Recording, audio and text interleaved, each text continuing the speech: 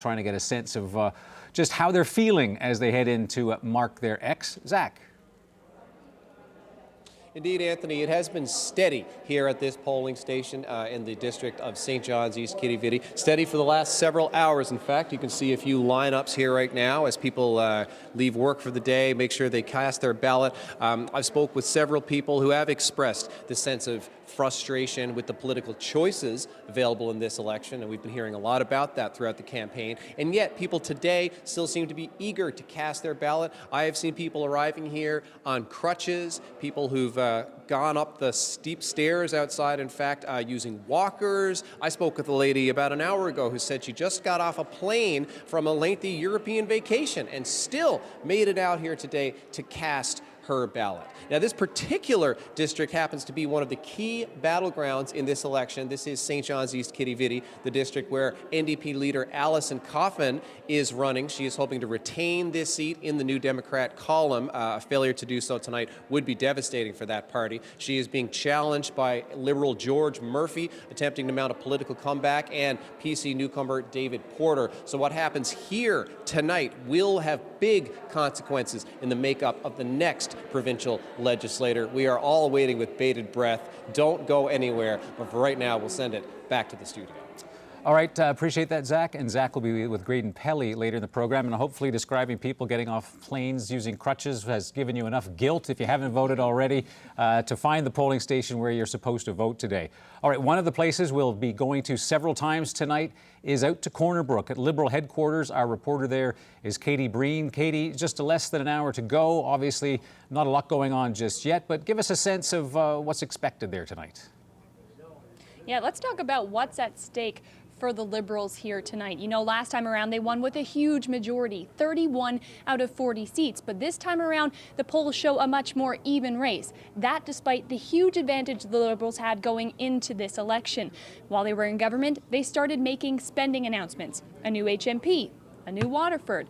Then they released the budget, got the full publicity of that, so everybody knew what they would be campaigning on. Yet the next day, an election. The other parties scrambling to keep up. The NDP still getting used to their new leader.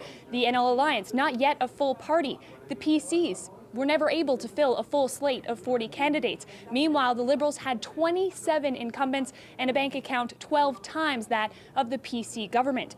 Now, once the campaign started, you could see that the nerves were starting to show. They started making extra promises, announcing more money, things that weren't in the Liberal Red Book. This, of course, is really the election for the Liberals to lose, but the question is, will they? Anthony.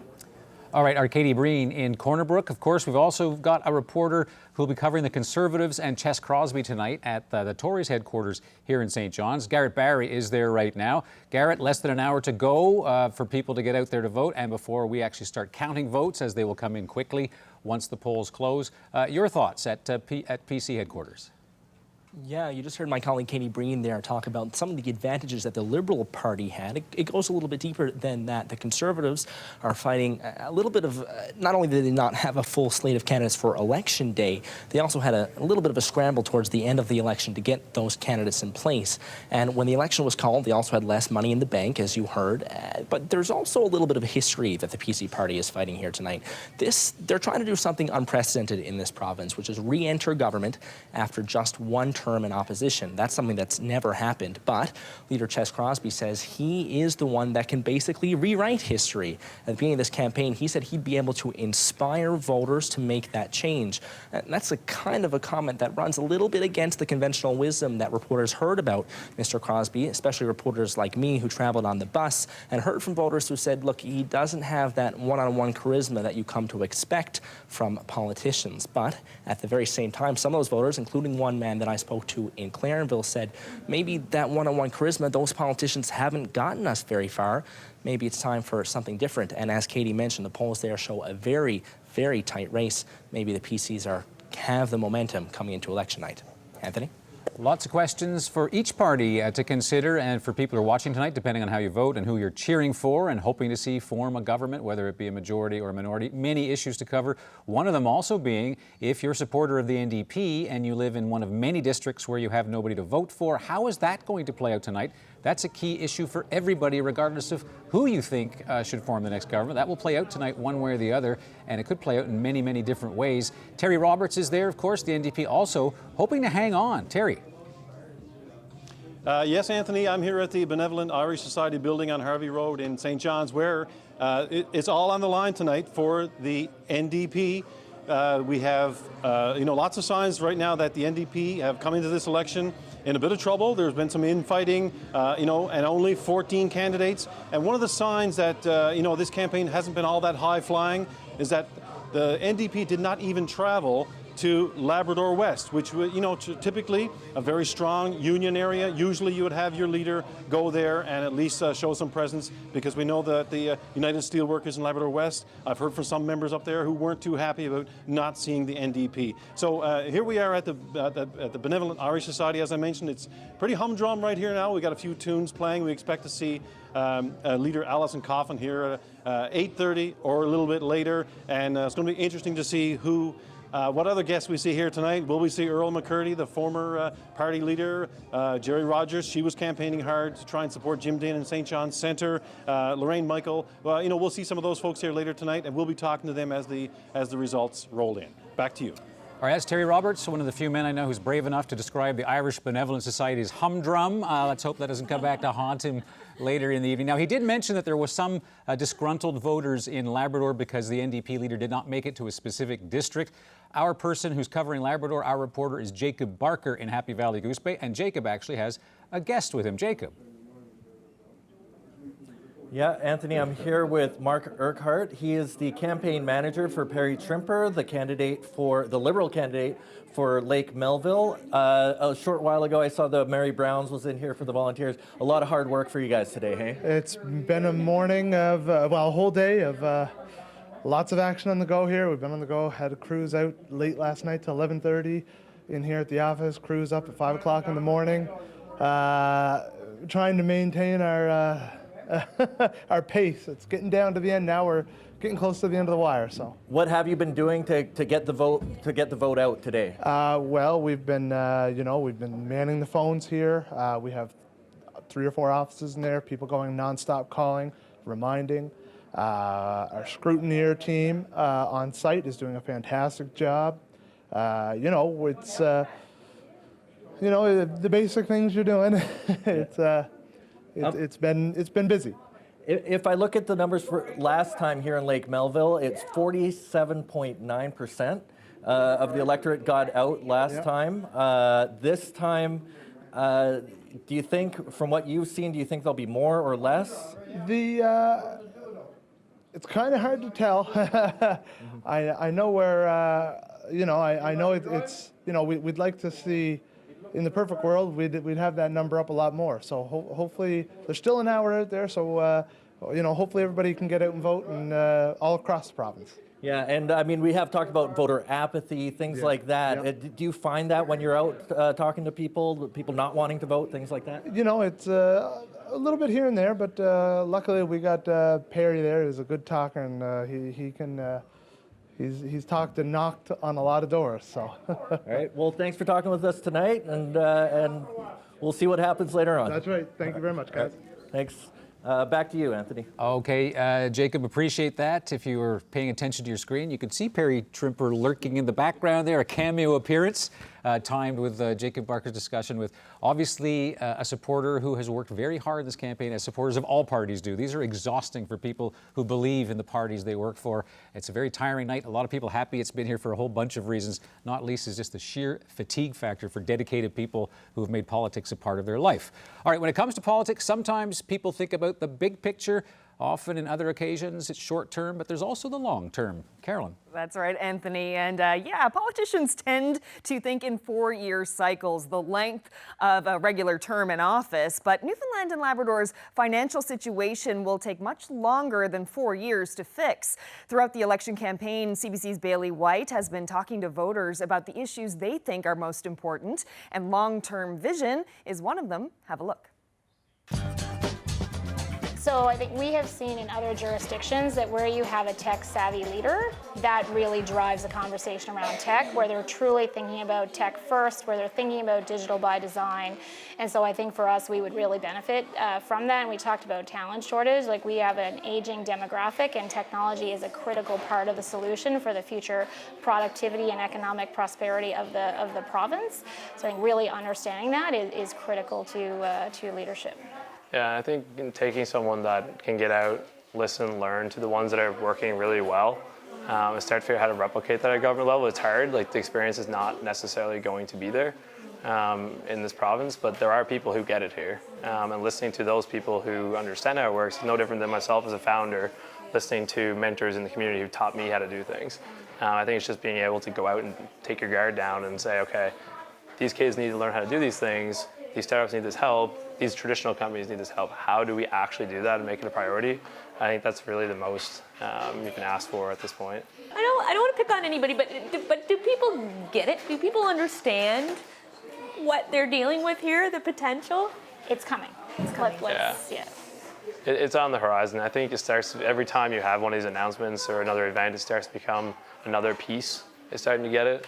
But it needs, like, to fix it long term, it needs to start at the younger ages. Like, everyone is starting to use their phone for everything now. Kids should know how to do basic things, no different. They know how to read and write, and then it makes everything easier. Some thoughts from Adam Keating and Kendra McDonald, who obviously think technology is the future of Newfoundland and Labrador. Really what they're getting at is that long-term vision, that idea of where do we go from here? And I want to bring our Insiders panel back into this. You know, throughout this pre-show, we have been talking about what the future holds, and we cannot forget about the debt and the deficits that we have to contend with. So I'll start down here at this time with the Keith Hutchings from the PC Party. Keith, when you look at the next 4 years, but forget the next 4 years, the next 10 years, the next 20 years, you know, what is the vision that gets us out of this debt hole and gets us prosperous again? I think it's a structural vision, because when you look at changing government and making enhancements or changes in regards to expenditures, it's often over beyond the 4-year period, because you're making structural changes in the process in the public service and how you're allocating resources throughout this vast province. And that takes often longer than 4 years. So vision really needs to, I think, extend beyond the 4-year into 8 or 10 years and how you're going to get there, especially with a resource-based economy, which we're so heavily dependent on. That has peaks and valleys along the way. So you need to try and create economic activity and new money into the economy to help compensate some of that as we go through a long-term period. Mona Rossiter with the NDP, what does the future of this province look like 10 years down the road? Well, I hope it looks better than it does right now, but I think we have to get away from partisanship in Newfoundland and Labrador. I really think, we're a province with about 500,000 people. We're not the size of a small city in some parts of Canada. And if we don't start pulling together as political parties and the individuals in Newfoundland and Labrador, we're probably not going to change our path. So that has to happen so that we can build on, good education, keep raise our immigration here and keep families here, young people not moving away. Those are the types of things we really need to focus on. But that means we all have to work together and stop this ridiculous partisanship. Okay, John Sams, what do you think? Not talking about the next 4 years, but the next 10 or 15. Yeah, I'd agree with that. I mean, I think that in a democratic system, particularly with an election every 4 years or so, you have to realize that there's a difference between what people may want and what the province may need. And that's about putting visions in place that are 7 to 10 years long. I think we saw that with the Liberal government this last time around. We'll see if the people like it. So some bold ideas here from the Insiders. It's going to be interesting to see what your leaders say when they come out and make their speeches tonight, whether they're concession speeches or acceptance speeches. If we see some of these bold ideas, getting away from partisanship, regionalization, restructuring, all of these things coming to fruition. I want to thank you guys for your thoughts right now, and this is not it for this conversation either. We'll be talking a lot more about this as the night goes on. All right, important policy discussion going on right there, but let's get into some politics, the hard-nosed side of an election night. We have a reason to believe, you don't want to put too much stock in opinion polls, but the good thing about polls, they give you a snapshot in certain moments in time. So we believe that there are certain districts tonight that are going to be extremely important to watch. So I'm going to invite Fred and Ariana to help me deal with some of these districts. Let's go first to an interesting district, Harbour Grace, Port de Grave. You've got two contenders there. A lot of people think this is going to be one that could go late. Yeah, that's right. So Glenn Littlejohn, this is actually his 4th attempt at getting this district. He was successful in 2011, but in 2015, he was knocked off by Pam Parsons. Myself and Katie Breen were in that district, and I can tell you it certainly seems split. Pam Parsons does have a lot of support. People, congratulating her on the Coley's Point primary replacement. But Littlejohn says he's hearing something different at the door. He says that people want change, and there's a dislike of Dwight Ball, and he's hoping to capitalize on that. Okay, we'll move things on a little farther. Harbour, Maine. Now, this was the only Liberal candidate who actually had to fight to get the nomination. Betty Parsley. Fred. That's right. Well, Betty Parsley, from what I'm told, was polling not so great going into this election, which is why they wanted to get a different candidate in place. She's a former mayor from out in that area. Had a lot to do with Dark NL when that was on the go, opened her doors to the community, let people come in. Made a name for herself. Made a name for herself that way, got elected, but for some reason the party wanted to try to allow somebody else to carry the banner. Right, so the fight here is? Well, Ottenheimer is obviously a big name. She has practiced law for many years, and this is actually one of the Tory areas where there were 4 people who wanted to run for the PC. So that goes to show you where the support is there. And you got Mike Coos with the NLA. Going to move things along, Ariana. Humber Bay of Islands. There you've got Brian Dix, and of course Eddie Joyce. All right, these are tight races, supposedly, but I think Eddie Joyce is going to make a little bit of history and become the 5th independent MHA elected in Newfoundland and Labrador. He is a fighter, and I was just looking at the research that we had on Eddie. In 1975, he won a bronze medal in boxing at the Canada Winter Games. He's in the corner, but he's going to come out swinging. Yeah, look out for the haymaker. Okay, so we'll see exactly what happens with that. All right, Mount Scio. And this one appears to be a toss-up as well. I mean, the thing that you have to look at this is that NL Alliance leader Graydon Pelly is here. So what's a win for him? Would it be, obviously being an MHA, or is it enough to just take away some votes from the PCs? Okay, we'll have other tough fights to take a look at a bit later, but let's bring Carolyn Stokes back in.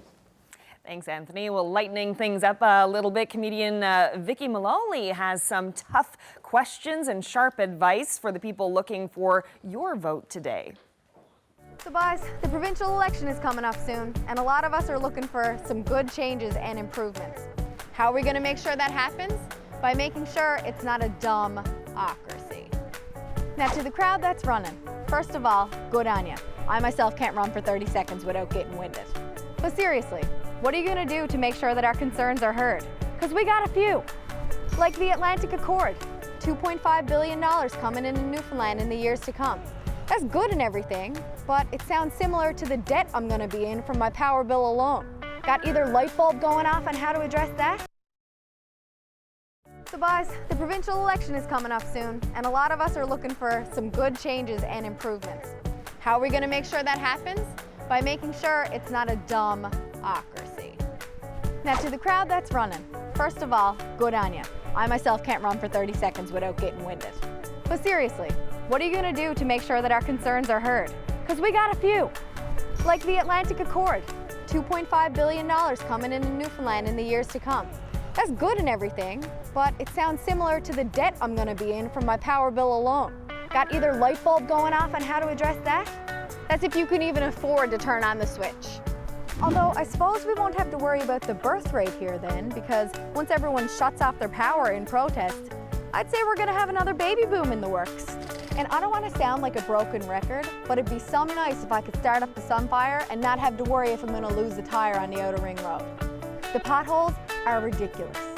But I suppose if you don't get around to fixing them, it'll sure put a boost in tourism that we have our very own Grand Canyons. So if you want our vote, you have to listen to us and you have to act. Don't make it a dumb-ocracy.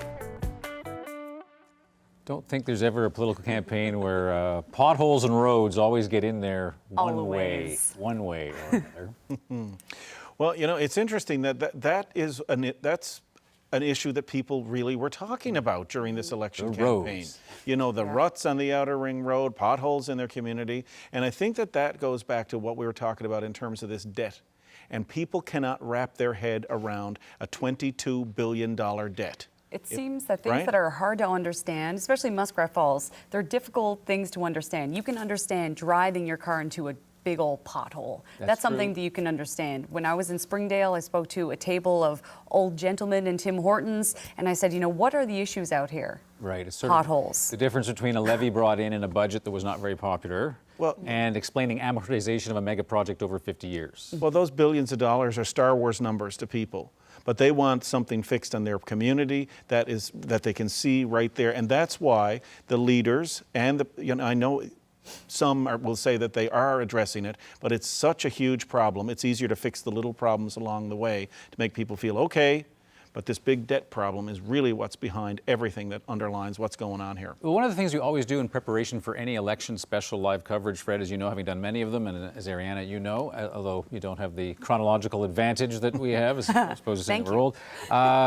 In the planning phase, you sort of asked, so what was this election all about? And this is one election, I have to say, provincial and federal. I'm trying to say, what is this election about? Yeah, I think for the Liberals and Dwight Ball, it's staying the course and not trying to fall one way or the other. But other than that, there was no real big issue. As you said, they're not tackling the debt, so that's not the big issue. Leadership is a big thing, but we know that all the leaders are polling under their parties, so obviously that's not going to be the story here. So, well, look at the Muskrat Falls money, or pardon me, the Atlantic Accord money that came in. Right, it's all front loaded to this time. Take it out though, and we still had a $575 million deficit. Right, it would have been that much higher. Right. People wonder, who's going to fix this? Where do we come up with the money? The problem is the same as it was back in 1949, where too few people in a very large area, and to try to service everyone, that is a very difficult problem. We've got to get more people living here, more people paying taxes, or provide fewer services. Right, a built-in problem, just the reality of the place for so many years. Right, and oil can go to whatever. It's not going to solve that problem. Yep. Fastest aging population decline. Some very, very big issues, which may explain why some people sort of throw their hands up, as Fred Hutton had to say. I want to get back to Bailey White, because we have switched out the people who are going to be talking to you about tonight. Yes, and you asked the question, is there a single topic that this election is about? Is there a single key voting issue? And we do just so happen to have 3 average voters. Why don't we ask them, Terry Hesse, Mimi Sharif, Melissa Royal. Terry, what was this election about in your mind? Well, politically, it was an election about nothing. They didn't want to talk about anything. It was the absence of vision or plan. This is the Seinfeld of elections. It really was. But to pick up on what Fred said there, I mean, the only solution here is more people. I mean, realistically, we need 500,000 more people to live here, to have enough people to pay enough taxes to service all of the regions and all of the services that we need. That's the solution. No one's talking about it. And it was for people, let's say, under the age of 45, we were just shocked that no one wanted to talk about any of the issues. It was, everything's great, or it was either the other party sucks or everything's great. And that was all that they wanted to talk about, and it just seemed so misplaced for what we're facing. Mimi, what was this election about as far as you're concerned? What it's about and what I think it should have been about as well. I think, while Terry's saying that we need that many more people, I think then we also need the jobs that go with it. So what does that mean? How are we diversifying the economy? What are the companies that are coming in? How are you supporting companies to grow? And so I think that's what the election should have been about. Melissa? I'm going to go out on a limb and say the election was about polling. Everyone always says, the only poll that matters is the poll on election day, but I don't think that's true in this case. I think everybody thought that the government was going to get back in, we were going to have painfully low turnout, and then we had a fairly high number of polls come out in a pretty short period of time that I think changed the narrative. I think people sat up and paid attention more. I think people thought that maybe things that they didn't think were going to be possible might be like a minority, like a PC government. And if you think of back to bygone eras when you didn't have constant polling come out through the process, I think that changed the discussion a lot here. So maybe we're getting into a bit of a self-fulfilling prophecy. People are going to vote for who they think is going to win based on the numbers that they read somewhere that said they're going to win. Yeah. And that's going to change the outcome. So, Anthony, it's going to be interesting to see if the numbers bear that out. We saw 4 polls with different results. Yeah. The real results? And I'm intrigued by Melissa's point. I want to quickly get something from Fred and Ariana on this before we only have a couple of minutes to actually get to this. We've seen what's happened in the rest of the country in other provincial elections. The motif has been get rid of them. And there has been some angry vote, and we've actually seen an increase in those elections. Will Newfoundland and Labrador buck that national trend and stay low? Or maybe, as Melissa Royal mentioned, perhaps there's an engaged voter out there that's angry. I think with stronger leaders, we may have seen that. I think the issue is that people are weighing their options and they're saying, I don't really like that option, don't like that one, I don't like the person in the middle. So how that translates, I think this is really going to come down to the individual candidates and not necessarily the party. Look, Newfoundland and Labrador, we've always elected leaders who we are on a first name basis with. We've got Chess and Dwight, we've got Graydon, we've got Allison. You know, these are the 4 leaders who are running this time around. Nobody is really wowed by any of them. That's the impression that I got. That's not to say they're all nice people. Met them all. They're very nice. I'm not saying anything disparaging about them, but that's the impression I got from all the people I spoke with. Well, not entirely disparaging. Not entirely, but it's just that there's nothing there that really, you know, what is this election about? I don't think anybody really knows. And is it really about change? Is this about Dwight Ball just saying this is a good opportunity for me to not be in October right with Justin Trudeau, who's in trouble, get this done now, we'll put out our budget, but we won't pass it. Everybody seems to be really confused by all this. But this isn't, in the tactical level, what's interesting is as politicians try to frame what an election is, what's that ballot box question? What do you want to plant in the minds of voters as they head in to make their X? There seemed to be at the onset, hey, this is going to be about your power bill. Which one of us is going to make sure that you're not going to go broke? Well, I think Chess Crosby addressed that in the debate with you guys. He said, like, 4 years ago, are you any better off now? You just filled out your taxes. How are you feeling about that? And for the Liberals, it is, we've made some headway. We had to make bad decisions. Let us keep going. Let us keep moving forward. For Crosby, it seems like, I'm going to add in some added bonuses, including the $25 a day childcare, a little added extra incentive. And for the NDP, well, we haven't really received that much detail. Right? Ask Kim Campbell how it worked out for her when she said, we're going to have to cut taxes. 195 seats down to 2. In 1993. You just can't get in there and say what really needs to be done. And I mean, look at the debt. Something has to be done. You can't have complicated policy discussions in the duration of an election campaign because that's hard to do over a course of just a month. If you haven't done it in 4 years, how are you going to do it in a month just because you're trying to get reelected? And it's also you're dealing with an electorate who are looking at 3.5 years of, oh my gosh, we're almost over the edge here. Wait a second, now all of a sudden we got $500 million. Ottawa just showed up with $2.5 billion. Everything's okay, vote for us. I mean, look at what Chess Crosby did at the beginning of this campaign. He came out and he said, healthcare spending is a problem, which, we have acknowledged. We have the highest spending on healthcare per capita, right, in the country. And as soon as he said it, the Liberals jumped on him, the public jumped on him, and it didn't do him any favors, even though what he's saying is true. You do need to cut healthcare spending somewhere. Well, right, but the person who tries to get your vote saying, hey, I might have to close down your health clinic and reduce the number of doctors and nurses is not necessarily the best way to get elected. Some interesting issues to talk about tonight, and we'll continue talking about those issues. 30 minutes left before the polls close. Stay tuned.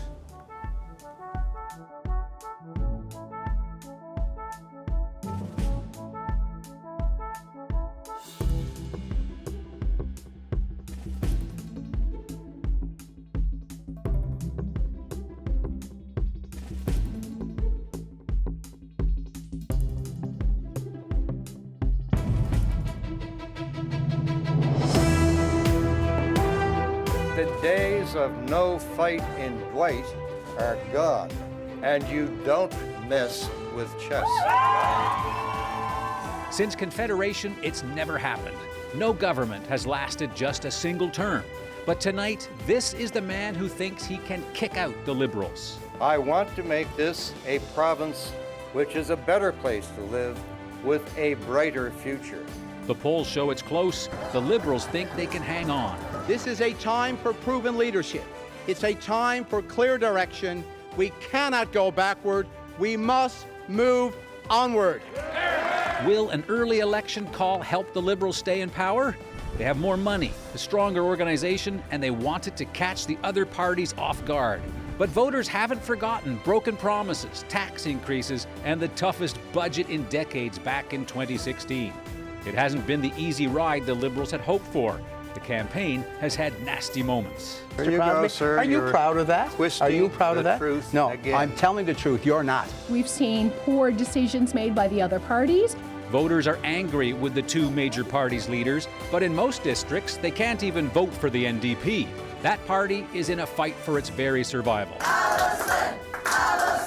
And there's a new party, one that's all about not being a party. The reason I decided I could no longer be involved in the party system as it stands today is because it does not represent the people of Newfoundland and Labrador. The NL Alliance is trying to find a home in the legislature, but tonight will not be decided by politicians. What happens tonight is up to the voters. 30 minutes until the polls close, just under 30 minutes to be absolutely precise, closing across Newfoundland and Labrador. Good evening, I'm Anthony Germain. This is Newfoundland and Labrador Votes 2019 on CBC Television. And welcome also to viewers joining us across the country on CBC News Network. And joining me in the studio tonight to help interpret the results are some of our reporters, Ariana Kelland and the host of the St. John's Morning Show on CBC Radio 1, Fred Hutton, who has covered politics since Joey Smallwood. Before Joey Smallwood needed glasses, actually. Fred's covered a lot of elections. We'll get some analysis from him. And on my other side, reporter Bailey White. She has two groups of individuals, different kinds of experts. The outsiders, made up of people who watch politics and are engaged in both the economy locally and jobs, and who watch what happens in politics. And our insiders, people who work with the parties in campaigns and understand the machinations of elections. Carolyn Stokes has been giving us some great context from previous elections tonight, and we will be checking in across the province tonight. We have reporters at the campaign headquarters tonight as well. Katie Breen is with the Liberals in Corner Brook. Garrett Barry there in the middle is with the PCs in St. John's, and also in St. John's, Terry Roberts is with the NDP tonight. And it's a different kind of election with a new party. Don't have that very often or before. Zach Gowdy, he'll be with the NL Alliance later on. Now, Zach Gowdy has been a very busy man. He's been our eyes and ears at the polling station tonight. So let's check in with Zach Gowdy once again with only 26 minutes remaining before those polls close. Indeed, Anthony, things really coming down to the wire now. Just a few last-minute voters arriving to cast their ballot here at this district in the district of St. John's East Quidi-Vidi. Things have really slowed down here, though, in the last hour or so as we tick down to the final few minutes of voting day. And speaking with some of the returning officers here, they have been telling me that their feeling is turnout is really low. In this particular district, they're telling me it's very likely less than 50% turnout. And of course, they've got the sheets, the voter rolls, they know who to expect. They can do the quick math. In the last provincial election, turnout was in the mid-50s. That was a historic low. So if their estimation is right, that could turn out to be one of the big storylines of this provincial election. Again, that's just one district in one part of the province, perhaps though representative of some of the voter frustration that we have been hearing about throughout this campaign, people not happy with the political choices on the ballot, and yet you can still see now some people arriving at that last minute to make sure that their ballot is counted. Less than a half an hour away now from some real numbers. We're all waiting on those. Don't go anywhere. But for now, we'll send it back to the studio. Okay, that's Zach Gowdy, who will be shifting gears later on, and he'll be with Graydon Pelly. And we'll keep our eyes on what happens with that new party tonight. But let's go to the established parties, starting in order of the number of seats they held the last time they were elected. Of course, that starts with the Liberals. Katie Breen is there, and Katie is actually joined by somebody who is very important to Dwight Ball in this election campaign. Katie. That's right. I'm here with Peter Miles. I'll get you to step in here now. He's an advisor and campaign coordinator with the Liberals. So what are you expecting to happen tonight? Well, I'm expecting a Liberal majority, of course, but we'll see where it goes. I think the polls are closing in about a half hour, and I think if anyone has any last-minute time to get out and vote, I think now's the time to do it. We were just hearing from our colleague Zach Gowdy about apathy. What are you hearing in terms of getting out the vote? From what I'm hearing from our headquarters is that things are going pretty good. St. John's, they're seeing some apathy. The West Coast, it seems to be going really good. But our headquarters, it's going well. No hiccups from the campaigns yet, and so it's almost over, so no hiccups, so we're getting our vote out. And of course, you were on the bus, a long slog. How was that? It was a long slog, of course. You were there with us for a while. It's a long campaign. We went over 9,000 kilometers. We tried to go everywhere we could, try to engage with people in their own communities. That was a commitment the Premier made. The Premier has a lot of energy and long days, but really happy that we were able to get to as many places as we did. Any kind of momentum change? We saw polls come out, of course, that put the PCs neck and neck at times ahead of the Liberals. What change did you see in spirits on the bus? We always kept high spirits on the bus. The Premier is full of energy and full of high spirits, so it was a happy place to be on the bus for sure. As far as momentum goes, I think last week we started getting into like robocalls by our opponents. I think that was tough for a lot of people. Getting calls on their cell phones over the Mother's Day holiday and whatnot. But the Premier keeps it going. We had a great agenda this week. We went to economic. Just to highlight economic successes throughout the province. And it was really energizing and great to see. Great to see so much potential in the province, so much growth economically. And we're feeling really optimistic about this evening. So you heard it from him, you've heard it from the Premier earlier today. They're expecting a Liberal majority, but will that happen? Anthony.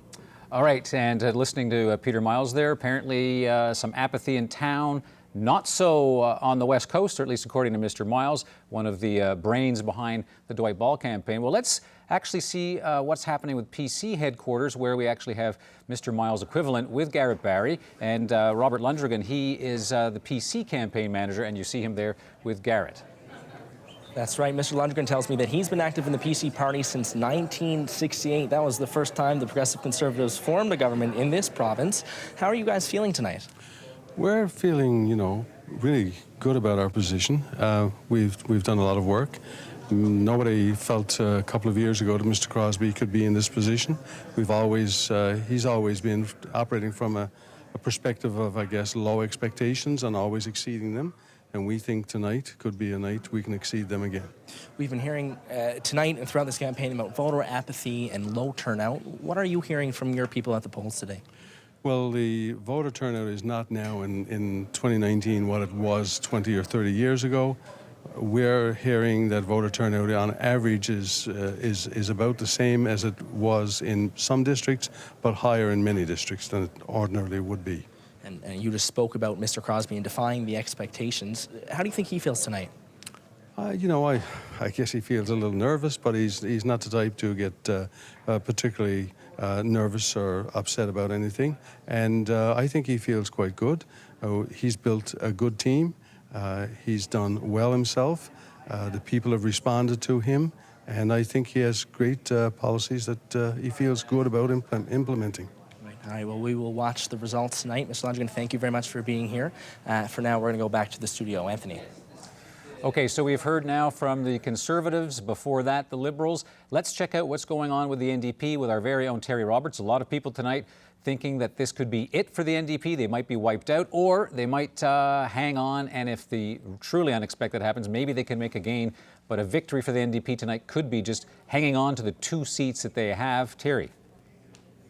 Well, Anthony, you summed it up perfectly right there. That's the party has 14 candidates running in 40 of the 40 districts, but they're really focusing on 2 St. John's seats. And that's St. John's East, Kitty Vidi, and that's St. John's Centre. They're really hoping that they can hold on to those 2 seats with leader Alison Coffin, newly minted leader Alison Coffin, looking to hold that seat in St. John's East, Kitty Vidi, and a really well-known candidate in Jim Dinn, the former president of the Provincial Teachers Association, once representing, roughly 6,000 teachers in this province. So now what we've been hearing so far from the NDP through their campaign, really they've been focusing on healthcare, the environment, affordable living, and at one point saying they want to provide government services when and where they are needed. So there's a lot on the line, as we mentioned.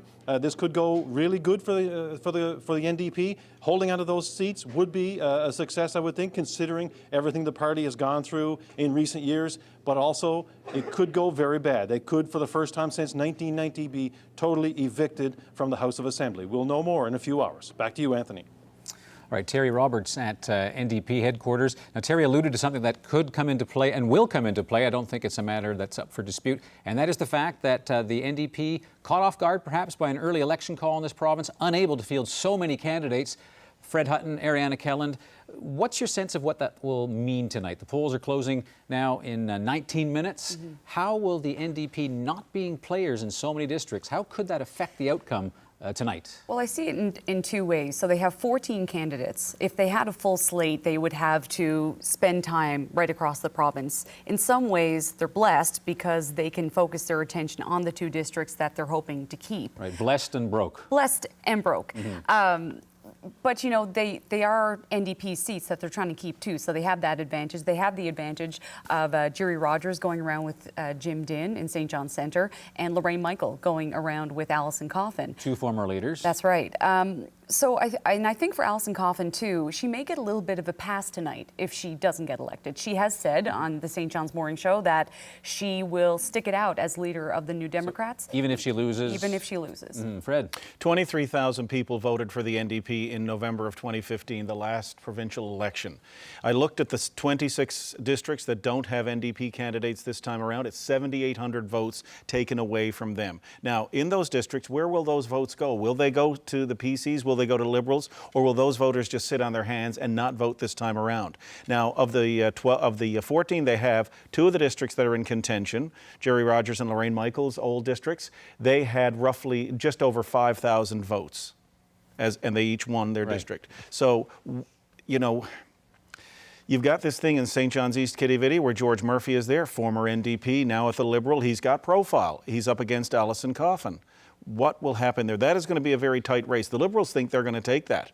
And some people within the NDP think Jim Dinn is their only hope to keep somebody in the House. If without the NDP in the House for the first time in 30 years, some say the social conscience of politics will be out. Interesting, looking at the Liberals and the Conservatives gains our victory, basically. But for the NDP, just hanging on to what you've got could be seen as a victory. All right, appreciate that analysis. Now, one feature in Newfoundland Labrador politics, there are certain historic patterns that aren't often broken.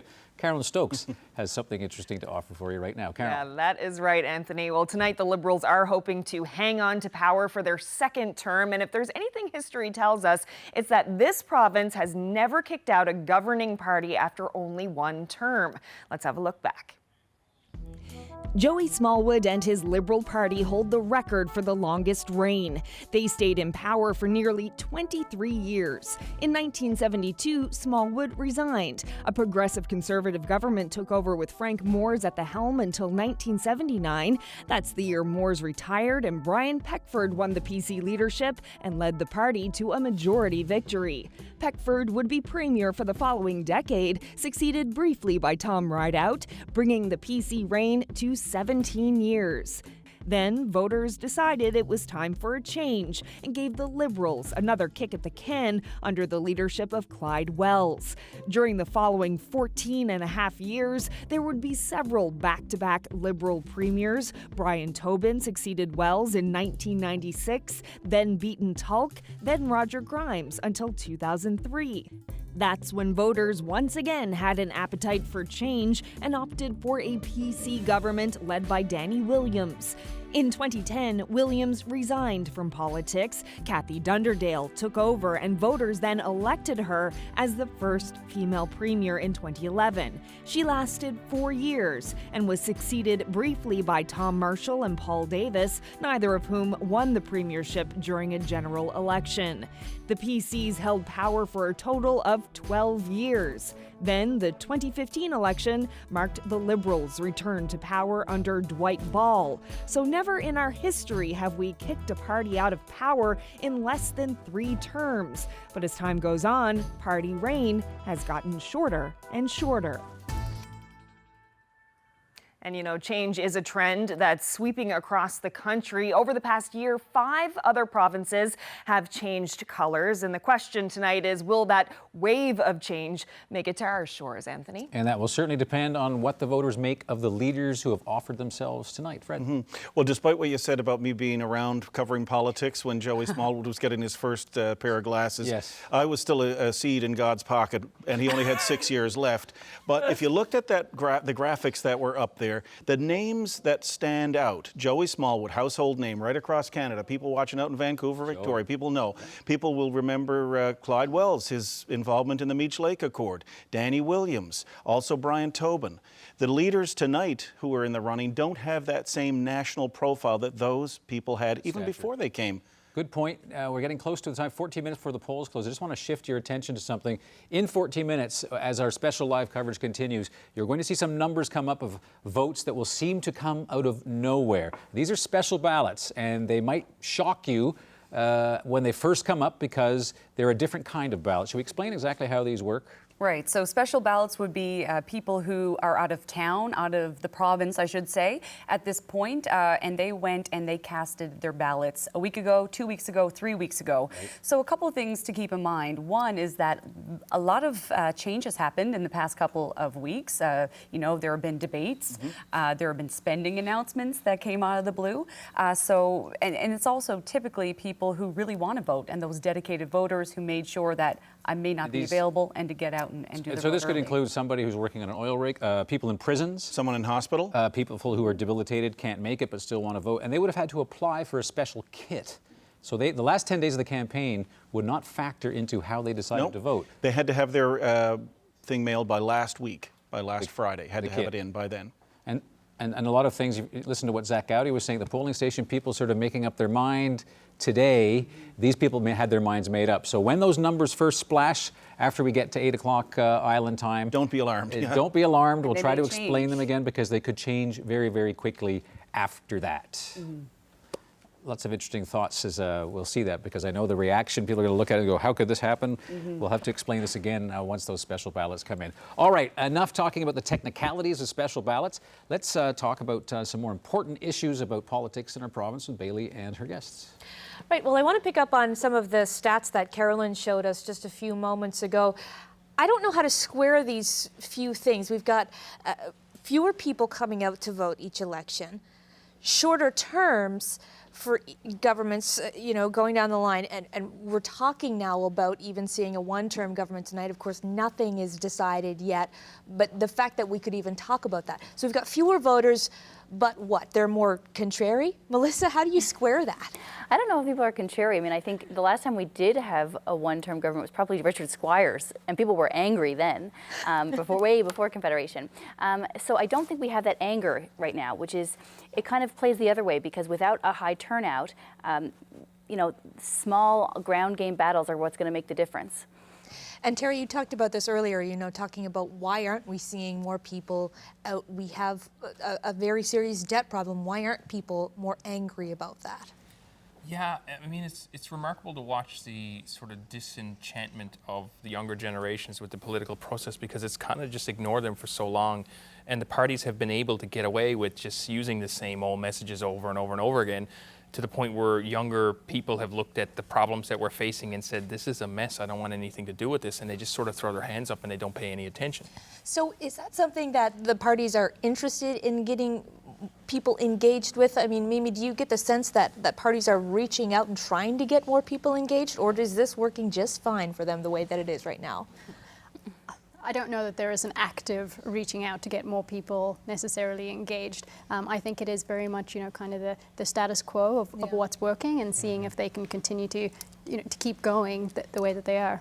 And if we're talking about turnout and shaking up the status quo, I think it's going to be really interesting to watch how many voters vote in Eddie Joyce's district and Paul Lane's district, because that's two independent who, as we heard from Carolyn's great piece earlier, we don't have a great history of electing in a lot of independents, you know, without party affiliation.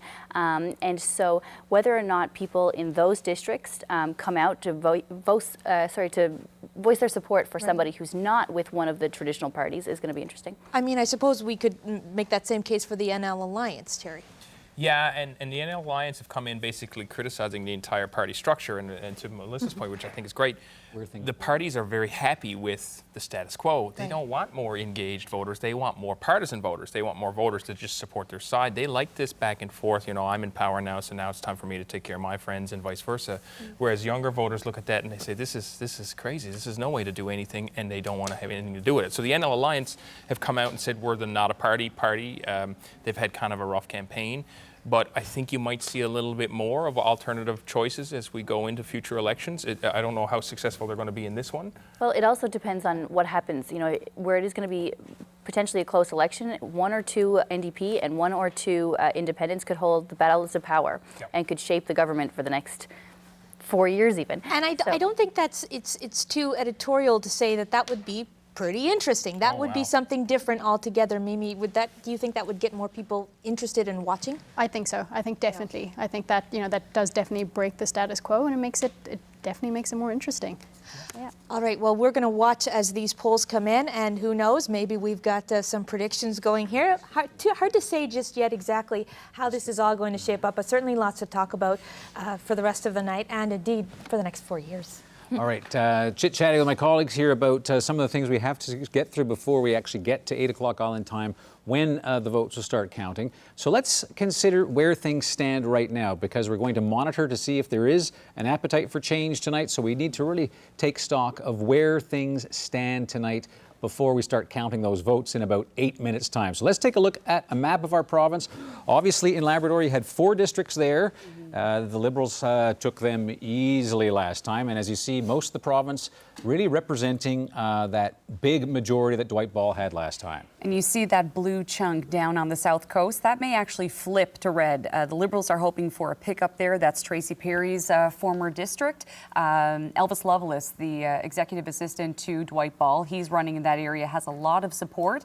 And Central Newfoundland is an area that we should really keep our eyes on, because the PCs are gunning for the Central region, and they have some good candidates in place too. And keep in mind, if you look at the Avalon there, you'll see some blue there, not a lot of blue, and a couple specks of towny orange representing 2 New Democrats. So they are there. Of course, the 2 people vying for those seats tonight are different New Democrats, but they had two seats last time around. In the election 2015, 31 Liberal members. There were 7 Progressive Conservatives. There's been some changes, as you know. There have been some people across the floor. There have been 3 by-elections that helped the Tories sort of at least sustain themselves, so that there are 8 PCs right now. But by and large, things are pretty close to where they were last time. But I think the beauty of the map, it really shows you the size of Dwight Ball's majority and what is at stake tonight. If the Liberals really want to hang on, they want that map not to look too different from what you were just looking at. Well, one of those districts on the southwest coast, or the west coast, is Eddie Joyce's. He's an independent now. I mean, there's been so much, when you look down through the list of what happened over the last couple of years, it's been very unusual. Now, that's not Eddie Joyce. Nope. That is Jim Dinn, who's hoping to keep that seat. We're going to look at some of the races that are really tight, because that's one of the things we're expecting could be a possibility tonight. Tight races. St. John's Centre. All right, they're really pinning their hopes on this. Jim Dinn, former head of the Teachers Union here in the province, running against 2 other very high-profile candidates, Seamus O'Keefe for the Liberals, Jonathan Galgay for the PCs, a former city councillor in St. John's. Both have connections to the George Street Association, but this is really the one that the NDP are really hopeful they can hold on to tonight. For the NDP tonight, they've already said 2 wins would be they'd be over the moon.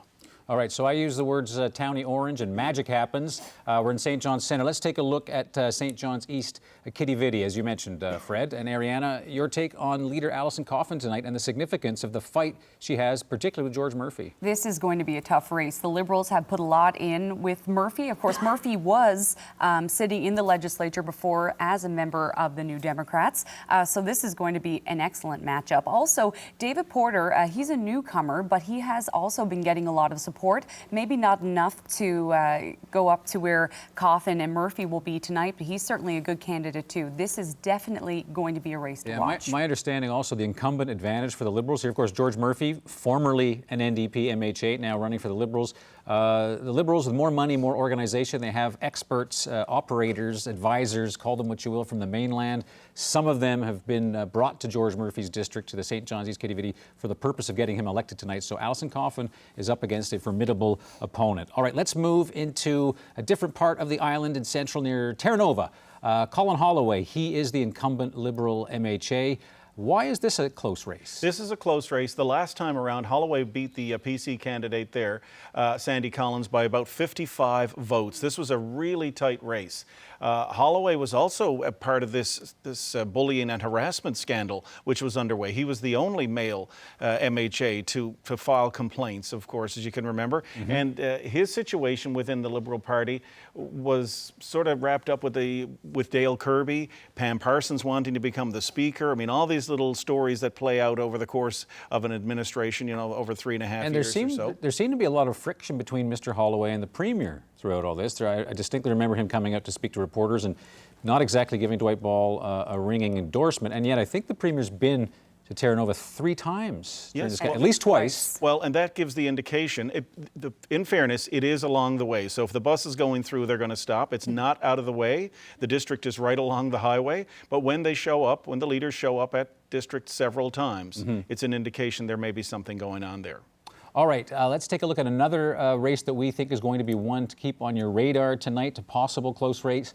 And this one is interesting because I think that most people think of Labrador as a Liberal fortress, and particularly Perry Trimper, the Speaker. He's a high-profile person within the Liberal ranks. This race, explain this to me. Yeah, so as you said, Perry Trimper has a lot of support, but he also has a strong opponent in Shannon Tobin. It'll be interesting to see what effect, if any, Ches Crosby going to Labrador and making Indigenous issues a topic on the agenda, where this will play into things. As we mentioned, there is no NDP candidate in this district, but there was some dissatisfaction that Alison Coffin didn't get up to Labrador. Dwight Ball did go to Labrador. He went to Lab West and Happy Valley Goose Bay. But anything involving Indigenous issues, that was not on the agenda there. And also Jim Learning, this is the first election that he has voted in, the first provincial election, and he did vote for himself. Well, he did say that. We didn't pry it out of him. That's Offer right. that up. Charity starts at home sometimes with politics. We're going to take a look at one more district. And this, of course, I think a lot of people might actually have May 2 for libation wagers on this one. Humber Bay of Islands, of course, there's a soap opera behind this one with Eddie Joyce, ejected from caucus and cabinet, an independent, and he's running as an independent. That's right. Brian Dix is running for the Liberals. He was the Corner Brook Ward councillor with the Halapu First Nation. That was one of the first stops Dwight Ball made on the campaign trail. He went right up to Eddie Joyce's district there. Don't know what you want to read All out right. of that. Well, and what I said to you earlier as well, the one little nugget about Eddie Joyce, he won that bronze medal in boxing in 1975 in the Canada Winter Games with a haymaker. He may be the kingmaker tonight, depending on how close it is between the Liberals and the PCs, if they come a knocking on his door. Eddie Joyce once told me, so what is it with you and Hutton? You always point out that I was a boxer. You never mention I'm a basketball coach. Well, you know what? Not as much fun. For the combative metaphors that we need in this business, basketball coach won't do. Well, I'll predict that this is going to be a slam dunk for Eddie Joyce tonight. I second that. All right, well, there you have it. A Fred Hutton prediction early on as to that outcome. Stay tuned because the polls are going to close shortly. This is Newfoundland and Labrador Votes 2019, and once the votes start coming, you're going to see a lot of them. Starting off with those special ballots, which have been counted earlier, more coming up.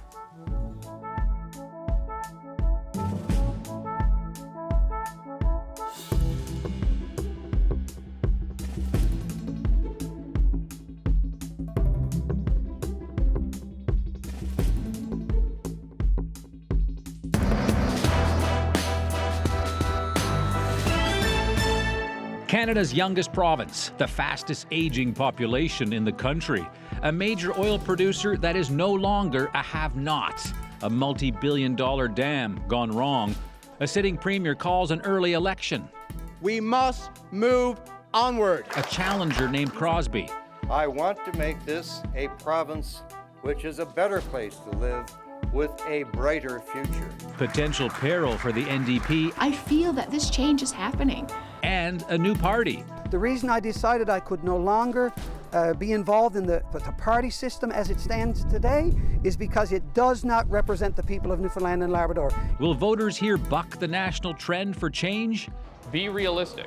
Be real. This is what's happening in the province. But then tell us how you're going to solve it. We have this dam we can't afford, making power we can't sell, with debt that we can't possibly repay. Newfoundland and Labrador Votes 2019. Well, the polls in Newfoundland and Labrador have closed, and we'll start to get results right away. Good evening. I'm Anthony Germain, and this is Newfoundland and Labrador Votes 2019. And a welcome to listeners joining us now on CBC Radio 1. Now, I want to walk you through our graphics right away. If you look at the bottom of your screen there, you will see a different type of mini bar there. It's not a May 2 for appliance. This is how we're going to count the votes tonight. It shows the number of candidates leading or elected for each party, and you see those numbers popping in right now. Now, what you're looking at are the results of the special ballots that we've mentioned just before 8 o'clock Island time. So those numbers that you see there, 23 for the Liberals, 14 for the Conservatives, 2 Independents, 1 New Democrat, that's based on votes, hundreds of votes in each district that were delivered about 10 days ago, that were counted days ago. So these are older votes. So 23 for the Liberals, 14 for the Conservatives right now, 2 Independents, and 1 for the New Democrats. Keep in mind that can change. Another number to think about tonight, 21. That is the number you need to form a majority government historically in this province. So keep that number in mind as well, 21. So let's actually start taking a look at some of these results as they come in. As I say, very early, but they are a starting point. So let's take a look at Bonavista, where you see Neil King right now virtually, with a lead of 4 votes against Craig Pardy. That could be one of the close races to watch tonight. Exploits, let's see what's happening there. Some people think this might be a battleground. Playman Forsey with 99 votes, a 9-ballot lead over Jerry Dean. Of course, that's going to be an interesting district to talk about tonight. Many people think that one could be a district that we'll be counting to late. Let's come back to town now. St. John's West, Siobhan Cody, a cabinet minister. She has an 11 vote lead over Shane Skinner here in her district of St. John's West. Again, the Liberals with 23, the Tories 14, Independents with 2, and NDP 1. All right, staying with the NDP, let's go to where the leader there, Alison Coffin, is hoping to win. Right now, Liberal George Murphy with a lead on the basis of those special ballots, a lead of 58 votes. Of course, this would be a big win for the Liberals. It would be a gain. Alison Coffin hoping to be elected, as many NDP leaders have struggled in recent history. You think of Earl McCurdy, to make sure to get that seat. All right, another key battleground for the NDP, St. John Centre. There you see Jim Dinn, 71 votes. That's an 11 vote lead over Jonathan Galgay, a strong Conservative contender. That's expected to be a 3-way battle with Seamus O'Keefe with the Liberals. So that is an important one. Let's go to Humber Bay of Islands. We were talking about this earlier, and there you have Eddie Joyce with a 148 vote lead. I don't want to say that Fred Hutton was correct 10 minutes ago, but it looks as though that trend, if it were to hold, again, special ballots, Mr. Hutton shows why we've hired him to be part of our team tonight. The Liberals, 23 votes, the Conservatives, 14, Independents 2, New Democrats 1. But as I mentioned, we're talking about votes that were counted a while ago. There's only a couple hundred for each of 40 districts. They all came piling in at once. A little bit of a surprise that Elections NL had for us, because we thought that everything would be counted and slowly distributed. This was a last-minute change, so you're looking at that, you're going, how can they have those numbers so quickly? That's why you're seeing what you're seeing. So those numbers could change, so just keep that in mind as the evening progresses. Nonetheless, if you're a Liberal and you're Dwight Ball looking at this as a starting point, 21 is what you need for a majority. Your thoughts on the special ballot results? Look, the special ballots came out this time around. We only found out about this a couple of days ago. They used to release the advanced polls as well, which they're not doing now. So probably in about 14 or 15 minutes, we'll see those numbers change again. The polls that were put out by Abacus Data, MQO, and others, Forum, including last night's, were all over the place, like Ashley's weather forecast today. So many models, she couldn't pin down what it's going to be like. I will not tell Ashley you said that about her weather forecast. She said it herself on the air. She said it's really up in the air. And that's what these polls throughout the election campaign delivered to me. There's a lot of confusion out there. I think what we're seeing here right now is probably going to be closer to what the end result will be. All right, we'll see if the numbers actually shift or if they don't. Peter Cowan, who I have not had a chance to introduce yet, our colleague Peter Cowan, he is the person who's going to be, as you can tell, he's on his feet. He's going to be a busy man tonight. He's bringing us the results as they come in. Peter. Anthony, let's take a look at this map, because this is kind of the first look at the change in how this province looks. It used to be that pretty much everything from Central all the way through to Labrador was all red. Now we're seeing some of these areas that are changing blue with those early special ballots. And let's take a look at some of the individual districts here that we're getting those early results on. Steve Crocker, quite a healthy lead to start out in Carbonear Trinity Bay de Verde. Liberal cabinet minister, high-profile position, and a good start for him. Interestingly, we now have 3 polls, so we're starting to actually get some of the early polling in that district as well. Conception Bay East, Bell Island, David Brazel, he's held this district for quite a few terms and starting out with a healthy lead this evening over Liberal Cyril Hayden. Taking a look at Corner Brook, This is another cabinet minister, Jerry Byrne. He's got almost a 70-vote lead to start off the evening with those special ballots reporting in. So it's a good start for him on the night. And Conception Bay South, Barry Petton. This is a district that he's held, and right now the early results are showing that he's doing fairly well. Cartwright Lance Eclair, this is Liberal stronghold territory, especially since the PCs have essentially kicked out Michael Normore, and Lisa Dempster starting with an early lead there. All right, as Peter's mentioning again, the special ballot count that you're seeing right there, there are 9,148 of these special ballots delivered across those 40 districts. This is a good start for the Liberals, goes without saying, if you count in those ballots, and they are part of a pattern, and that pattern stays. But let's take a look at what the special ballot vote share represents. So as far as the share of the vote goes, this is a 49.5% vote share for the Liberals, 40.5% as you see there for the Tories. And what's important is that historically in Newfoundland, nobody gets a majority with less than 45.5%. So keeping that 21 seats is really important. 21 is the magic number, but you can't get there without having a vote share of 45.5 or higher. And you see the Liberal vote share right now, based on these ballots, is just under 50%. So Dwight Ball and the Liberals off to a good start with the special ballots, and we'll see if this actually holds. So let's see what this would mean as far as a change in the number of seats tonight. So for a seat change, this would knock the Liberals down 7 seats if this stays where it is. Important to remember, though, that Dwight Ball's majority and the government that called this election, he could afford to lose 9 and still hang on to a majority government. So if that stays there and the Liberals lose 7, even with the Tories gaining 6, and maybe the NDP losing 1, the Liberal majority would hold. It's interesting to point out there, you saw the race in Cartwright-Lance Eclair, and you saw Michael Normore there for the PCs. So much has changed in the past 10 days, right? Michael Normore, for instance, if he is elected, will not be a Tory. He was kicked out by Ches Crosby. So again, depending how close it is, maybe that will change before the night's through. But again, it just stresses these are special ballots, and time has passed, so it'll be interesting to see how these numbers hold throughout the night. Just looking at 2015, 10,351 people voted in special ballots 4 or 3.5 years ago. So we're down about 1,200. Right. The number may seem like a lot, 9,148, but it's down 1,200. When you drill down, and of course, we're going to keep our eye on the total vote tonight because it was record low last time. We'll see how we do tonight. And remember, there are 26 districts that don't have NDP candidates this time around. All right, let's get Peter Cowan back in front of the electoral map and get some more results. Anthony, we were looking at some districts where we're seeing some changes here on the map.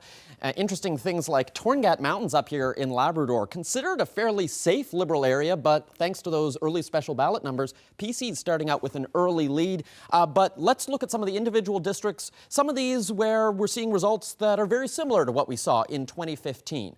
So, for example, taking a look at Cape St. Francis, this is Tory territory, so Kevin Parsons, not a surprise that he's starting out with a strong lead from those special ballots. Taking a look at Buren Grand Bank, this is an interesting result because the PCs really think they can take this one with Bill Matthews, but he's starting the night behind Cabinet Minister Carol Ann Haley. Burgeo-Lapoille, this is pretty safe Liberal territory. Andrew Parsons starting out with a very strong lead, 200 votes ahead of the PC candidate there. And taking a look at Bayvert Green Bay, Brian War looking so far with a 136 vote lead over the PCs. Quite a healthy start there. This is a district that he held after the last election, and he's on a good start at least in order to head there again.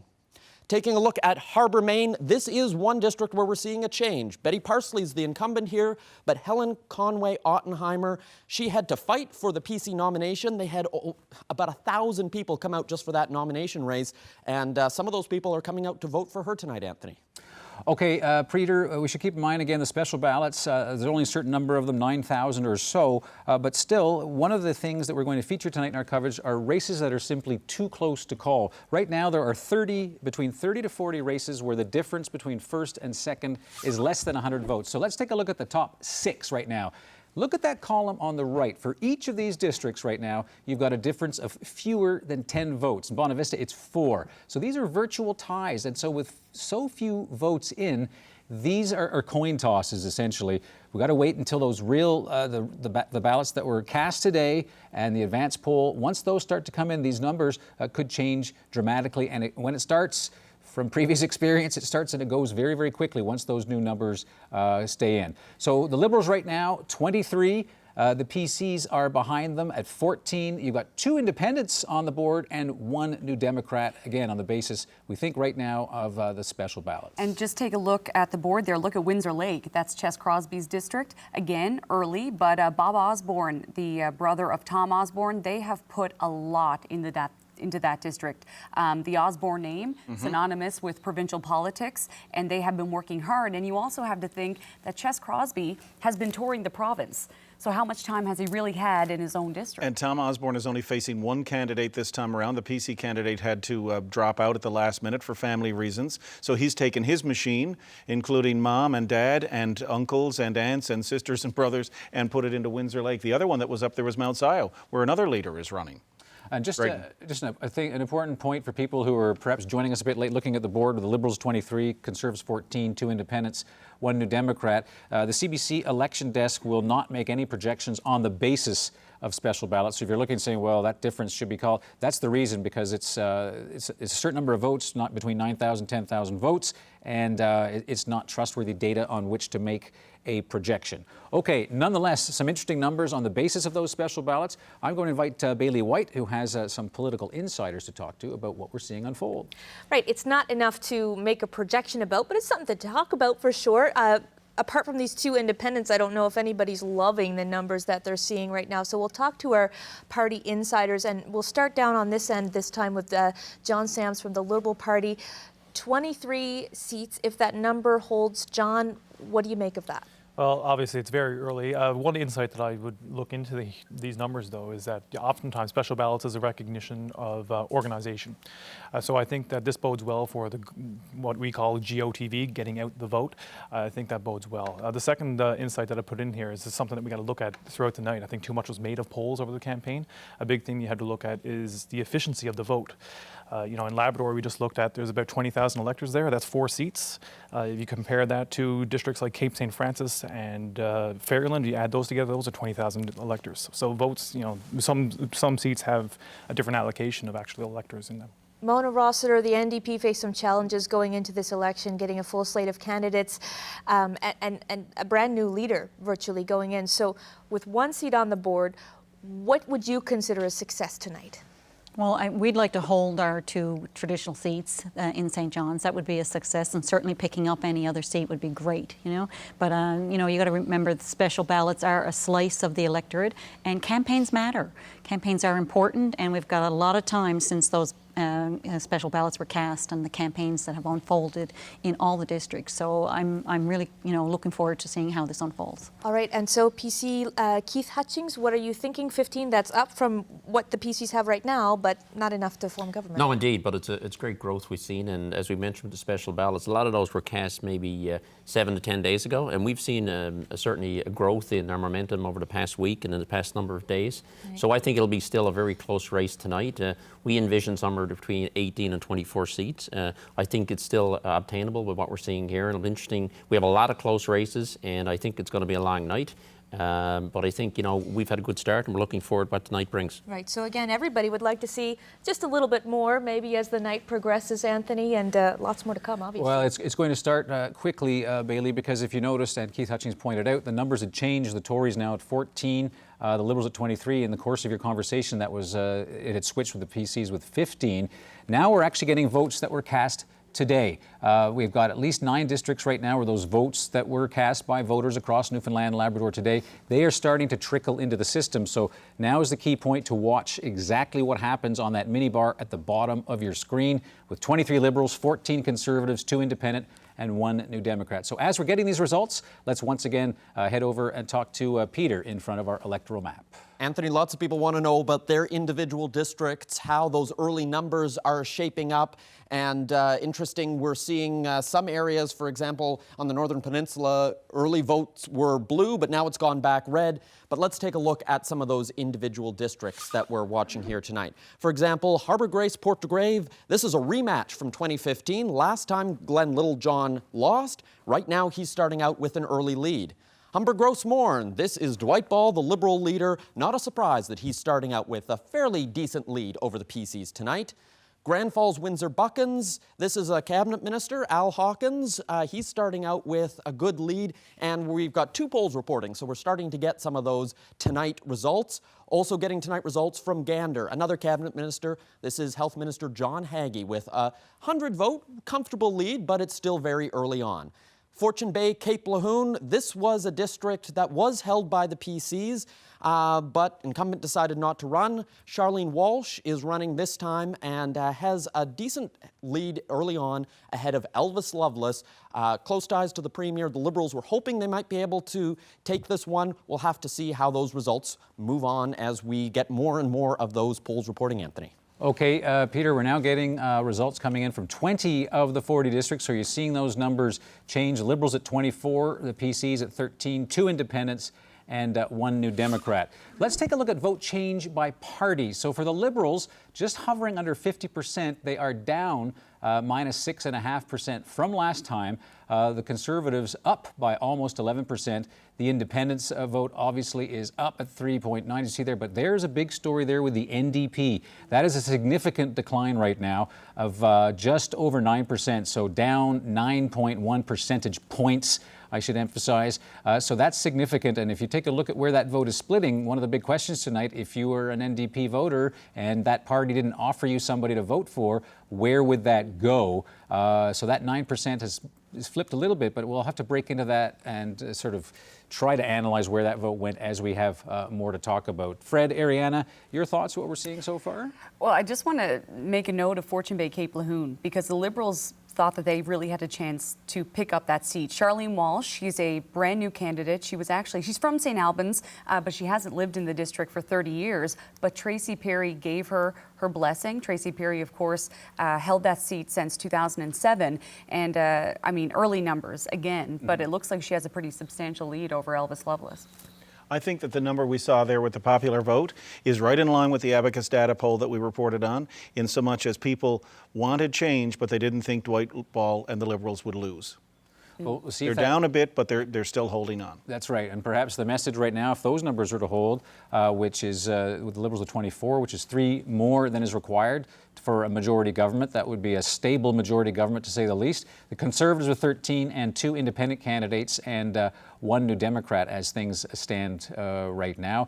Obviously for the NDP, you've got to be concerned if you're a New Democrat and you want there to be a vibrant NDP in the House. On the other hand, 1 is better than none. That's right. And 2 independents. So that's Eddie Joyce and Paul Lane, obviously. And Eddie Joyce, it wasn't expected to be a very tight race, but certainly Paul Lane had some very, very good opponents. So it'll be interesting to see if we stick with those 2 independents or if he trails off the board there. Just saw Fortune Bay Cape Lahoon go by. It's a 4 vote margin there between Elvis and Charlene now. So that could be one of those tightening up. Could be one of those races to watch. All right, well, let's get out of our election studio here and head to Corner Brook, Liberal headquarters, with our reporter Katie Breen, who has somebody she wants to introduce us to. Katie. Yeah, that's right. It's a tight race shaping up so far. And I'm joined now by Devin Ryan. Devin, I'll get you to step in here.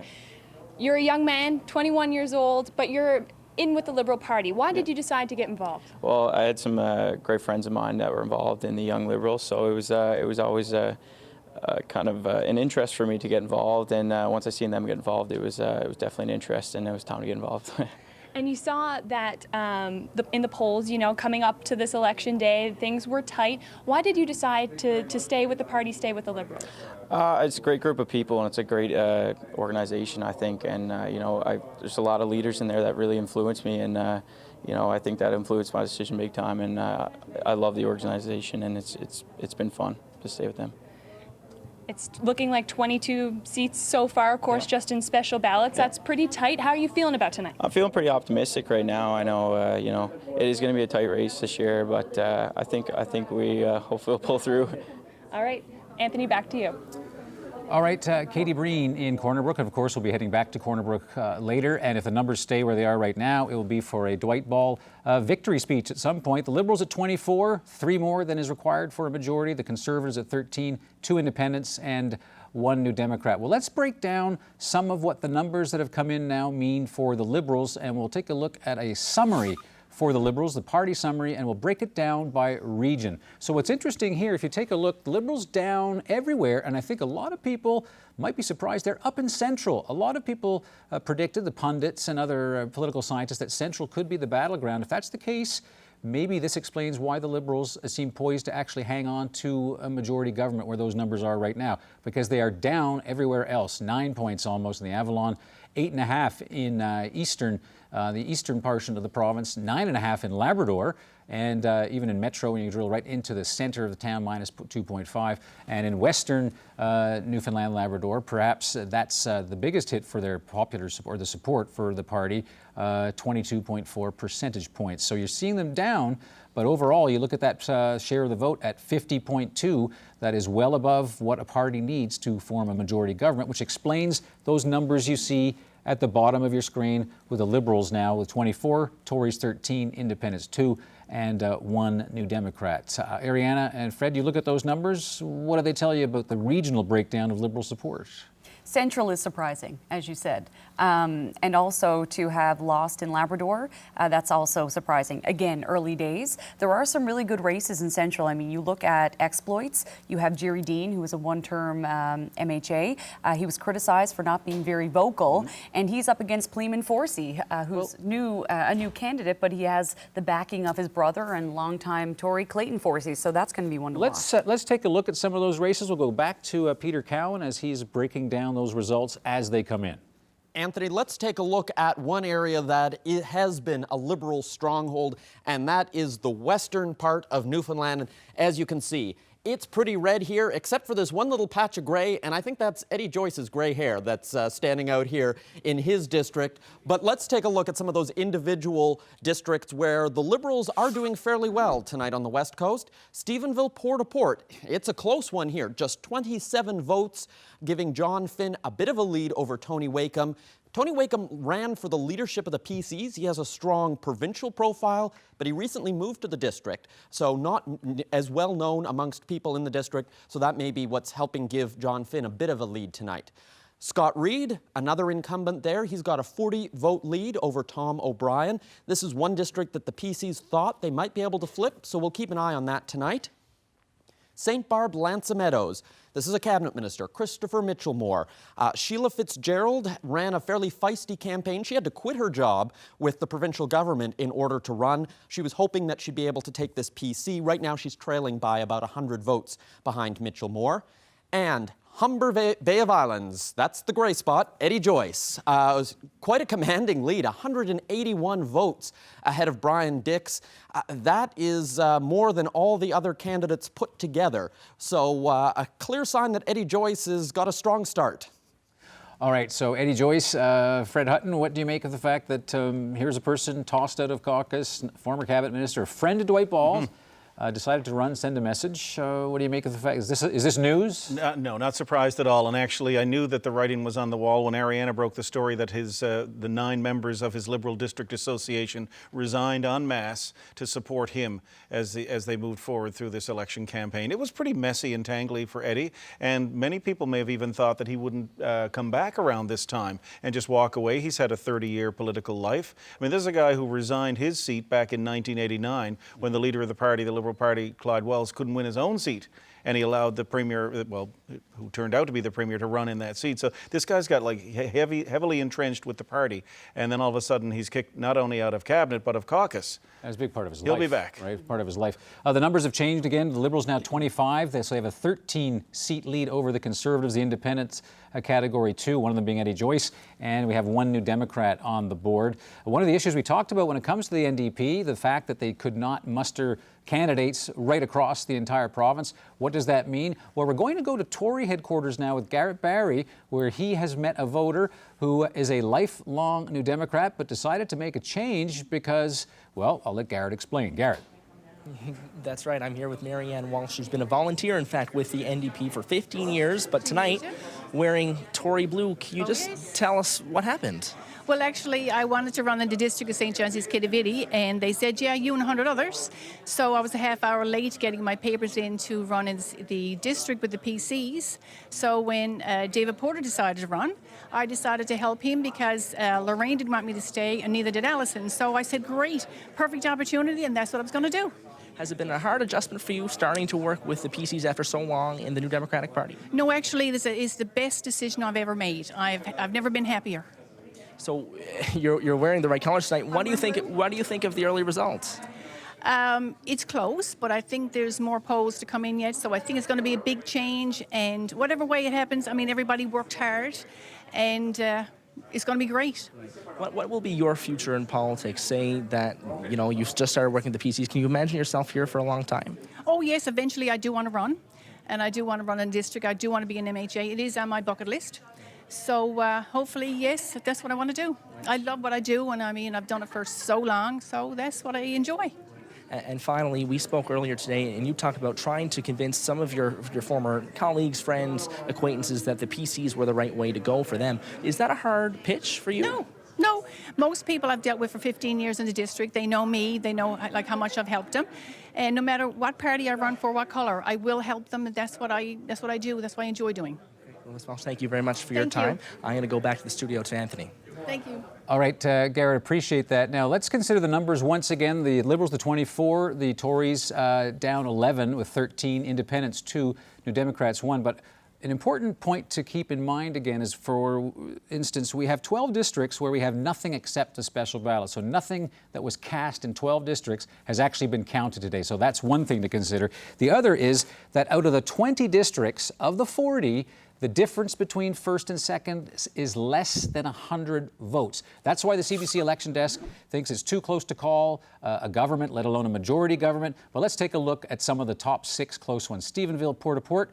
You see the difference there is 4. Mount Scio, the Tories ahead of the Liberals, but again by 6. Exploits, the difference 7. And then we flip it around. Ches Crosby down by 9 in Windsor Lake. And in St. John Centre, Jim Dinn just ahead of John Galgay there with 15 votes. And in Harbour Grace, Port de Grave, which could go back and forth all night, you've got 29 votes. So that's one of the reasons, sort of being a little cautious until we get more votes in to make any kind of projection as to where this evening is going to go. But right now, you've got 24 Liberals, 13 Tories, 2 Independents, and 1 New Democrat. So let's get more details on those results with Peter. Anthony, everyone wants to know, how are the leaders doing tonight? How are they doing in their own districts? And so let's take a look at some of those leaders, and it's so far not a great start for some. The one who does have a great night so far is Dwight Ball. A healthy lead now with 8 polls reporting in Humber Gross Mourne ahead of the PCs. Not a big surprise that he's doing well in his own district tonight. Taking a look at Windsor Lake, this is a very close race. Look at that. Ches Crosby just 16 votes ahead of Bob Osborne. The Liberals put a lot into this district. Bob's brother Tom Osborne was going door to door as the finance minister, a well-known name. You had Sheila Osborne, the mother of Bob Osborne. The whole political family was out in that district. So we'll keep an eye on that close race throughout the evening. St. John's East Kittivity, this is not a good start for Alison Coffin. This is still just the special ballots. We haven't gotten any of the polls from today yet, but she's in 3rd place, well behind both the PCs and George Murphy right now, who has a 58-vote lead. And finally, looking at the NL Alliance, Graydon Pelley right now in 3rd place in Mount Scio, behind the Liberals and the PCs, but at least ahead of the NDP. So we'll keep an eye on that tonight and see how well the NL Alliance is able to actually gain some support. It may not be seats, but at least, Anthony, we are expecting them to pick up some support as a brand new party. Okay, we'll keep our eyes on that, but we do have some breaking news, part of our election special. There is one person who we can tell you we are projecting the CBC desk has projected that Dwight Ball is going to hang on to his seat in Humber Gross Mourne. And the good news for Dwight Ball, apart from the numbers at the bottom of the screen, he is the first elected candidate in our election night coverage. So Dwight Ball will be heading back to the House of Assembly, and right now he's got 25 Liberals or 24 colleagues to consider. If you look at the numbers at the bottom, the Tories with 12, Independents 2, and New Democrats 1. Humber Gross Mourne, Deer Lake, I think most people assume, no matter what the results were like tonight, Dwight Ball a shoo-in in that part of the province. No big surprise there. Of course, the Ball name is huge in that region of the province. His brother is also the mayor of Deer Lake. They own a number of businesses out in the region. They've been around for decades, obviously. And, you know, as a sitting premier, it's very unusual to lose your seat. Right. And Ches Crosby had to campaign all over the place. Dwight Ball, he's so comfortable in his district, he could travel all over the place, not worry about it, although it looks as though Ches Crosby might have a different situation on his hands than Dwight Ball does. Well, Crosby's also new to the political game, right? Whereas Dwight Ball has been around forever. They know his track record, so he has that advantage. Windsor Lake will be a race to watch because, you know, Bob Osborne is new to politics, but of course he's not a political novice. Nope. His mother was in the legislature, his brother was, and they have a well-oiled machine traveling around Windsor Lake, knocking on doors. His uncle as well was there, Bob Ridgely. That's right. At one point in time, the three members of the same family. So a lot of support in that area, and as you said, Ches Crosby has been focusing in other areas. He's trying to, you know, up the PC numbers tonight. What that will mean, well, who knows, but it's obviously a tight race. But it's not working out the way Ches Crosby would like when you look at those numbers. The Liberals 25, the Tories 12, Independents 2, and New Democrats 1. All right, well, let's talk about what we're seeing as these results are unfolding. Bailey White, you've got some people with you who know a lot about campaigns and election nights. Let's hear from them. Right. I mean, we've got political insiders here from all stripes, PC Keith Hutchings, Mona Rossiter from the NDP, and John Sams from the Liberals. We've heard a little bit about some of the ridings to potentially watch, or the districts, I should say. Keith Hutchings, what's a district that you're watching? Well, I guess there's several, and there was 5 or 6 that we were very interested in. Certainly Harbour Grace District, Glen Littlejohn, Southlands, Mount Pearl, Gillian, Pearson in there. There was 4 or 5 seats that I think we're doing well in, but it seems that, you know, as more polls come in, we see where there are 2. We knew to get to the point we wanted to get to, there was going to be a lot of close races, and we needed things to fall our way to take advantage of that. There's still a lot of polls to come. Certainly there's a space now in 25 and 12 from us and the Liberals, but I think you'll hopefully see that gap close as we see more polls coming in those close districts. Mona Rossiter, I think I could predict which seat you'll be most closely looking at. Well, I'll definitely be watching all of the NDP seats, but particularly St. John's East, Kitty and St. John's Centre. How challenging was that fight? Well, when we mounted a really good campaign, we feel we really did the groundwork, but with a new leader and with an snap election called, and we had a lot to prepare for in a very short order. So yeah, it's a challenge, but we think we're going to pull it out. John Sams, any particular seat that you're not quite sure how it's going to go, which one you'll be watching? I think one of the more interesting ones is certainly St. John's East, Kitty. I think that's one of the few pure three-way races that we're seeing, and you know, it's a priority for us. Fortune Bay Cape Lahoon is another one as well. And George Murphy, of course, the candidate for the Liberals there, going up against NDP's Alison Coffin. It is going to be a squeaker, perhaps. Some well-known names all over there, and certainly we are a long way from knowing exactly how that one's going to end. All right, Bailey, now obviously if you're looking at those numbers, it's going to open up a little bit if it stays where it is right now. This is looking like a great night for Dwight Ball and the Liberals, who can easily argue that they had a tough time in the last session, not entirely of their own making, as we heard the Premier say again and again and again through the campaign. But right now, with 24 seats, that's 3 above the majority, not major loss of seats. So let's take a look again at what we're seeing here. Let's consider the vote share to begin with, and this will give you a sense. When we look at the share of the vote, the Liberals in that majority territory of 48.2. As you can see, a significant lead over the Conservatives there, which translates into what you see at the bottom of the screen with 24. The Tories at 42.6. The New Democrats, obviously not fielding candidates, is going to hit that, but that is a very low share of vote for the NDP at 3.8%. In fact, when you add the Independents and other, that is actually more a share of the vote than the NDP has right now. So that's the vote share. And I guess the interesting thing for Liberals, you take a look at how the seat change results in all of this. And it's not that big a hit. We mentioned that the Liberals, because of the size of the majority, could afford to take up to 9, and they are down 6. But that still gives them a respectable majority if this holds. The Tories are up 5, but they're still, when you do the math, they're down by 11, so they're not close enough to pose any kind of threat to the Liberals or the combined opposition, if you look at it there. Independents, we're looking at 2 of them, along with 1 New Democrat. Now, at this point in our election coverage, there are only 6 districts left that have yet to start reporting ballots other than those special ballots, which started off our coverage. So there's only 6, so the votes starting to firm up a bit. This is starting to look very good for Dwight Ball and the Liberals. And keeping a majority, possibly. One of the things that we should also keep an eye on is Graydon Pelley and NL Alliance, new party. What exactly is success, I wonder, for this party? Does he expect to come in first, or is it just to take away votes from the PCs? If his motivation was to hurt the Tories, and we can take a look back at that vote share to see if in some of those close races, if they took them, might take us for a while to drill into that kind of specific detail. Obviously, if he does well, then he can say, hey, take a look. We never really did get the answer as to why he left as president of the PC party right after Ches Crosby took over and started what isn't even a party. It was a cause, more so, as he put it. You know, that's going to be interesting, but I don't think it's going to play a really big role in tonight's election. You know, for the NDP to go from where they were back in 2011 to this tonight, barely hanging on, you know, this is a problem for them. But not for Alison Coffin as the new leader, because she's only been there for a couple of months. She still has the new car smell. People aren't going to pin any of this on her. There was a lot of turmoil going on behind the scenes in the lead up. You know, she didn't realize she was going to be in this position 3 months ago. Now, all of a sudden, here she is, the leader, scrambling to get, you know, candidates to run, and they only end up with 14 out of 40. All right. And it's not as if there are a lot of people who aren't always there lining up to actually lead the party, so the party might give her a little breathing space and some grace. Well, listen, we've talked a lot about those numbers. The Liberals leading in 24, the PCs 13, 2 Independents, and 1 New Democrat. Nonetheless, despite the Liberal lead, some of them are in trouble.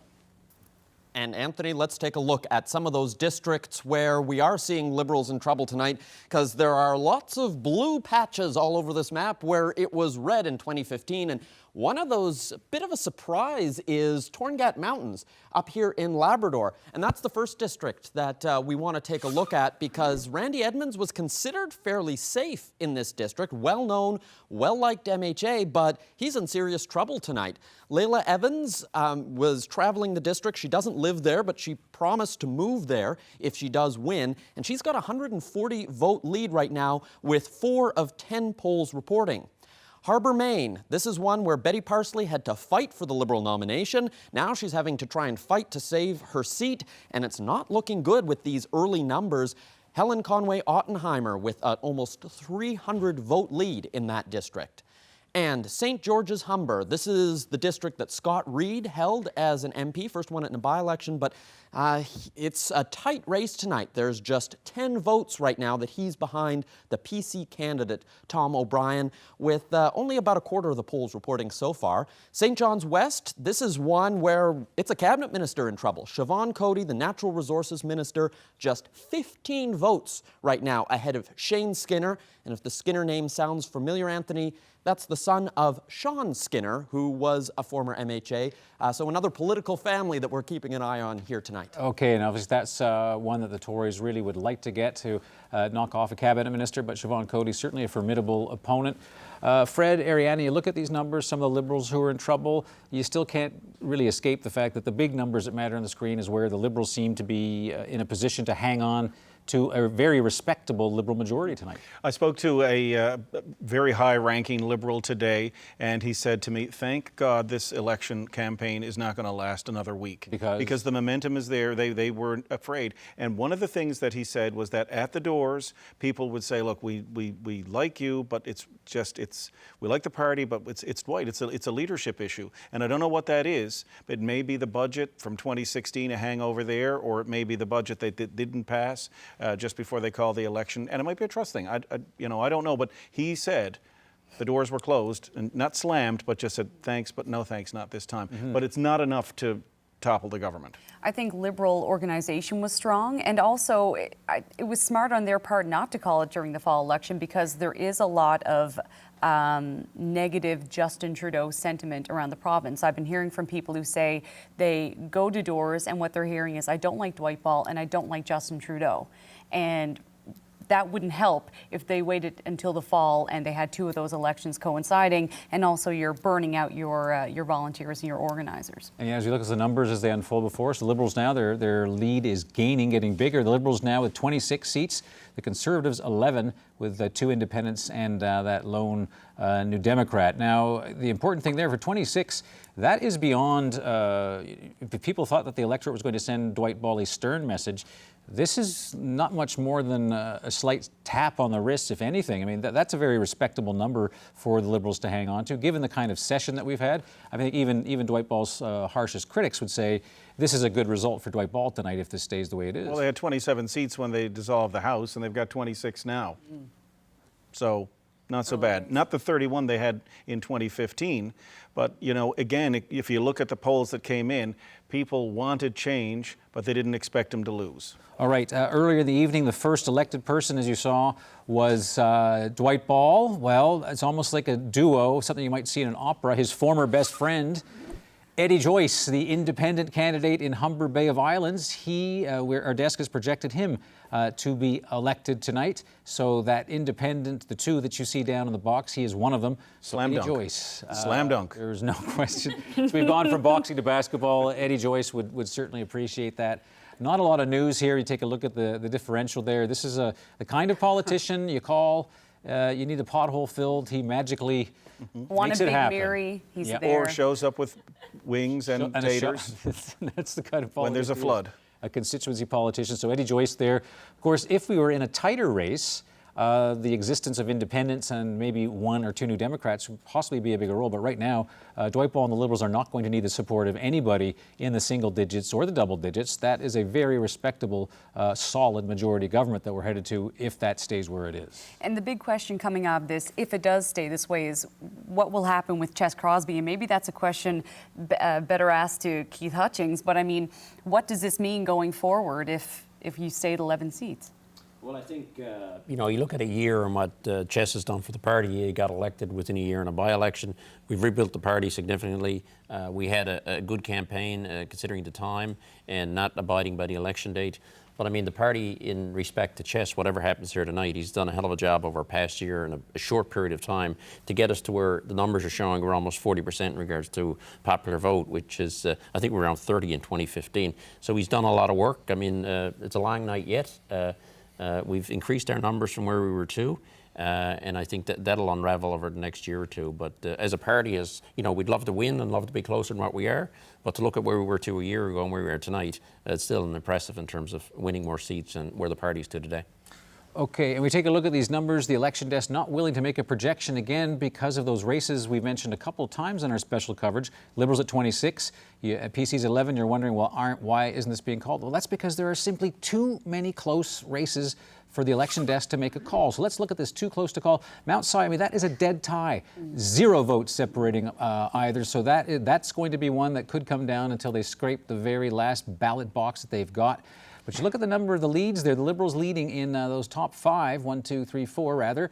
But again, those are differences of less than 40 votes for those. And then you see Windsor Lake, Ches Crosby now on top only by 60 votes. And then you got Grand Falls, Windsor Buckens, again, a pretty tight race there. So when you look at that, that's one of the reasons the desk is reluctant to make a call, just waiting for more votes to come in before we can have the confidence to declare a government. So there you have it. Liberals at 26, Tories 11, 2 independents, and 1 New Democrat. So you take a look at what the numbers are showing us, Fred and Ariana. That number seems to solidify. Of course, I say that, and it drops 1, but still a fairly hefty majority there. You think about Ches Crosby, despite what Mr. Hutchings said, this would be a gain of 4, which for a relatively small caucus of 8 for the opposition, but it's certainly not the kind of night that Ches Crosby wanted when he tried to present himself. I think the expression was a new broom. It doesn't look as though people have been swept by this broom tonight.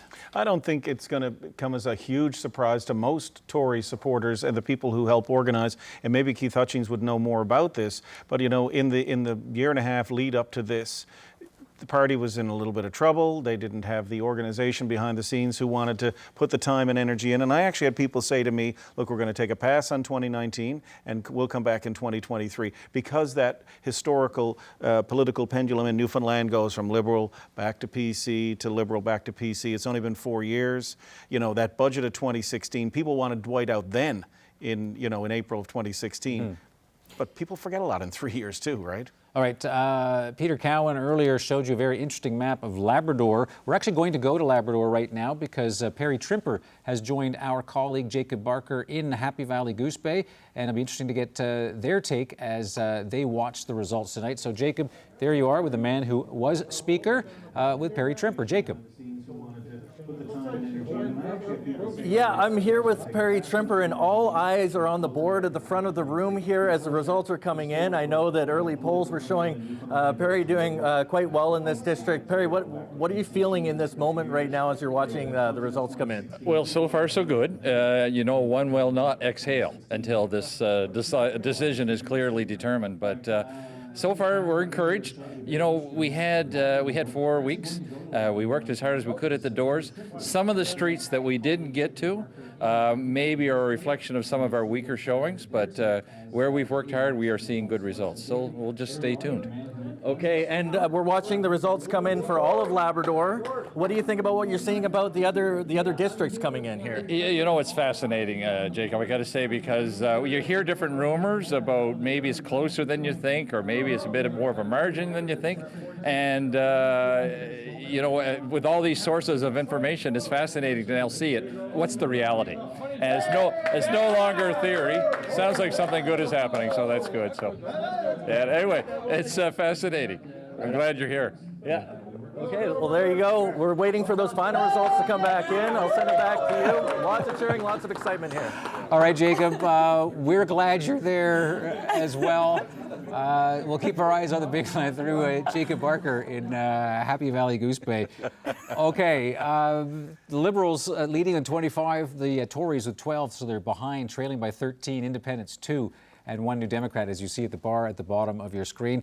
Well, with the Liberals doing as well as they are right now, this means there are some Liberal candidates who are definitely going back. Let's find out who they are with Peter go through some results for us. Anthony, it's been fascinating to watch this map over the course of the night and see all the different areas change. You know, we're seeing this big pocket of blue here right in the center of the island, but surrounding it all, this sea of red here. And let's take a look at some of those Liberal districts where Liberals are doing quite well tonight, reflected in that 25 number that you're seeing down below. Cartwright Landseclair, we can project that Lisa Dempster will be re-elected as the MHA for that district. Not a surprise. It's a well-known Liberal stronghold. Carbonear Trinity Bay de Verde, Steve Crocker is also headed back to the House of Assembly. Another cabinet minister who will be back sitting as an MHA.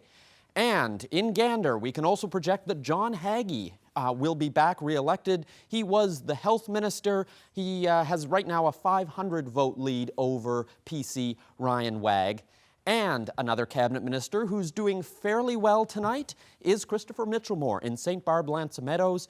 He has almost a 300 vote lead ahead of Sheila Fitzgerald and Burgeo Lapoile. Not a surprise that Andrew Parsons is holding on to that seat so far with quite a healthy lead, but we only have 4 of the 32 polls reporting, so that's one of the reasons that the decision desk hasn't declared him elected tonight.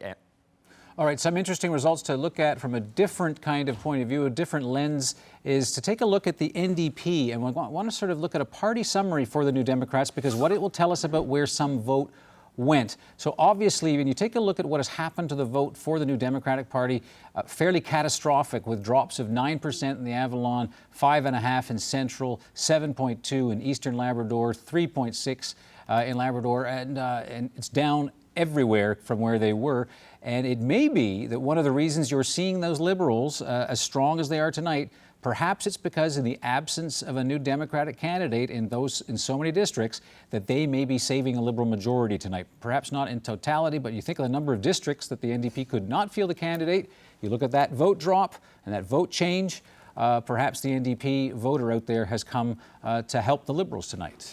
Yeah, and the comment was made by Ches Crosby that, you know, our party is open. If there is no NDP candidate, well, you can always vote for the Tories. Some people thought that was a bit of a stretch, although all three parties, although people may want to disagree, don't vary that much in a lot of their policies. I mean, you look at the PCs, $25 a day childcare. You look at the NDP, $25 a day childcare. But it does appear that the Liberals may have gotten a bit of a gain there from the NDP's loss. Okay, so obviously no surprise if you don't field candidates, your vote's going to take a hit. Let's go to NDP headquarters right now. I believe Terry Roberts, our colleague who is covering the New Democrats tonight, he is there with the president of the party, Lynn Moore.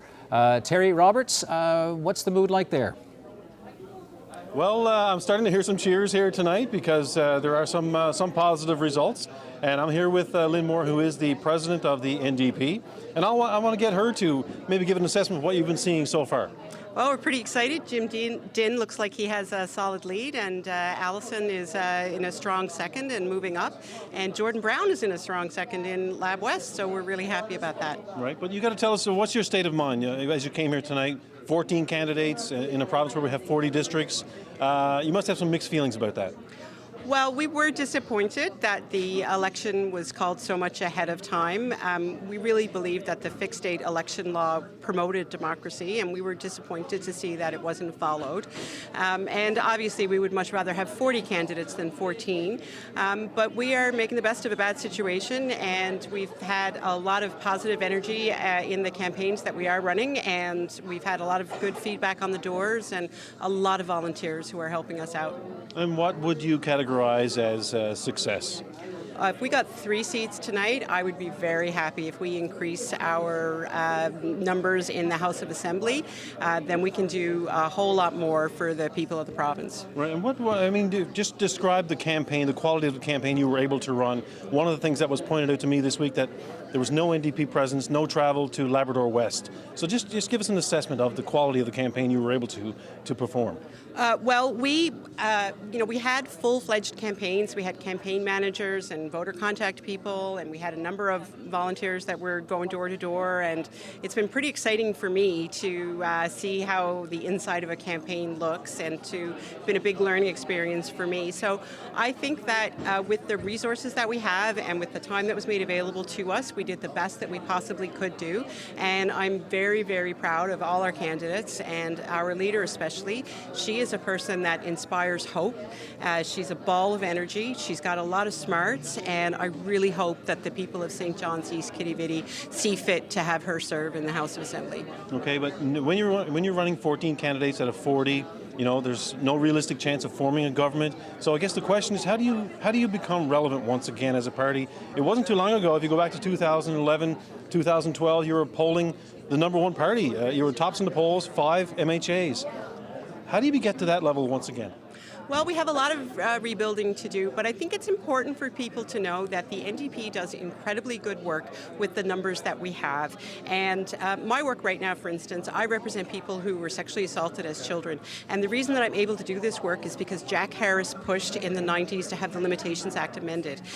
We have a family violence intervention court that exists, a meaningful response to people who are victims of domestic violence. We have that because of the work that the NDP did to reinstate it when the Tory government took it away. So we do a lot of things. I've had deputy ministers tell me that legislation has been improved because of NDP comments in their, not estimates, but there's some session that they have in committees. And so, we have strong parliamentarians, and we have the interests of the people at heart. I like to say that Ches Crosby and Dwight Ball are more likely to own apartment buildings. Okay.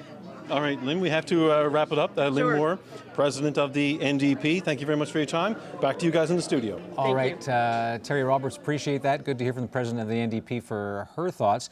Numbers, slight changes in the numbers right now. The Liberals leading in 23, the Conservatives are back by 9. They are at 14. The Independents, who got 2 of them right now. Eddie Joyce has been projected to be elected, and we have 1 New Democrat, and that is Jim Dinn. Again, as I'm speaking there, the numbers change, tightening up a bit. The Liberals at 22, that's 1 seat above what's required for a majority. The Conservatives at 15, so that the gap between the two parties at 7 right now. Again, this is a feature of what we talked about earlier, the close races that are in play, and they could flip back and forth a couple of times before that vote really hardens up to give us a final result that we could actually make a projection on. You're seeing the numbers. You heard what Lynn Moore had to say about the NDP. Your thoughts about the numbers at this point in the evening? They've got a long way to go to get back to 2011. You know, that where they were then. The NDP, yeah. It's almost too bad because it was, you know, they had some characters in there. They had Lorraine Michael. I don't really know what happened at that point in time where, you know, Lorraine took that trip and then the letter was written. You know, you did the interview with George Murphy. He left politics. Now he's down in that district leading. In that area. So it's going to be really interesting to see how the NDP, as Terry asked Lynn Moore, to become relevant again. Right. Now, as you're watching the numbers, I mentioned the switch. Now, you've seen a fairly significant change in just the last couple of minutes, and I want to explain why. The Liberals are at 22, the Tories at 15, so the difference is 7 now. That is considerably different than it was, say, 5 minutes ago. So we're going to take a look at vote share once again because we got a sudden flourish of votes that came in, and so now you see that percentage there. The share of the vote has come down for the Liberals and gone up for the Conservatives. So the Liberals at 46.5 percentage points right now, just 1 full point above what you need for a majority, and the Tories are up. So that's one of the reasons you saw that change. A bunch of votes came in, and it's given the PCs a bit of a jump in terms of the share of the vote, with the Liberals coming down from where they were beyond 50% not so long ago in the evening. So some of those votes have come in a large quantity, so that's why you're seeing those changes right now with the Liberals at 22, Tories at 15, 2 Independents, and 1 New Democrat. And this is why it's still too close to call. Right. Interestingly enough, I'm just going to stop you right there, and I want to go to Peter Cowan because some of the results and those votes we're talking about, he can help walk us through. Anthony, let's take a look at this map because it's funny, not too long ago, this whole central area here was looking pretty red, and now there's a big blue bullseye right over central Newfoundland because there are some districts that the Liberals did really well in last time, and tonight they're really in trouble. Let's take a look at how some of those numbers are shaping up. For example, here's a cabinet minister in trouble, Al Hawkins, 68 votes behind Chris Tibbs in one of those central blue districts. Taking a look at exploits, this is quite a healthy lead for Pleeman Forsey. It's kind of revenge of the Forseys because Jerry Dean beat Clayton Forsey last time. This time it's his brother who's come back and has Jerry Dean in trouble tonight. Taking a look at Placentia West Bellevue, this is where Mark Brown is in trouble. He is the incumbent. He ran into some controversy in this campaign. It's been called Skategate over tickets that were purchased for a skating competition. And right now he's just 40 votes behind Jeff Dwyer with the PCs. And in Terra Nova, this is another very close race. Look at that. Lloyd Parrott, just 65 votes ahead of Colin Holloway, with more than half the polls reporting there. So you can see with some of these close races, Anthony, they're flipping back and forth. That map is changing a lot over the course of the evening, so we're going to keep an eye on it. Okay, well, let's keep our eye on one of the independents who's been successful tonight. We're going to try to connect now, going to the West Coast, to see if we can speak with the elected MHA, Eddie Joyce, the West Coast, who we've got through his phone. Mr. Joyce, congratulations. Oh, thank you very much, Anthony. It's been a great night, and it's a great night for myself and all the people of the Humber Bay Valence and all the election team that worked so hard to ensure that we got a victory here tonight. You know, given what happened in the last session with you being expelled from cabinet and caucus, a certain sense of anger with Dwight Ball, how does it feel to win tonight? Well, first of all, I left caucus on my own because I didn't want to put my fellow caucus members through a vote, which I probably would have won. Well, Anthony, and I said before, that was a bit of a tough time for me, mainly for my family. The truth is yet to be told, and it will be told. But once again, as I said before, the people that really count to me are the people in Humber Bay Valence, and the people in Humber Bay Valence expressed tonight the work that myself and Judy Bolt has been doing for the last 4 years. And they know I speak up for the people of Humber Bay Valence when need be. So they're speaking up for me tonight. And I'm so proud and I'm so happy. I'm so fortunate to be in such a great district with a great bunch of people. Well, congratulations once again, but just one more question for you. The Liberal Party has been such a part of your life. When you see the Liberals right now with 22 seats, that's one above a majority, the Tories with 15, what do you make of the message that the voters are sending to Dwight Ball and the Liberals? Well, there are issues that came up during the election that even me as a Liberal say, like making announcements of funding during the election, and no budget passed. That's the kind of things that was brought up to me during the election, is that, if you're going to pass the budget, pass the budget. But when you start making announcements, it shows a sign of desperation in some cases. So what people are saying is that we want a new direction, we want a new path. We want someone who's going to be there, that's going to be upfront, no matter what the issue is. Be upfront with the people. And I think the Liberals got this loud and clear tonight. And there's a lot of great Liberals in that caucus.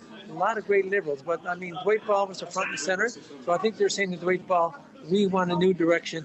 And you may win the government, but we want to be everything that's going to be done, be upfront, and let's be honest with the electorate.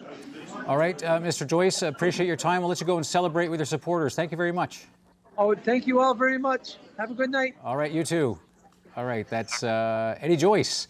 Happy MHA. He doesn't seem surprised at all. No, it's almost as though I was bothering him by trying to call him today. Bumped into him there. Okay, I'll take your call, whatever. Peter. I just wanted to add something, because it is a really significant milestone that we have an independent who has been projected elected. The last time that happened was 1996. It is so unusual for this to happen in politics in Newfoundland and Labrador. And that was Yvonne Jones. And again, she won because of her personality, how well known she was in her district. There's only been a handful of them over the years. She had lost the Liberal nomination, didn't she? And then ran as an independent, and then jumped right into the Liberal camp the minute she was in the House of Assembly. Very different. I doubt we're going to see Eddie Joyce jumping right back into the Liberal camp at the end of this evening. But in a province where party politics is big, being able to win as an independent, it's no small feat for Eddie Joyce, but Eddie Joyce is not your typical politician. All right, and if we're going to see independent history, we might see more, because if you look at the board right now, there are 2 independents. So we'll drill into that as we get more data on it. The Liberals at 22 right now, 1 above what's required to form a majority government. The Conservatives with 15. And as I mentioned, 2 independents, 1 new Democrat. So let's get a fresher take on these numbers as the vote starts to solidify. There's been a change in terms of the Liberal lead, even though they're in majority territory. I'll get Bailey to start the discussion. Right. Let's talk about some of the messages that are being sent, I guess. We've got 2 independents in first place in their districts. We've got a very narrow lead for the Liberals, John Sams, at this time. So if these numbers hold, Dwight Ball takes the stage tonight. He's victorious, but it's not a landslide. So what does he say to the rest of us to get everyone to come back around again? Sure. I mean, I'll get to that, but the big burning question for me in my mind right now is whether or not there's any fried chicken in that room in Homer Bay of Islands right now. I'm going to guess that there is. He looks pretty happy. You know what? I think that Dwight Ball said in the 2015 campaign, and I think he meant it, is that if you can't listen, you can't lead. And if there's something that we need to listen to out of this campaign tonight, I think he will listen, and we'll come back stronger. And I'm just looking at the numbers change again. Now it's 23 for the Liberals, 14 for the PCs. Keith Hutchings, same question. What does Ches Crosby say tonight about these numbers? I think, it's disappointing. We thought our low point would be 18 and grow from there. We're not there yet. I think he ran a good campaign. There was messages over the past 4 years that the public had in regards to the Dwight Ball administration, in regards to some of the budget, 2016 budget, and some of the things he'd done since then. Interesting enough, we talked about the 9%, drop in the NDP vote and other drops across the island. It's just interesting in some of the close races we have, where we only had 2 options, what effect that had and where did that vote go, and did that affect some of the seats that we were in play in. But nevertheless, it is what it is, and certainly look forward to the results as they come in and finalize. So Mona Rossiter, we heard from Party President Lynn Moore a little bit earlier at NDP headquarters. If that is the final result, 1 seat for the NDP, what will we hear from Alison Coffin tonight? Well, I think if it is the final result, and I'm not convinced that it is, that I think we have rebuilding to do, and I think we have Alison is an energetic, smart woman, and I'm really proud she's with the party. Right. So I think that's where we need to go now. We need to build from what we have with new people, new direction, that's going to be our focused on 2023. So again, we haven't had a call yet. We're not ready to decide exactly what's going to happen here. But it sounds like, Anthony, a lot of people trying to make the best of the situation right now. Yeah, well, one person has made the best of the situation right now. Our CBC election desk has some news for you right now that we can share with the projection of another elected MHA, and that is another independent. Oh, wow. Paul Lane is projected to win tonight in Mount Pearl Southlands, and cut from a similar cloth from Eddie Joyce in the sense that he also goes to absolutely every event in his district.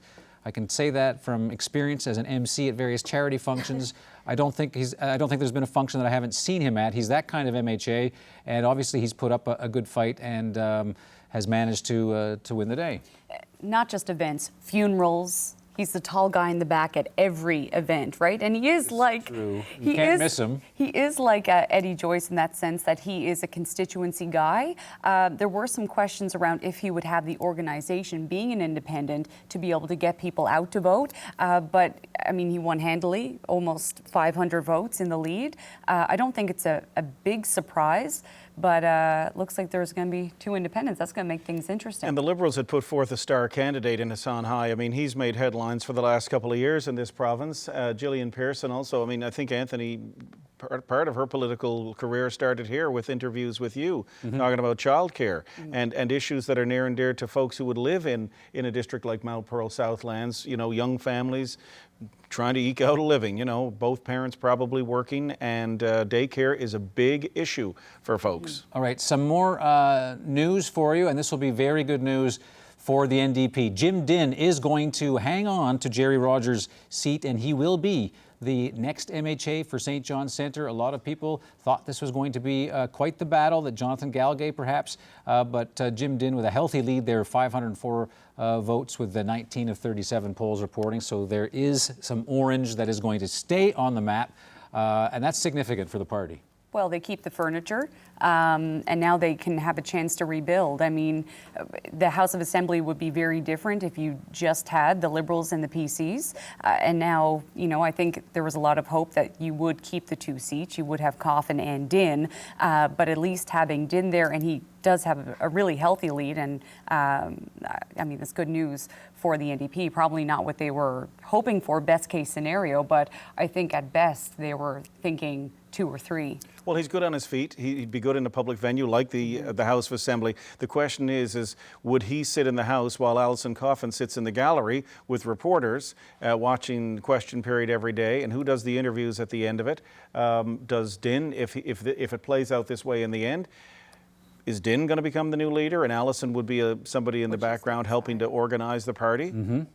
Or work with the party? And the other thing we know for certain, if he's sitting in the opposition, as it looks as he will, in these numbers, he'll be sitting likely with his brother. The two Dinns, I think, are in. Last time we checked in Topsail Paradise, I think that Jim Dinn's brother was also there. So we could have two brothers in opposition.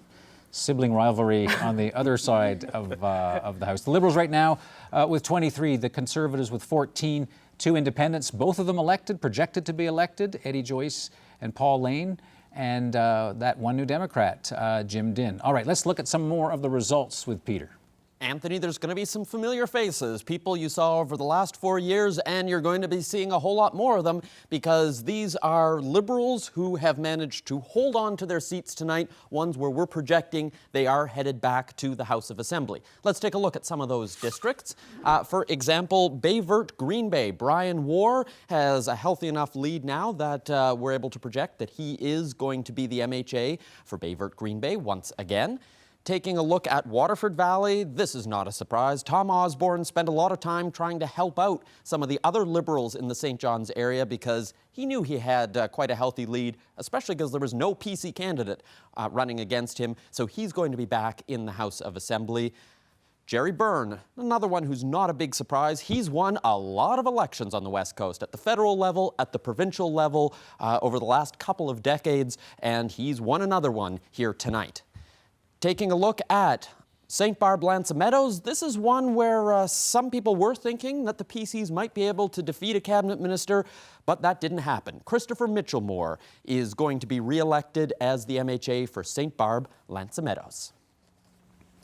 All right, Peter, appreciate that. We take a look now. I want to bring something to your attention that is significant, and it was one of the reasons the election desk is holding off making a call at this point, and we're going to keep that share of vote along with the mini bar at the bottom, as you just saw flip there, Liberals at 22, Tories at 15, 2 independent and 1 NDP. With each additional batch of votes that we're getting collected, the Liberal share of the vote is slowly going down. They're now at 45.9%. As we've said before, you need 45.5 to form a majority. And one of the things that has caused some trepidation with the people who do the numbers on these kinds of nights is that fact that that Liberal share of the vote is coming down. And the difference between the Liberal share of the vote and the Conservative share of the vote, a couple of percentage points right there. So that's one of the reasons there's caution. Again, the Liberals have a 7-seat lead on the Tories, who've got 15, and the Liberals are 1 seat above a majority government right now. One thing I want to point out, Anthony, is that in an hour and 7 minutes, the bottom 4 numbers, 22, 15, 2 and 1, have only swapped one number, because it was 23, 14, 2 and 1 when those first numbers came up, the 9,148. You're talking about the special ballots? Special ballots. So it hasn't changed much since then. Those special ballots, almost as if it was a sample size of a sign of things to come. Well, it certainly appears. I mean, after an hour and 2 minutes, we're still seeing only basically half the polls. Like the one in Windsor Lake there right now, it's 20 of 34 polls, a little more than half. So, I mean, was that the telltale for what the night was going to bring us? Oh, it certainly seemed to be close right now. The Liberals back up 1, so it's 23 for the Liberals, 14 for the Conservatives, 2 independents, and 1 New Democrat. Ariana? Ironically enough, high school students, elementary school students, held their own election, by the way, over 13,000. And their votes were also tallied tonight. They had a Liberal majority with 25. I think they had 10 PCs, no independents, so sorry, Eddie Joyce, and 3 members of the NDP. So actually, it's not that far off Right, this from is a what program we're seeing right now. that the Elections NL runs with the schools, so that That's right. kids will actually be part of the democratic process and get a chance to cast a ballot. They clearly have never met Eddie Joyce. No, or Pauline. All right, and as far as our special coverage goes, to recap those numbers, the Liberals with 23, the Tories with 14, and then independents have 2 that are projected to be elected, as well as Jim Dinn in St. John's Centre. So that vote should start to sort of get harder as they all get counted. Still waiting to see if we can get a projection, but right now it looks as though the Liberals are poised to have a respectable majority government. As you know, Jerry Byrne, Peter Cowan told us, is projected to win tonight, and he is with our reporter Katie Breen in Corner Brook. Katie. That's right. We're here now. Some of these races are pretty close. What do you make of that? Well, you know, that's called the Stanley Cup Game 7. It's part of politics. But, you know, I'm amazed at the caliber of candidates that came forward. I'm really, really pleased the fact that there was tight races in some areas, because it shows that politics is alive and well. People are expressing their points of view, and that cannot be anything but healthy. Where do you think the Liberals are going to land at the end of tonight? Oh, we'll see. I mean, the polls will come in short order, but I'm confident we're going to have a majority government. I'm confident that we will probably come in at the 25 to 26 seat mark. And with that, you know, I can only reach one conclusion, and that's the conclusion that will be reached by the voters. That is, a mandate will be given to the Dwight Ball government to carry on with the work that they started to do in very, very difficult times. You saw some of the polls, you know, leading up to tonight, closer than expected. Why do you think that was? Katie, we're going to have a discussion about this, not you and I, but just the province. And this is something that those that are interested in democratic reform and making sure that elections are run fairly and good information, solid information is available to them. Katie, listen, I've been in politics for 23 years. This is my 9th general election campaign. I have never seen this virus infect Newfoundland and Labrador. This thing that we call NL Strong, this push polling that has now come into our province is very unexpected. This is not a place that I ever would have anticipated that kind of political activity to occur. And let's call a spade a shovel here. Is that as of this morning, we had a poll that came out that suggested a majority Conservative government. You know, polling is no longer, in my opinion, a scientific process, a genuine an effort to get at public opinion to determine it. It's now become a tool. And in some respects, it's become a weapon. It's actually pushing a particular point of view as opposed to reading it. And that's what we're seeing in a lot of these polls, in my opinion, that we have to be very careful of. There has to be some guidance to this, because it's done to influence voting behavior. And the fact that the last 4 polls that came out that, supposedly meant to influence voter behavior, how far apart they came, I think it's very, very, it's concerning, and it should be concerning to us all. All right, thank you, Mr. Byrne, very much for your time. Thank you, Anthony. Katie. All right, so appreciate that, Katie. So there you have a treatise on the effect the polling has in modern politics. Mr. Byrne talking about a poll that we could not report for you today, and was not reported anywhere as far as I know, because that's against the regulations. A lot to chew over there, and I'm going to get things to hand it over to our panel in a moment. But interesting change during that exchange between Katie and Minister Gerry Byrne. Liberals 22, Tories at 14, but the NDP up 2 now. So there's another New Democrat on the board. So we'll keep our eyes on that situation. Alison Coffin back in the game, and that would certainly By 4 votes. It's one of those too close to call. So let's see what exactly Alison Coffin is up against right there. So there you see 4 votes over George Murphy, former NDP MHA. That's about as close as it gets. And we've got 24 of 46 polls reporting. So that looks like a 50-50 kind of split. So that one is far, far, far from done. Nonetheless, the Liberals at 22, the PCs at 14, with now 2 New Democrats and 2 independents. Bailey, obviously lots to talk about. Yeah, the numbers have changed since we last checked in with the insiders here. Keith Hutchings with the PCs, Mona Rossiter with the NDP, and John Sams on the end down here with the Liberal Party. Mona, this new number for the NDP, you said at the beginning of the night you'd like to hold on to those 2 seats. So, well, I'm delighted to see 2 NDP on the board, and I think we're going to pull this out. I mean, we have a really strong base in St. John's East Kitty and we did our work, and we've got a fabulous leader. So I'm hoping we'll get elected, and we'll see. It's so important to have the NDP voice in the House of Assembly. So. And I'm just looking at Labrador West, where Jordan Brown of the NDP is trailing by just 52 votes to Graham Leto's lead for the Liberals. Yeah, and that's great news as well. Jordan is a young, progressive, independent candidate for us, and we're so delighted that he joined with us and ran for us in Lab West. So.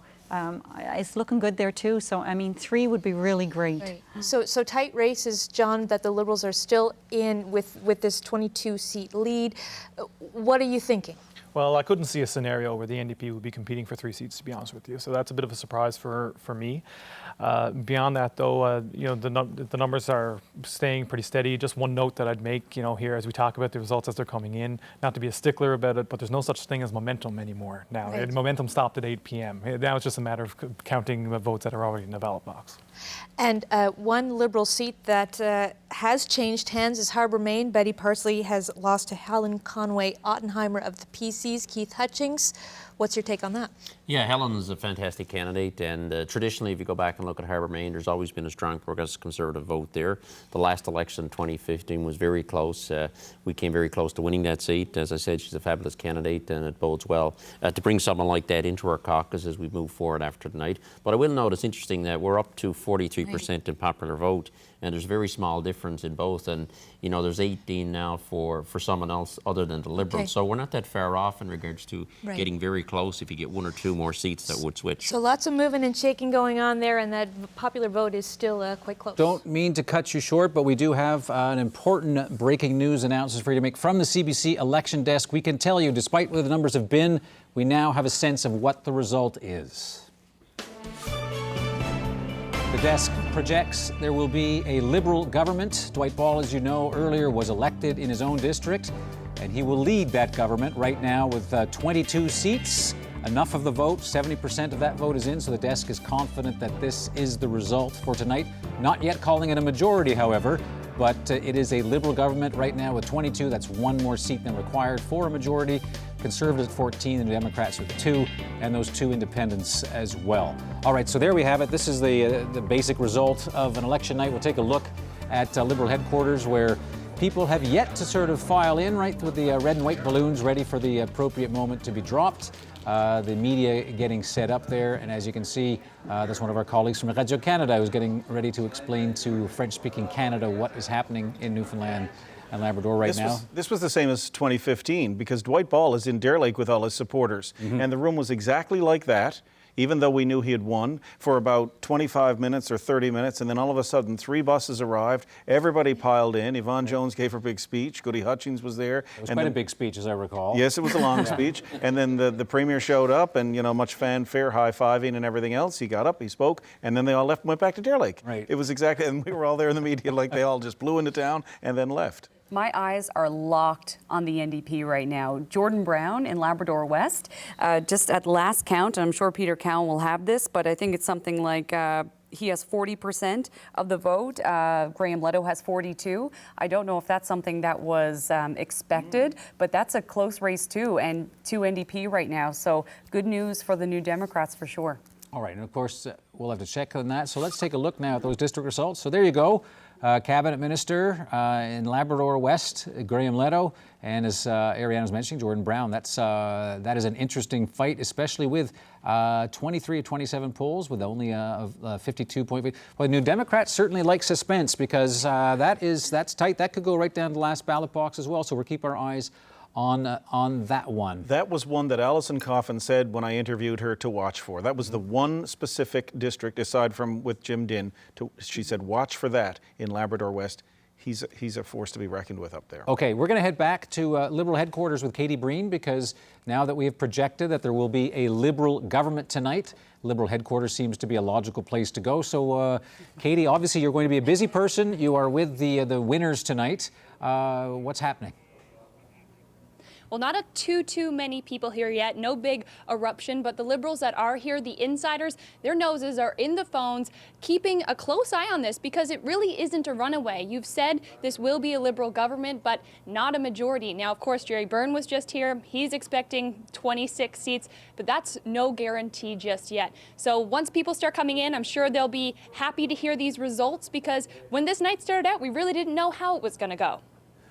And just as Katie Breen is talking to you, and appreciate that, Katie, you see the Liberal share of the vote now below that 45.5% for majority, and now the seat count is right on the number you need to hang on to a majority. So fasten your seatbelts. 21 seats for the Liberals, 15 for the Conservatives, 2 New Democrats, and 2 Independents. So this is right on the cusp of what you need for a majority, and the Liberal vote actually, if they hang on, if the Liberals hang on to a majority with that share of the vote, they'll make history because they will have a majority government with the lowest share of the vote that has ever happened. History. And I think, John Sams, you may agree that this is not the result you would anticipate. I know it's not over yet.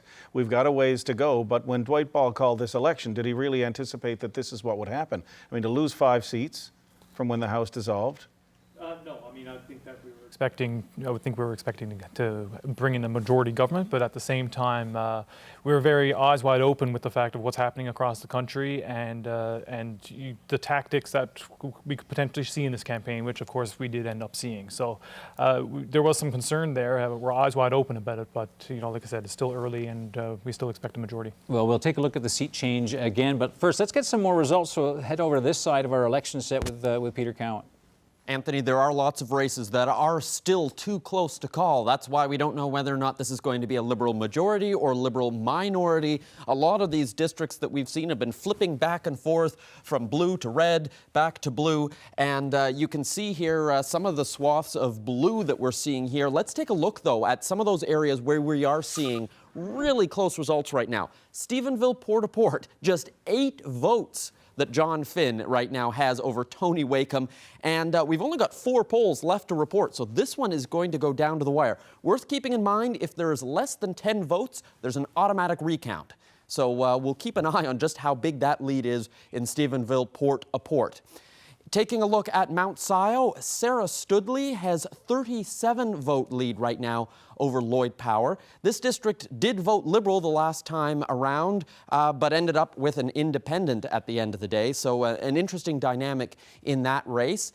And St. John's West, look at this, 183 votes right now that Siobhan Cody has ahead of Shane Skinner natural resources minister in this district. She had a bit of a tough fight in 2015 against the leader of the NDP. This time around, she's got a tough fight against Shane Skinner, and we only have 2 more polls reporting in that district. Taking a look at Bonavista, this is one where the PCs right now are leading ahead of a Liberal incumbent. Right now, Neil King is 50 votes behind Craig Party, who is a mayor in the area, fairly well known for that role, but we still have 8 polls that we still need to see from, so we'll see how those numbers change, Anthony. It's a nail-biter.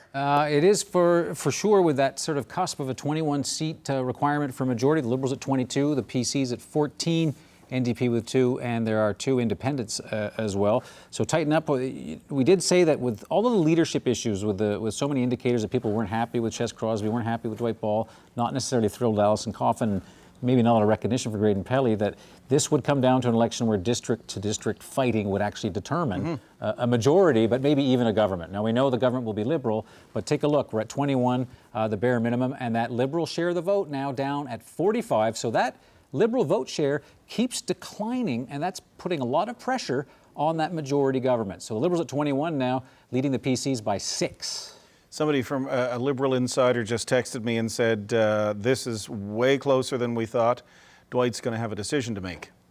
Whether or not he will, I'm assuming it's whether or not he stays on. I mean, if you only hang on with something this close, is that a statement about leadership? And usually in Newfoundland and Labrador in elections, that's exactly what elections do. It states whether or not they like the leader or not. And there are people waiting in the wings that just a could few. step in. You know, Andrew Parsons, for one, his name has been tossed around. Jerry Byrne, who we heard from earlier. You know, is this, yes, it may be a majority government. We haven't projected that yet, but is it enough to keep Dwight Ball where he is? And we've heard names from outside, like Andrew Furey, people like Paul Antle, who have shown interest in things like this before. Dean McDonald's been on the sidelines from time to time. Now, one of the interesting features of this campaign, and there are many as you look at that, with the Liberals just with a majority of 21, the Tories with 15, NDP with 2, and 2 independents. There was a 4th party that was involved in tonight's contest, an officially recognized party. Graydon Pelly was hoping to make an impact, and I say this, the NDP now has 3 on the board. That would be quite an outcome if that were to stay true. We'll get back to the NDP in a bit, but first, let's check in with the CBC reporter Zach Gowdy, because Zach is with somebody who hoped to make a big difference tonight, Graydon Pelly, and right now I believe the polling shows that Mr. Pelly is last. And as I say this, the Liberals have dropped below the 21 seats required for a majority for the first time since they actually passed that. So a lot is going on right now. Do not leave your television set. This is actually very interesting now. We're in a minority government scenario possibility. But Zach, let's hear from Mr. Pelly. Absolutely. We are standing by live at the NL Alliance Election Night HQ with leader Graydon Pelly. Mr. Pelly, congratulations to you and your fellow candidates on your first time facing the electorate under the banner of this new party. Yourself and other candidates trailing right now, but posting very respectable vote totals in many races. How do you feel about the results you're seeing tonight? Well, of course, we would like to see higher results like anyone that would run in this election. But just think about it. I said to someone a couple of days ago, we're going from the ground to the roof. And in order to get to the roof, you got to take the first step. And of course, we began, I just thought about it today, we began around our kitchen table in November. We announced on November the 14th. And April 12th, we were registered with Elections NL. And on the 25th, the deadline for us to get candidates, we had 9. And we said from the start that we weren't just going to put names on a ballot. We were going to have candidates that were there for the right reasons. And we are so proud of the team of candidates we had. And I would love to get seats in the House of Assembly. But listen, this is just the first step here. We're not going anywhere. And we're saying to the people of Newfoundland and Labrador that next time we will have a full slate of candidates running for Newfoundland-Labrador Alliance. And sir, as you say, this all did come together very quickly for the NL Alliance, but what happens tomorrow? If this night should end with no member from the NL Alliance being elected, how will you continue to grow this party, this movement from outside the House of Assembly? Well, we are going to keep our group together that we have now. All the people that have been involved, we've already talked to them, and they have said, well, this is not the end here. We're going to continue to build. We're going to follow the issues. We're going to speak to every issue that comes forward to the people of Newfoundland and Labrador, and we are just continuing to build the alliance, and one day we are going to make a big statement in Newfoundland and Labrador that we are the change that people have been asking for, and we're looking forward to the day when NL Alliance will be in administration in the House of Assembly. And speaking of change, you know, we heard a lot throughout this election about the frustration among the electorate with the political choices, with the way the system works today. And yet, as things stand, they seem poised to return a government not terribly different, rather a constituency in the House of Assembly not terribly different from the one that just rose. So how will you continue to make this message that change is the way to go to an electorate that seems to be somewhat at least change averse? I think one of the things that we're going to have to look at after this day is over is look at the voter turnout across the province and see what numbers are showing there. Some of the districts are still showing pretty low turnout. And this election this time is totally about the timing of the election, the way it was called, the way things were done. And I mean, you talk to the people at the door, there's so much apathy. People are saying, look, we have to see change. But I believe that if Newfoundland Labrador Alliance had another month, to put more candidates in place and to put more of our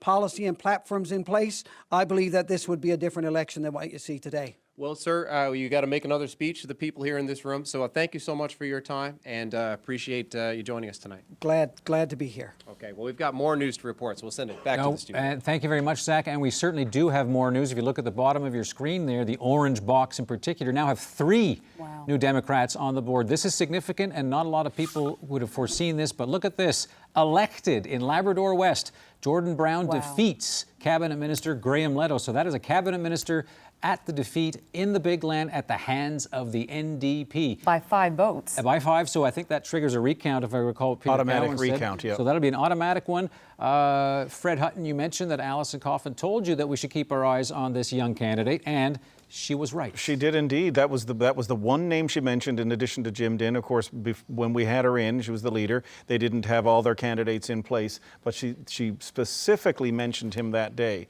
And we went and did a little bit of research on him. Of course, folks who've been up around there know him. And so this will come as no surprise to Alison Coffin. Well, if you remember that fight over the Labrador flag, you know, Right. at the border, that was spearheaded by Jordan Brown. And also he ran for city council in Lab West, or Labrador City, and I believe he lost municipally, but obviously he's just overtaken a cabinet minister. Okay, well, Peter Cowan, who's been handling our results, knows Labrador quite well. He was our correspondent there for quite some time. Peter. Anthony, let's take a look at the map because it is a very multicolored look over here in Labrador. It's kind of, there's something for everyone here. One of each of the parties and let's take a look. We were just talking about Labrador West. Let's take a look at the other 3 districts that we have here in Labrador. Starting first with Torngat Mountains, and this is an upset. Layla Evans, we're now projecting that she has been elected in Torngat Mountains, defeating Randy Edmonds. Well known in the district, but I saw a lot of complaints from folks about the fact that he had moved to Happy Valley Goose Bay, wasn't living in the district, and that may have influenced some of the voters. Layla Evans had said she'd move to the district if she won, so looks like that's happened, so looks like she's going to be doing some house hunting. In Lake Melville, Perry Trimper, we're projecting he has been elected ahead of Shannon Tobin. He was the Speaker of the House. He also served as Minister of Environment, so we'll have to see what role he has within a Liberal government. And another cabinet minister in Labrador is headed back for the Liberals, Lisa Dempster. This one not a surprise that she has been re-elected in Cartwright-Lansinclair. All right, a dramatic point to keep in mind right now as we get down to the final votes being counted. The issue is a majority government. We know that the Liberals have won tonight, but will it be a majority? There are 2 districts right now, and the fate of a Dwight Ball majority are in these 2 districts, and they are Stephenville, Port-au-Port, and Mount Sion. If the voters there can hang on and stay red, then Dwight Ball will have that majority government. However, look at the margins there. 8 votes in one, 9 in Bonavista for 30 the vote Tories. total. And that is going to determine whether that 21 holds or not. That would be the slimmest majority government possible, but that's going to be determined in those 2 districts that are red right now on your screen. So this is the nail-biter part of the evening. 20 is a completely different government scenario for Dwight Ball than 21. And just looking at 2 of those districts too, Stephenville, Port-au-Port, we knew that that was going to be a fight, right? You have Tony Wakeham, who ran for the leadership of the PC party. He was beaten out by Ches Crosby. And John Finn, a backbencher who has also been criticized for not being vocal enough. He says that that's not the case. But obviously 8 votes there. Interesting to see Mount Sion, because Mount Sion has, of course, Graydon Pelley, and they're not a factor really in this. But the 2 candidates, virtually unknown, Sarah Studley and Lloyd Power. And it's a wide open seat, of course. It was held by Dale Kirby, who was a Liberal cabinet minister, ousted from cabinet. So that's a wide open seat. All right, and now to some news that's taken a while to get to. Not necessarily surprising if you are a Conservative, perhaps, but longer night than some might have expected. But this breaking news has to do with the leader of the opposition, most likely. Ches Crosby is projected to win in Windsor Lake. A little tighter than perhaps he would like, but then again, compared to the by-election which he won, that was pretty close too when he managed to defeat Paul Antle. But Ches Crosby will actually be back in the House of Assembly. So let's go to check out Garrett Barry, who's at PC headquarters right now, to see how these results and this whole issue of a majority versus minority government, let's see how this is playing at PC headquarters. And there you see Garrett. Yes, right, and I'm here with longtime MHA Ross Wiseman, a longtime MHA, a cabinet minister. As you look, a former cabinet minister, I should say, as you look to the results tonight, what is your first reaction from the PC camp? And I think the people of Newfoundland and Labrador sent a pretty strong message tonight. Before the night is over, we could be looking at a minority government. If you think about what happened in 2015, that's just 3.5 short years ago, the Liberals had a solid majority, very clear mandate. And they've just basically foiled that opportunity. And now the people of Newfoundland and Labrador are saying they really wanted to change. And tonight we could end up with a minority government. Does that say more about your party, or does that say more about the governing Liberals? What it says is the people of Newfoundland and Labrador weren't happy with what the Liberals were doing. At the end of the night, but look at this, we'll end up doubling the number of seats that we had when the House dissolved. And that's a significant growth when you consider in 3.5 years. What we ended up with popular vote last time, and where we're going to end up tonight, and where the Liberals were in 2015 versus where they are tonight, that's a huge change and a huge turnover from the message that the people of Newfoundland and Labrador sent back 3.5 short years ago. Is it, just as a final thought, is it not a bit of a missed opportunity still, though? You talked about the things that the voters don't like about the governing Liberals, and we project now that they will be returning to government in some fashion. Is it not a bit of a missed opportunity for your party here tonight? Well, I think tonight, if you look at what happened here tonight, and keep in mind, this has only been 3.5 short years since the last election. We had a solid slate of candidates. Ches was providing solid leadership. The people of Newfoundland and Labrador embraced his leadership of the party, embraced the policy platform that he was presenting to the people. And tonight we'll see a huge change in the dynamic in the House of Assembly. So if you look at the history of the province, this is the first time ever a government elected almost got defeated in the first term. Unheard of. Thank you very much, Mr. Wiseman, for your time. Back to you, Anthony, in the studio. All right, that's Garrett Barry at PC headquarters. So, Fred and Ariana, one thing on strikes, we've talked a lot that we're keeping our eyes peeled on that box to see if that Liberal majority of 21, the bare number, holds or not. But if we think about the Conservatives for a moment, 14 seats. So Ches Crosby had 8, so he's added 6. We talked about, 21 is going to be hard for Dwight Ball to explain to people who think that he should have beaten Ches Crosby handedly. But what about from Crosby's point of view? Not exactly a politician who's young, and as I say this, the Liberals have now fallen below that majority. That is a minority government scenario. What does Ches Crosby, what's his role in that? You're going to have to ask Ches Crosby. I think some would see it as a lost opportunity in some respects, that you still have the sting of the 2016 budget, right? You still have this hate for Dwight Ball. Like, go back to 2015 when you had the resigned Dwight signs up around everywhere. Maybe it's a bit of a lost opportunity that they couldn't get more organized quicker. Fred made the point that many people thought that this would be a pass. I think the point, though, that I would drive home is that if you look at that number right now, if Ches Crosby at the end of the night can say, hey, I brought Dwight Ball down to a minority government, that puts this night in a different complexion completely for Ches Crosby. But in terms of next time around 2023, I think this was Ches Crosby's one shot at this. Right. Right? This was the Hail Mary pass that he made for his own political career. In 4 years' time, will he want to do this again, or 3.5, or whenever the next election is? I think that this is ringing endorsement for him in some ways, even though most people thought, okay, this is not the candidate we really want as our leader, but he is the guy. And obviously, this is a little bit of, we don't like Dwight, we'll go with Chess. But the other two storylines on the other side, the two independents. We'll get to that in a bit, but the three NDP. If we focus on the issue at hand here, is Chess Crosby going to be the leader of the opposition in a minority government situation with just a difference of 5 seats? Let's take a look at the district where this is being determined as we speak. All right, so this is Stephenville, Port-au-Port. We've seen Tony Wakeham and John Finn battling it out all night. So Tony Wakeham has a lead of 15 votes. That's the flip you're seeing. If Wakeham holds that, and take a look at the top of that screen, there is only 1 poll left. So we are going to know very shortly if we have a Liberal majority or if that number on your screen stays the same and Dwight Ball will have failed to come back to power with a majority government. And of course, there will be lots of questions of Dwight Ball if that result that we see right now stands. And remember, the Liberals will have to choose a speaker. So that gives them 19 seats, and if Crosby can talk the independents and the NDP to form some kind of an alliance, I mean, we could be back at this before you know it. All right, so I won't change. No. You stay exactly as you are. You look great, by the way, tonight, I'll tell you. But this is an incredible result, and if you really like politics and you know Newfoundland history, what you're looking right now, if that stays there, you are looking at a historic election night right now, ladies and gentlemen. No question about that. And what I'm looking forward to see is the voter turnout. If at some point we can punch up how many people have actually voted. It was 55.3 last time around. Some people that I spoke to thought it would be in the high 30s. My prediction was high 40s. The last minority government was 1971. And of course, the minority government's the important thing. Who holds the balance of power? We have a surprise tonight with the NDP with 3. Might the New Democrats, for everything they've been through, actually be in a position by the end of the night to be in that position? Well, let's go to NDP headquarters right now. There's a person there who would certainly like to be part of this orange wave. Earl McCurdy is there with Terry Roberts. Terry.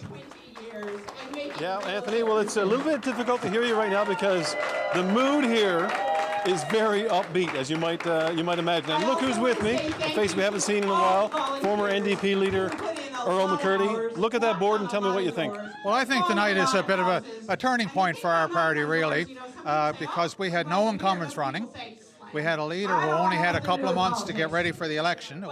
It was dropped on us with extremely short notice, and to pull out 3 seats in that short period of time is a real, I think, turning point and a real good night for our party. And one of your candidates knocked off a cabinet minister in Labrador West, Jordan Brown. Yeah, Jordan is really committed to Labrador, very active on social media, a very pro-Labrador young person, and I think we'll have to call him Landslide Brown now after that one. And when you look at what you see, what kind of message do you think this sends to everybody here tonight? Well, I think what it shows here clearly, there's widespread dissatisfaction with the performance of the Ball government. That's very clear. And on the other hand, I don't think people are impressed with Chess Crosby and his message, which was basically, if you think things are bad now, wait till we get in. Is more or less the message I heard from him. So I think that there was certainly a mood for change amongst a lot of people. And I just think that our voices are so desperately needed in the House because there's not a lot to pick between the Liberals and the Conservatives on most issues. You got the party who brought us Muskrat Falls, and then the party who said full speed ahead with the boondoggle. Neither one of us stood up for people and said, this is crazy, we got to stop this.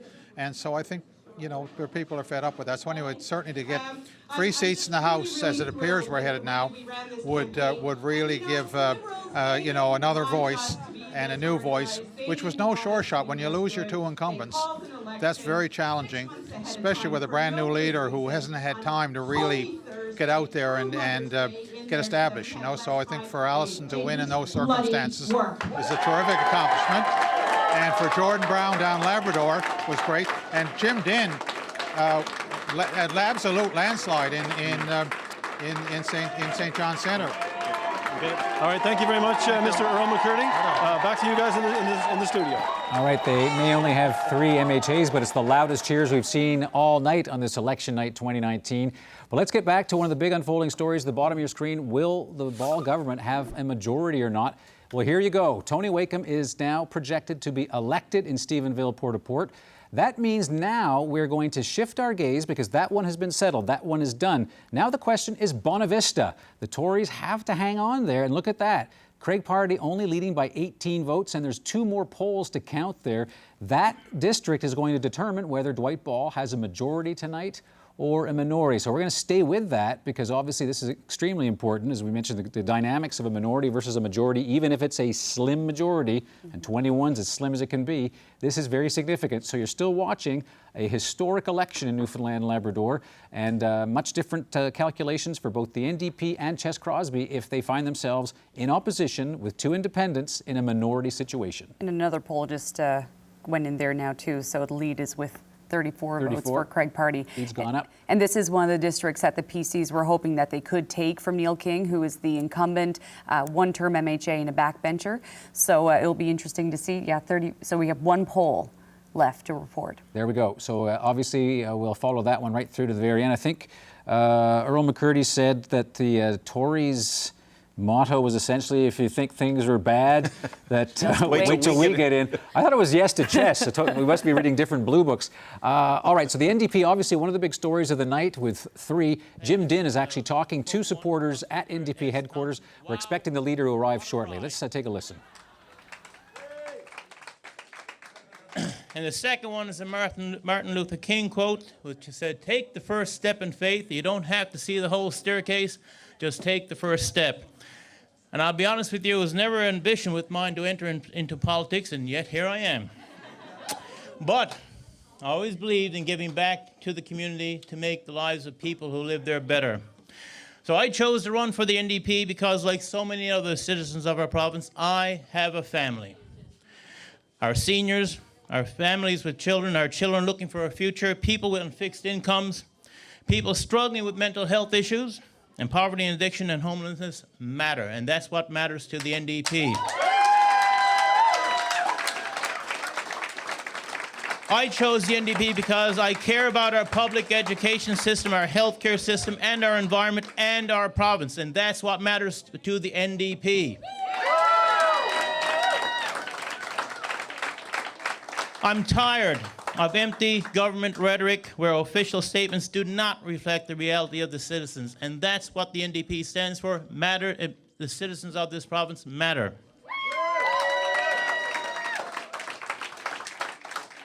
Now, I don't know what I expected when I announced that I would run over a month and a half ago, but it's been an education. It's been an opportunity to meet some incredible people, to get a deeper understanding of the challenges and that face St. John's Centre. But most of all, it's been an adventure, and I couldn't have done it without my many family, friends, volunteers, and people committed to the NDP values. And I have to say right now, from my point of view, a big thank you to all those people, those NDP supporters who did not give up on the New Democratic Party.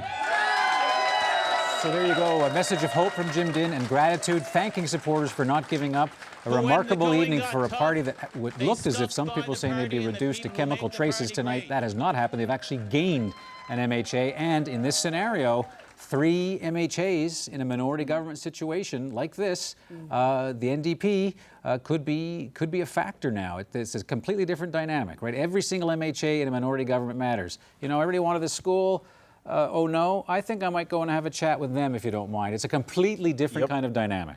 I was just taking a quick peek at the voter turnout, looking at the Elections Newfoundland and Labrador site. It looks like so far we got about 194,000 people who voted. Last time it was just over 200,000. That was a 55.3. So we're above the 50% mark, it looks as though, and probably a little closer than most people had thought to where we were last year. Some were projecting, mid-40s, high 40s. Yeah, I think my phone is buzzing, actually, and I'm pretty sure it's Paul Dinn, and he wants equal time to his brother because Paul Dinn has been elected as a Conservative tonight, so the Dinn brothers will both find themselves, at least they can, Barry Dinn is very excited tonight, right? Very excited. I was just looking at Bernard Davis. He's elected. Beth Crosby won't be joining her brother in the legislature this time around. Difficulties of politics. All right, so right now, again, the Liberals at 20. That is 1 seat below a majority government.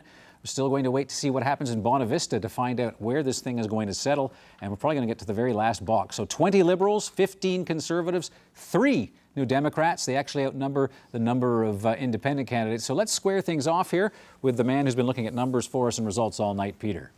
Anthony, let's take a look at some of the Liberals who have been elected here tonight and some of these districts that we've seen on our map that are staying red.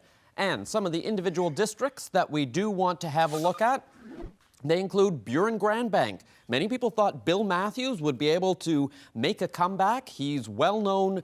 He was both a federal and a provincial politician. But Caroline Haley, a cabinet minister who was able to hang on to that seat, but only 177 vote lead. It was close, but she was still able to do it.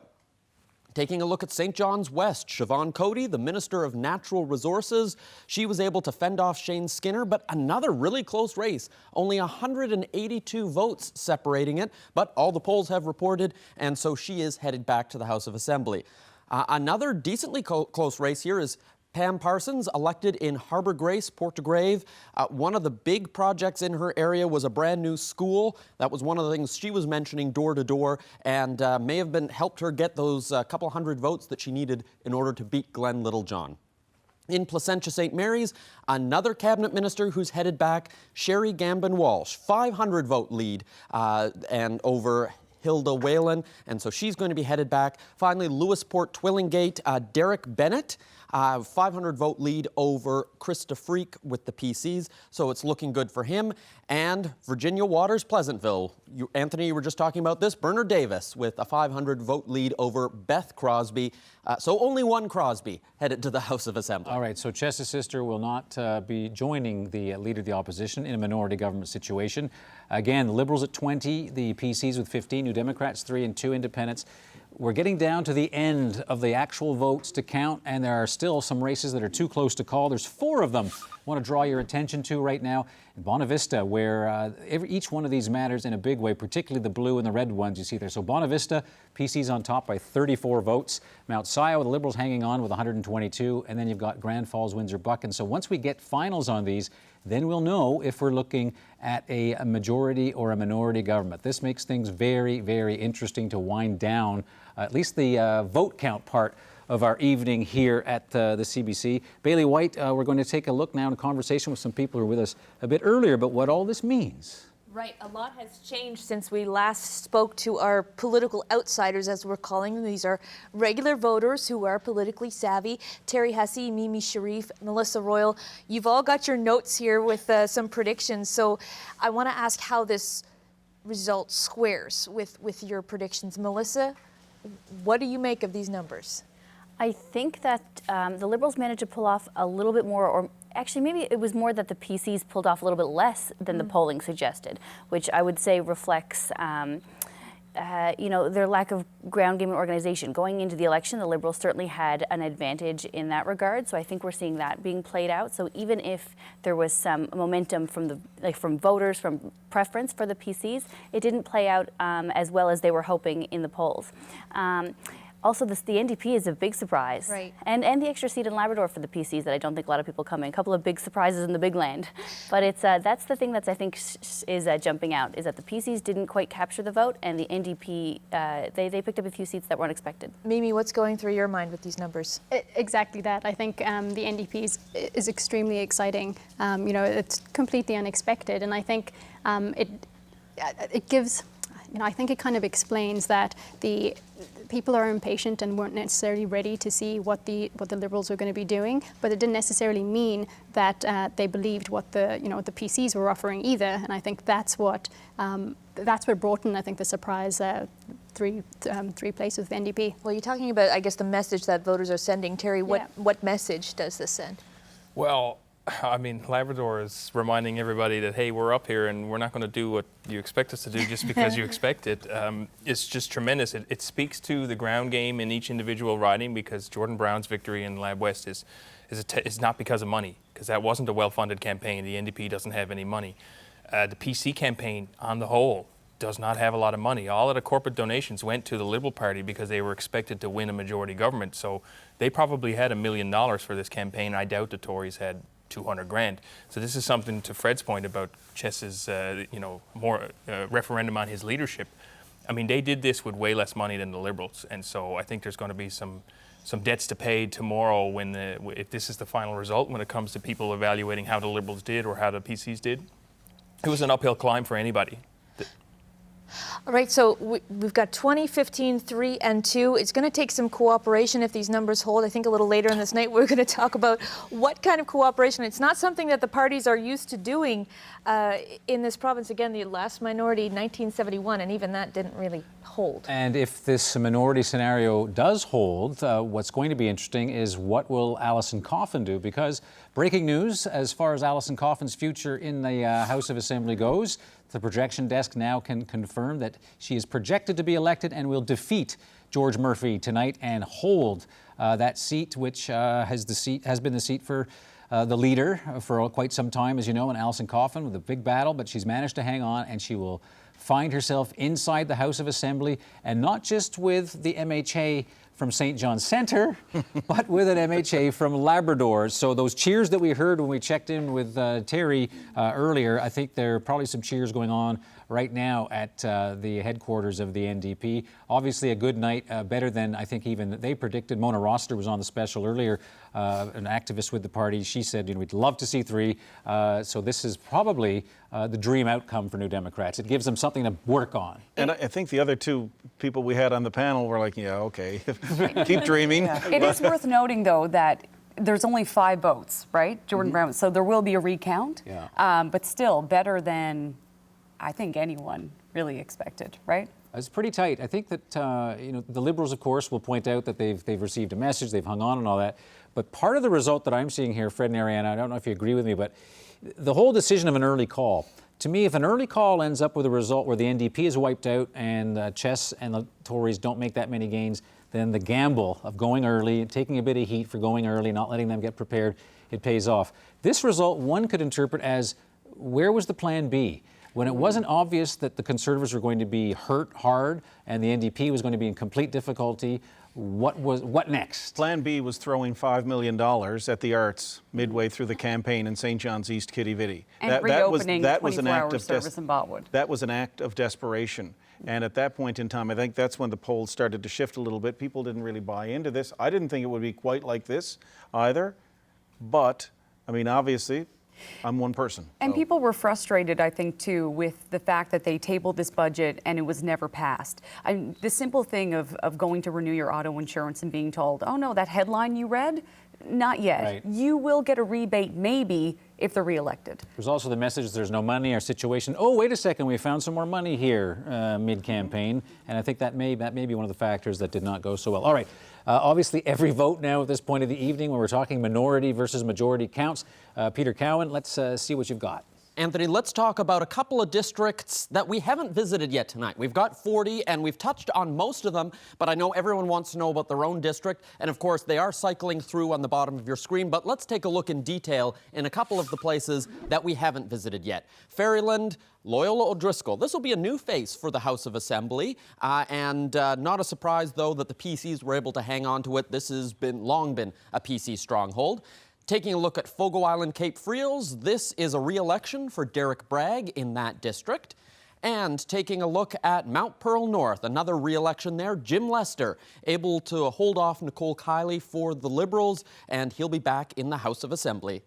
All right, if you're trying to find... one more. Oh, go ahead, There's Peter. one more I want to squeeze in there. There you go. Topsail Paradise, I Paul told Dinn. you wanted equal time. Yes. Paul Dinn, we were talking about, so the brothers Dinn, this is the other one. He is going to be re-elected there as the MHA for Topsail Paradise. The brothers Dinn. I think you're going to hear that phrase used quite a bit, and it was coined by Peter, so make sure to send in the royalty checks. Now, if you're trying to find your specific district, if you haven't been able to watch the full coverage, please go to our website, cbc.ca/NLvotes, and you can actually drill down into which part of the province you actually want to investigate for more information about the results that you're looking for. Now, we do know that Alison Coffin, who the desk has projected was going to be elected, there you see her right now, the fist pump. Of course, known as a shrinking violet in this campaign. Happiest person in the province right now. Yeah, and there you go. Jordan Brown. She's making her way to the front. This is really a success story for this party. This is unbelievable that, you know, this is a person who wasn't even the leader of the party 3 months ago is now taking almost a quarter of the seats that they had in this election. 14 candidates. And the loudest cheers, of course, once again. And look at the smile on Alison Coffin's face as she takes the podium, takes a breath. There you go. Thank you. Oh, this is a new era. This is a new era.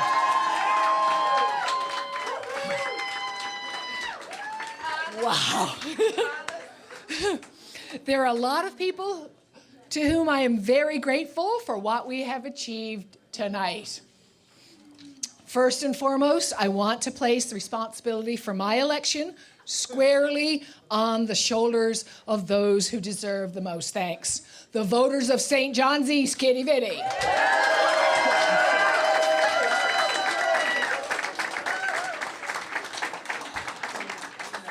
They have decided that they want to have a voice for equality and justice in the House of Assembly and have placed their faith firmly in me. I am truly thankful, and I pledge to fight every single day to reward your faith in me and the New Democrats of Newfoundland and Labrador.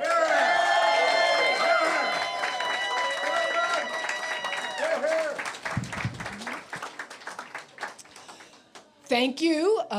Thank you to the voters of St. John's Centre for electing Jim Dinn to be your NDP voice in the House of Assembly. Jim Dinn. Jim is the real deal, and I am so proud to have him with me as a member of the New Democratic Party in Newfoundland and Labrador. Extra special shout out to Jordan Brown. Yeah, Lab West. Thank you to all of the voters in the province who turned out and voted for the NDP.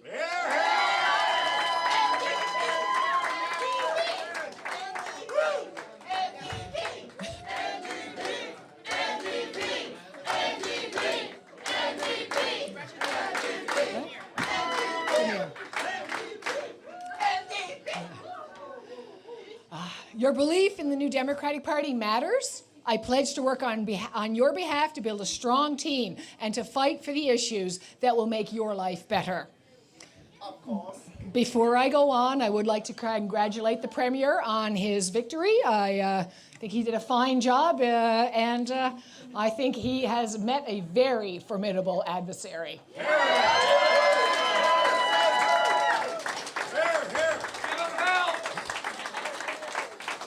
I want to thank Lorraine Michael. She is the reason I am here. Jerry Rogers, Earl McCurdy, Jack Harris.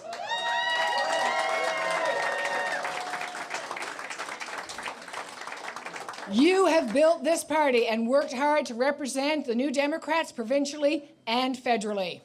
And can they ever canvass? I thought I was energetic. I am. Thank you, Team Allison, all of the volunteers and staff who have worked absolutely tirelessly on all the campaigns. You are the heart and soul of a campaign, are the volunteers and staff who've spent hours and hours. You've been behind the scenes, you've been making signs, answering phones, knocking on doors, and bringing us food. So much, so very good food. Thank you. No election would be fought, let alone won, if it was not for the people in this room and all the people working behind the scenes. Thank you, thank you, thank you.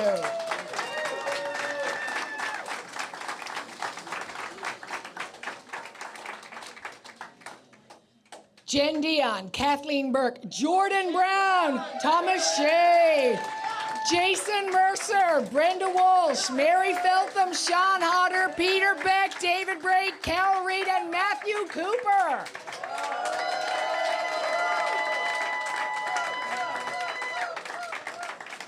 Stellar New Democratic candidates. You did an excellent job of representing our party in this election, and I hope you are going to be by my side for the next one, because we are a force.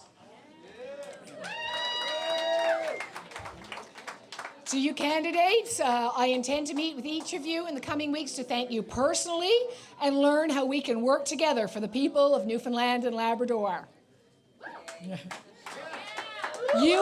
You have stepped up, you have put your lives on hold, and you jumped into a snap election to represent the party that you believe in. Offering to serve the people of our province is commendable. For many of you, this was your very first foray into provincial politics. I would love for you to continue to be involved and active in your communities. Together, we will build a formidable party in 2023.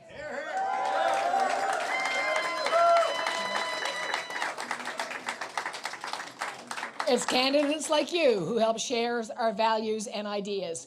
We show voters there is a better way. Thank you to Ian, my parents, my brothers, my niece, my nephews, my son. You have been by my side every step of the way. Your love and support has gotten me through this. Thank you.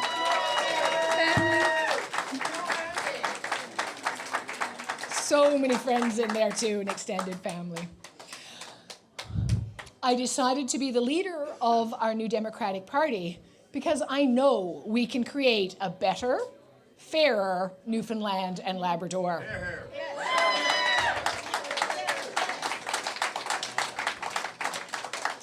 My vision is one of long-lasting prosperity for the people who live here. I promise to keep the people of this province at the center of every government decision.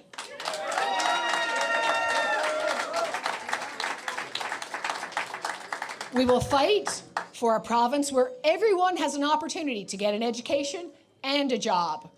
We will fight so people can have access to the quality public services they need to help raise a family and care for their parents. We will place a premium on our environment and our resources. We will make decisions that are good for the people of Newfoundland and Labrador now and into the future. We will ensure education is accessible and affordable. There will be no more boondoggles. There will be no more patronage appointments. There will be no more secret deals. No more giveaways to big businesses.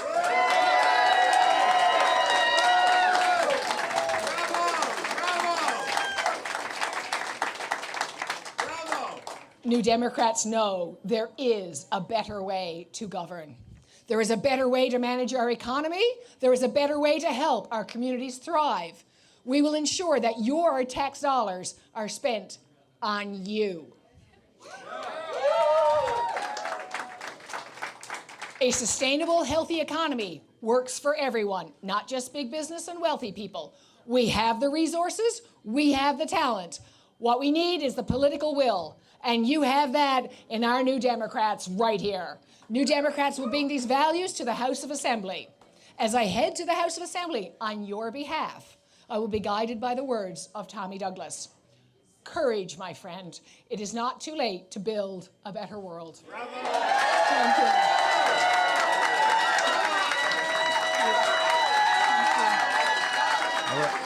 So there you see jubilant Alison Coffin hugging her fellow caucus member from St. John Centre, Jim Dinn. What a night for Alison Coffin. As you can tell, she reaffirmed the fact that she is a high-energy person. 3 months ago, nobody would have predicted this. No, not at all. 3 seats. The NDP tonight, one of the big stories of the night.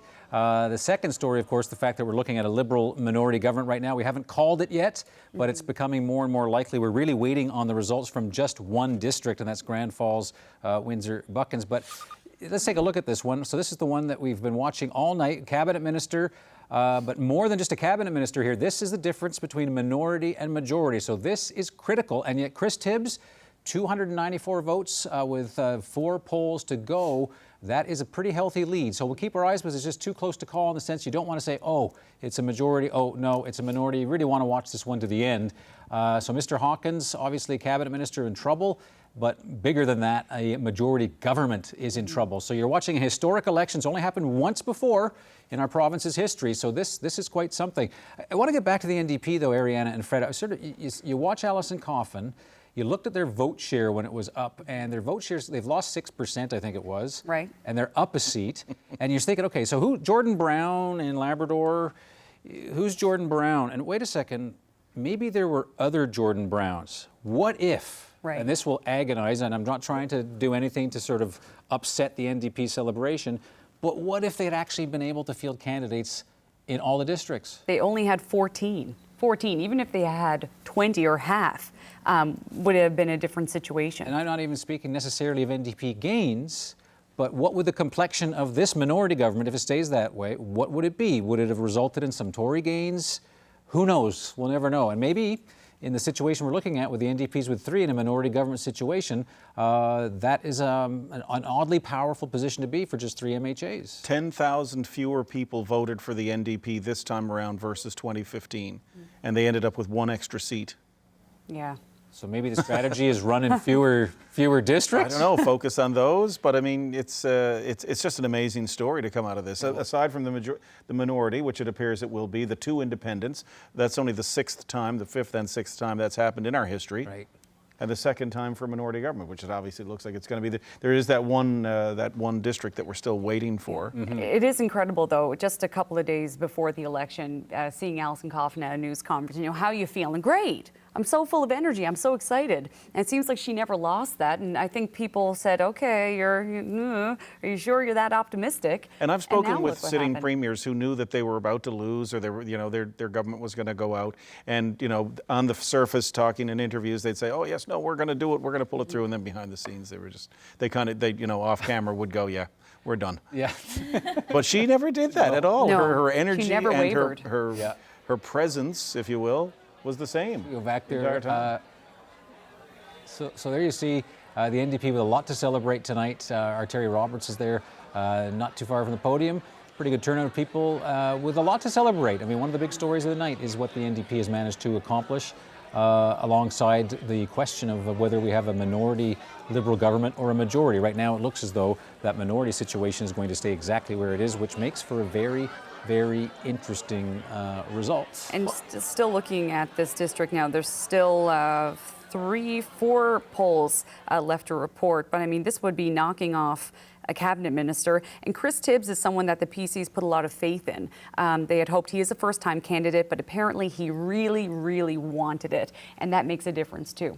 Leaders, okay, NDP, ringing endorsement for Alison Coffin. Ches Crosby, also a ringing endorsement for him. What happens with Dwight Ball? That's the big question. Does he stay on, or does he stick around long enough for them to figure out who's going to be his replacement, or just appoint somebody? They have a leadership. This is not the result he anticipated when he called this election. Well, I mean, there's 2 ways to look at this, right? Dwight Ball, successful tonight, wins a government. If you're one of the people who thought that the party should have gotten rid of him before tonight, this is a man who has lost a majority government to Ches Crosby. There will be a lot of Liberal insiders going, okay, look, sorry, Dwight, this is not the kind of result that keeps you hanging around as long as perhaps you would have liked to do. So this is a fascinating result on the political level, but also as far as getting anything done. What about the budget? What happens to a budget in this scenario? We're going to pass the budget. Well, maybe not. And if they don't, well, then we know what's going to happen. And away we go. Don't take the desks away just yet. Don't send the crew back. Don't even joke about that, Fred. Don't even joke. We have one of these federal editions to run in the fall as well. Anyhow, we're getting beyond ourselves. Who knows what the future holds? But right now, the future does appear that for the 2nd time only in the province's history, we're looking at a minority government situation. Peter Cowan. Interesting, a little bit of history back to 1971. If we look what happened there, where we had a minority government, it didn't last very long, but one of the first things that happened was everyone tried to play a game of political Red Rover. Who can we get from the other side to come join us in order to give us that majority in order to be able to govern? So the interesting question is, someone like, if these numbers hold, what would it take to get Eddie Joyce to come over and... I'm trying to picture Eddie Joyce playing Red Rover, and it's a Paul Lane. Strange image. Or Paul Lane. Everybody... Paul Lane has an advantage. Yeah. But you also have to look at, over the course of the last couple of years, the Liberals lost a number of cabinet ministers. For example, Paul Lane was upset with the budget and left. Backbencher, not a cabinet minister. But what happens if one person is upset with the budget and all of a sudden they say, you know what?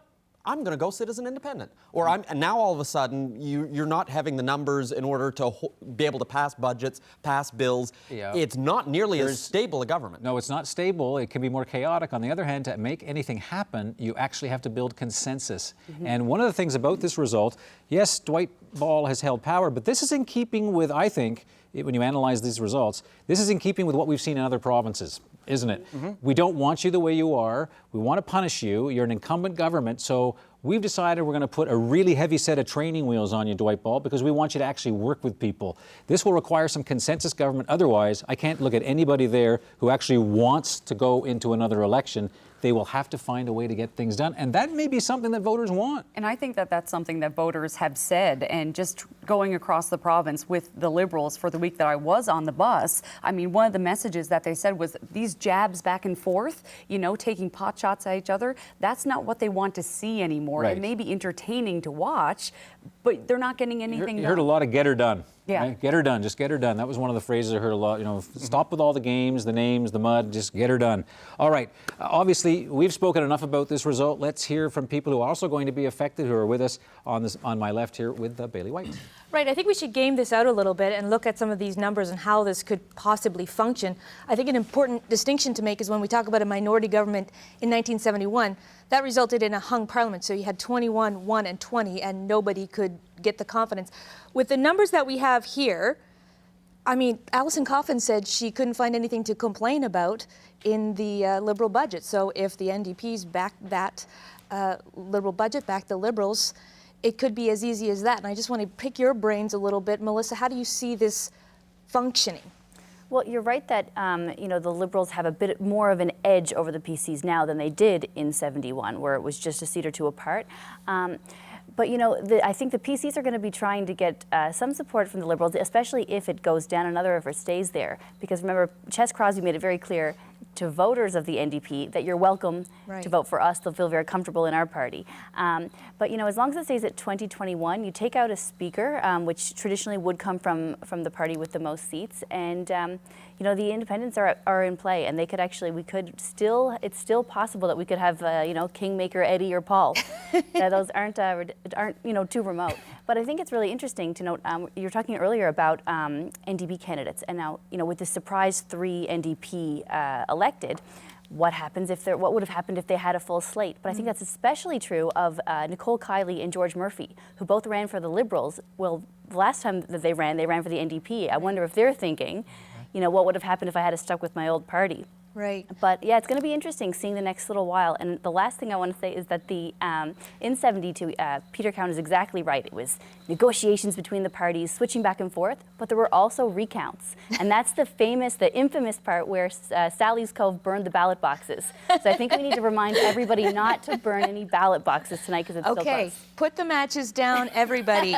Terry Hussey, right. what do you see when you see these numbers? Who can work together here? Well, really, it's kind of my dream scenario out of this election, which was a minority government, but it's razor thin. So you're in a situation where a Paul Lane or an Eddie Joyce, I don't believe the NDP are gonna switch over, but they could decide to caucus with the Liberals and essentially give them a majority government.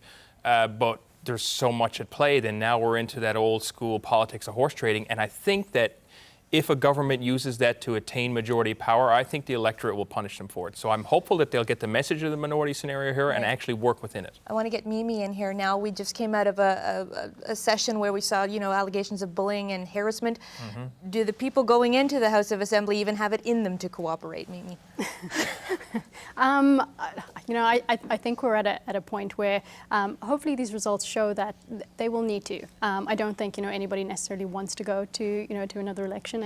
So I think it's in everybody to try and find some level of consensus. At least I think I know, you know, people going in and voted specifically for an opposition for that very reason, to have some type of checks and balances. And I think this is an outcome that most people would be happy about, to see that there is some of that. So communication is key, and the other key takeaway, of course, is put the matches down. Sally's Cove. Stop the fighting. It's interesting that I was talking about the budget before and getting things done. I think Alison Coffin had actually said there was really nothing in the budget that she objected to. So if Dwight Ball wants to keep her at her word, he could sort of say, listen now, you said you didn't object. There's 3 of you, 20 of us. For goodness sake, whatever Chess and the Independents want to do, let's just get this budget through. So there is a good chance that the NDP will side on because, let's face it, it was a good news kind of budget. I'm not sure if there's a lot in there for the NDP to object to. This is a huge learning curve, not only for voters who watch what's going on, but for people in government and how they're going to make this work. And I mean, they all just went through this, you know, how to work better together after the harassment scandal. Yeah. Boy, are they ever going to need that training now, and they're going to be leaning on that heavily. No question that's going to be something to consider as they really find their feet in all this, right? Because as we pointed out, this has only happened once before. How long did that last? 6 months. 6 months. So I'm telling you, leave the desks. If they, let's hope they can actually beat that record. And it's interesting. I mean, you'd like to think, you want to know what Paul Lane is thinking now, right? Because he has been a Tory, he has been a Liberal, but he has said recently that if his constituency votes him in as an independent, he will be an independent. And Eddie Joyce, of course, he has said he will not go back with the Liberals if Sherry Gambon-Walsh is there. And as we saw tonight, Sherry Gambon-Walsh has been re-elected. So are they going to sway one way or the other? I just thought of something. We may have a fall election after all. If you add 5 or 6 months up, you never know. Why are you smiling at me like this? It's quite possible. Oh, yeah, I think it's with this scenario that your mini bar is really strange outcome there. You know, there's a mixture of everything. Yeah, no, there is, and it shows on the map that was behind Peter Cowan, which we'll probably get a look at again a bit later in the broadcast as we try to wind down to that last district. But it is interesting when Peter was saying there is something for everybody. It is that kind of Neapolitan outcome that we're taking a look at here, with 20 Liberals again and 15 Conservatives. So you just look at that map. There is everything there for you, as Peter put it. Let's start in the big land. You take a look up there. You got orange, red, and blue. A lot of people thought that Labrador was unassailable for the Liberals. That did not turn out to be true. The typical Liberal strength in the west, even though they took a hit in some of the votes, and then a lot of blue in the middle, and then in the northeastern part of the Avalon. So a much different map than when we started tonight. Looks like Chris Tibbs. Yeah. All right, we are at the point of the evening. We've been waiting for the numbers to show it. And so important news and a bit of history in the making. For only the second time, the CBC election desk has this news. Dwight Ball will have a minority government for only the second time in this province's history. A premier with coming back to power, not with a majority, but with a minority. So those numbers are going to stay where they are. Let's take a look now. District 16, the one that we're talking about, I believe that's still in the numbers, is Bonavista. Grand Falls, Windsor-Buchan. Sorry, we're looking at so many close races, getting confused a bit. But there you go. Al Hawkins, cabinet minister, defeated, as is a majority government. So Chris Tibbs wins, and the people of Grand Falls, Windsor-Buchan kept us up late to see what the result of this would be. And there you have a Liberal minority government. The Liberals have 20, Conservatives 5, just 5 back, the NDP 3, and the Independents 2. So 20 in government, 20 in opposition. My, oh my, what a different result from where we started tonight. My, oh my, what a different House of Assembly we'll have. It's going to be very interesting to see how they can actually manage this. Yeah, and again, the learning curve is going to be huge for everybody, as reporters, the electorate, but most of all, for Dwight Ball. And the question mark around his leadership. Will he be the person who's going to determine how this minority government will move forward? Yeah, and there's so many different perspectives and so many different stories that come out of the numbers of this result. What the voters in Newfoundland and Labrador have decided tonight to re-elect the Premier, but put a very tight leash on the Liberals. And I think a point that we've made several times in the last several minutes. It's the kind of government that you have to compromise, or we end up in an election situation once again. And this is an important issue for the NDP and the Independents, though, as well, right? Because they're the 5 that give the Tory 15 the 20 altogether. So the math is really important. Well, yes, and the Liberals have to appoint a speaker. Right? That's right. So this is going to be very interesting. Paul Lane for speaker. Imagine how much, or Eddie Joyce. Or somebody from the NDP. Who knows? Stranger things have happened. They'd rather rest like on the convention that the speaker votes with the government in the event of a tie. They might just go that route. But anyhow, we're waiting now. We've heard from Alison Coffin, and shortly we'll be hearing from Ches Crosby, who didn't do exactly what he wanted to do. He didn't win, but he finds himself potentially as leader of the opposition in a minority situation, which is much different than being the leader of the opposition when you're facing a majority government. So try to make sense of this.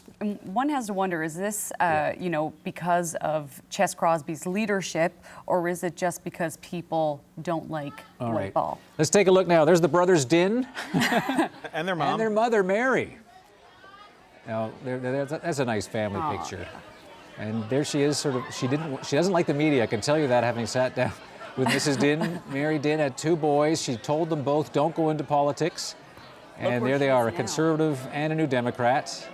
The strange thing is, I'm not telling tales at a school, she resides in Tom Osborne's district, And when I asked her who she was voting for, she said, fortunately, not for either of my sons, but she wouldn't tell me she's voting Liberal or not. And there's a possibility, looking at how Mr. Osborne won tonight, who knows? You know, you got to teach your sons to be fair. They may need to get her to move. One for you. There you go. But Paul and Jim Dinn, obviously celebrating the fact, the brothers Dinn, as Paul, as Peter coined it, there they are celebrating with their mom. That's a nice human moment in the sort of difficult elbows up kind of moments in politics. And so there they are celebrating at the NDP headquarters. Now I'm assuming that this means Paul is going to have to bring Dinn over to the Tory headquarters to be fair with the whole thing. And I like that great line from Mary Dinn, and she says, I couldn't tell them what to do. They're in their 50s. They're still young. Yes. Yeah. They're young men. I can't It tell was them my what favorite to do. part of the interview, to be honest. She said, But, young? But anyhow, a nice moment. Now, we're still waiting for Ches Crosby, who we believe is getting close to talking to his supporters. Sort of wondering what Ches Crosby makes of this result. Looking at it, you know, he basically asked voters to say yes to Ches. They didn't. It's kind of like... but he put up a good fight for Dwight. Yeah, maybe Ches, not the yes that he was looking for. But nonetheless, he increases the size of the caucus by 7 MHAs. For even Tories who sat this one out, they'll have to give Ches Crosby his due, even though the chances that Mr. Crosby hangs around to run again, how old would he be come next election? 71, but that's probably a question better put to Keith Hutchings, who what do you think the people who sat this one out are saying now? This is the woulda, coulda, shoulda. Yeah, and in some districts, you know, we talk to candidates about running, and you know, it always takes some fortitude to step up and put your name on a ballot. And I think there's some progressive conservatives out there who thought about running, who didn't run, are probably saying now maybe I should have. But I think if you look at the results here, and 4 or 5 of the districts were relatively close, and some of those ones we'd lost were ones that we'd counted on winning. So, you know, for a couple of hundred votes here and there, it could have been a different result, but I think it's been a great result for us Did a lot tonight. of people not want to run, though, because it was Ches Crosby who was the leader, and his style is different? I mean, he'd admit that. Yeah, he is, and, you know, his style is different. You know, who knows? But, you know, as was mentioned earlier, maybe, you know, we get the razzle-dazzle of certain politicians, and it's time for a change. But the reality is that we've gone from 8 seats, 2 incumbents left. Tonight we're up to 15. We were very close to being a minority, depending on a few seats and where they would have gone.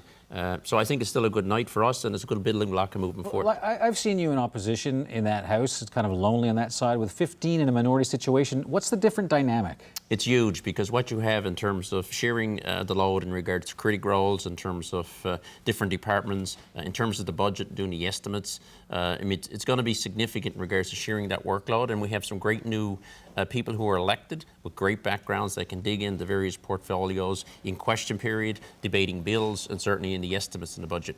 That's not passed yet. All right. Again, if you have not left, and I wouldn't suggest that you do, given the fact that we've got this kind of result with a minority government for only the second time in our history, with 20 Liberals, 15 Conservatives, 3 New Democrats, and 2 Independents. We're still waiting to hear from Ches Crosby, and later Dwight Ball, of course, who is going to be in charge of this minority government. So stay tuned. Peter. We heard a lot about apathy, that this was going to be the election of apathy where people weren't all that excited. I want to point out tonight that the difference between a majority and a minority government is 5 votes. Mm-hmm. That is, so for people who thought, you know what, my vote isn't going to matter. What's the point in me going to vote? Well, in Labrador West, those couple of votes would have flipped it. The Liberals would have 21, and we'd be talking about a Liberal majority. It'd be a very slim majority, but they'd have it. And it will be interesting to watch how that recount, because there is going to be an automatic recount. It's going to be done by a judge, has to be done within 7 days. So every little spoiled ballot, they're going to be looking at every tiny little X, because you only have to move a few votes from one to the other or get a few ballots thrown out. All of a sudden now we've got a very different result and a very different look in the House of Assembly. So that's how razor thin that things are tonight. Mm-hmm. And I'm just looking at the Elections NL website, just taking a look at some of the voter turnout. Some of the highest voter turnout was in Cape St. Francis, where you had Kevin Parsons, the Tory stronghold, 70%. But we also had some other areas where it was down to just a small amount of votes. Harbour Grace, Portagrave, they had a voter turnout of 70.4%, and that would have been in an area where it wasn't a landslide like with Kevin Parsons and in Cape St. Francis. And so we consider sort of the efficiency of the vote when we sort of crunch all of these numbers at some point. It'll be interesting to see what the different percentages were, because as you mentioned, the NDP saw their vote come down significantly. They're up. The Conservatives had a very respectable amount of the share of the vote, and yet they find themselves 5 seats short of government. The thing that I found amazing is I heard more and more ordinary voters saying, you know what, I'd like a minority government. That was a message I hadn't heard a lot in previous elections. Well, guess what? They got what they were looking for. That checks and balances on place in a government. And because a lot of people were looking at something like the 2015 or 16 budget and saying, that was bad. If we had a minority government, there would have been someone to sit there and go, you know what, we're not going to support that. And it's a very different dynamic when you have to actually convince other parties to support something as opposed to being able to rely on that majority to just put any legislation you want through the House. Mm-hmm. Go John ahead, Fred. Sams, I wonder if you could type your password into your phone and pass it over to me. I want to see what your Liberal cohorts are texting you right now. Would you mind doing that for 5 minutes? I was looking at Twitter, actually, to be completely honest with you. No, look, this result, I mean, it's obviously we're hoping for a majority, but at the same time, the thing that's kind of rolling through my mind right now as I look at this is that you know, Dwight Ball has been criticized for perhaps not being that Danny Williams, that Brian Tobin, that Brian Peckford, that very fierce leader, very strong and strong opinionated, strong-willed type of leader. Instead, what he is, he's more of a conciliator. He's someone that's willing to work with anybody, including those in the House of Assembly, and I think that will actually be an asset to him as we go through this minority situation. And the purist in me, to be honest, I mean, I'm a Liberal, but I'm Newfoundlander and Labradorian too. A minority government might be a good thing for Newfoundland and Labrador. Will he stay on, do you think? I think so. And what are the chances that Eddie Joyce, you think, will come back into the Liberal fold? You know what? That ultimately depends. I think that it depends on the tack that Eddie takes. I mean, if there's still an ultimatum, I would say he'll be sitting as an independent. Yeah, the ultimatum about whether he can actually work with a cabinet minister who was re-elected tonight, Sherry Gammon-Walsh. Where we're getting into the kind of detail. These will be Dwight Ball's problems, not yours, and not yours. But we can certainly get into that kind of detail as our coverage is going to continue. But I do want to sort of reiterate right now that we're looking at a minority Dwight Ball government as projected by our election desk, with 20 seats for the Liberals, 15 for the Conservatives, 3 New Democrats, and 2 Independents. I want to say goodbye now to our national audience, but for those of you who are still here in the province, you want to continue watching our coverage, don't go away, but thanks for watching.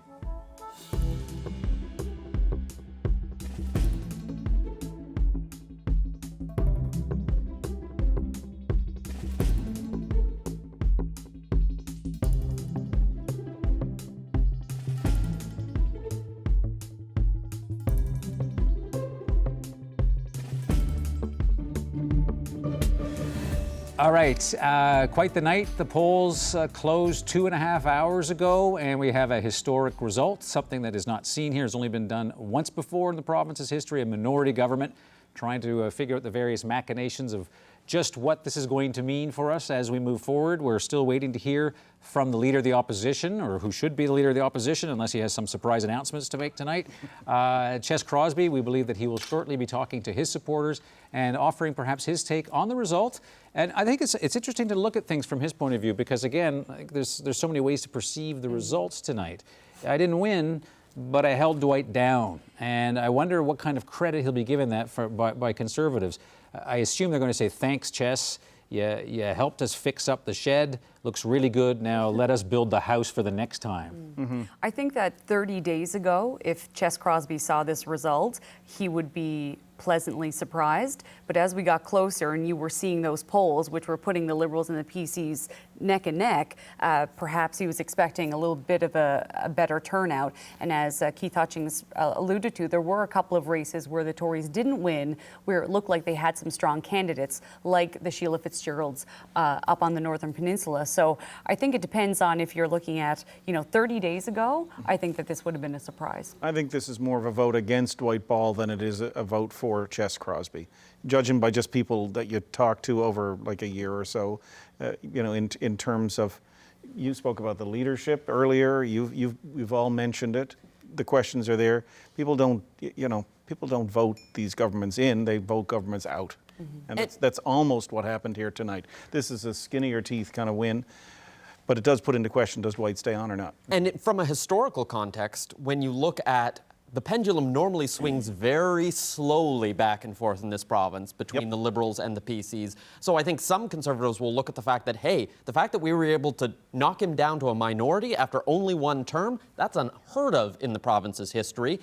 Sure, those terms will keep getting shorter and shorter, but I don't think a lot of people were expecting when Ches Crosby was chosen as leader that he's got to become the next premier or he's out. This was a rebuilding process. So the question is, will it be rebuilt enough for the liking of people inside the party? And the big difference, too, the dynamic in a minority government, something that you and I have spoken about, Peter, the backbench gets emboldened. Backbenchers matter in a minority government situations in ways that they don't necessarily, particularly in large majority governments. You don't push them aside now. No. Every single one will count. And that's also something that you heard from voters, is that they weren't seeing or hearing from their MHAs enough. So speaking with Jerry Dean, who was defeated, he said, but I was vocal. I just wasn't in front of the cameras or standing up in question period because he wasn't a minister. And I think that when you don't see your representative that often, that has an impact. So maybe it is a positive that those backbenchers will be seen and heard from a little bit more. And there are a lot more what-if questions that political observers and analysts and political scientists look at in a minority situation. For instance, when Dwight Ball came to power last time with a significant and substantial majority, he was in a position when he ran into trouble where he could actually shed a couple of MHAs, right? During the so-called bullying and harassment scandal, he could afford to do without Dale Kirby and Eddie Joyce. In this kind of configuration with 20 MHAs, if you end up in a similar situation where because of reasons of conduct or for whatever, very difficult on principles and procedure to say, okay, sorry, you got to go. You also have to wonder how much of an, oh, and there's Ches Crosby walking in there now. All right, there you see the leader of the Progressive Conservative Party, Ches Crosby, entering the headquarters there. Loud cheers for him. Looking much the same as he always does.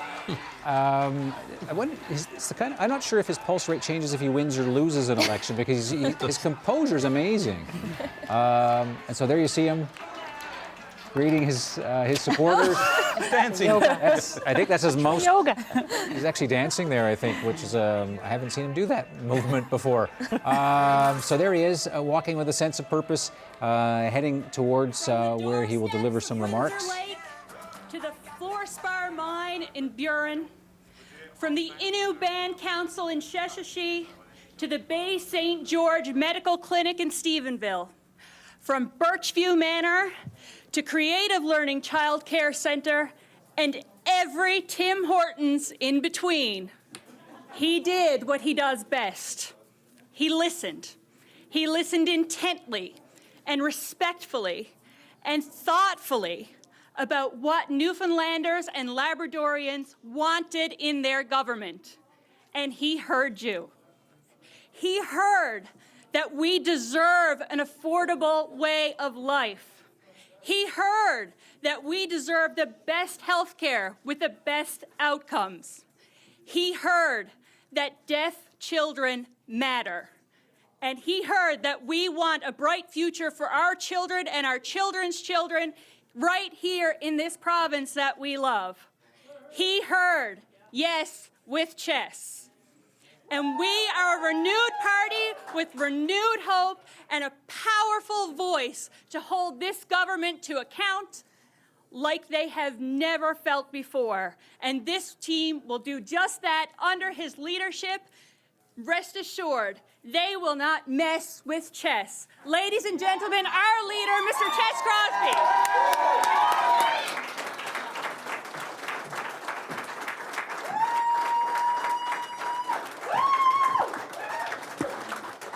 Thank you, Rhonda. I had two speeches, and neither one of them applies. This is a unique situation in which the tide is going out on the Ball Liberal government. Yes.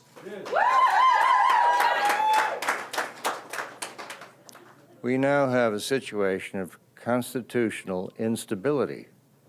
Where will this end up? It will not end up with Dwight Ball as Premier of Newfoundland in 1 year from now.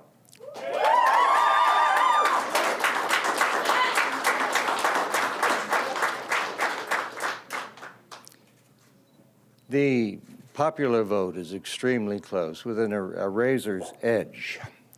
The seat count somewhat different.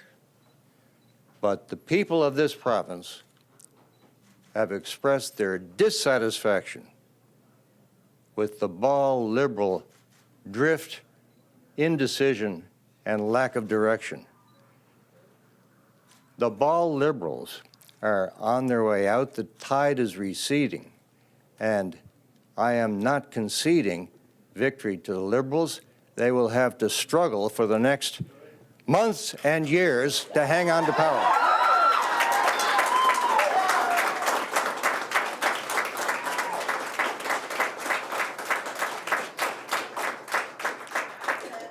Our friends in the NDP and our friends who are now independent members of the legislature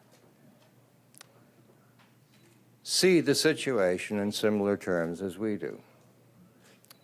And over the coming days and weeks, we will have discussions with them about their attitude to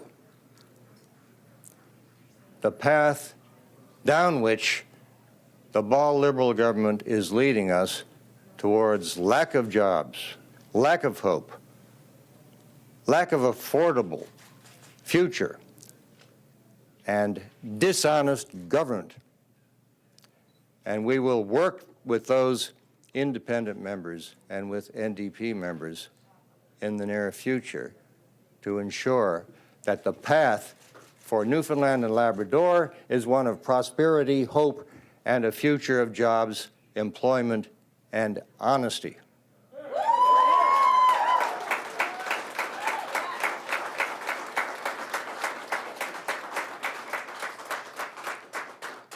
So I leave you with this thought.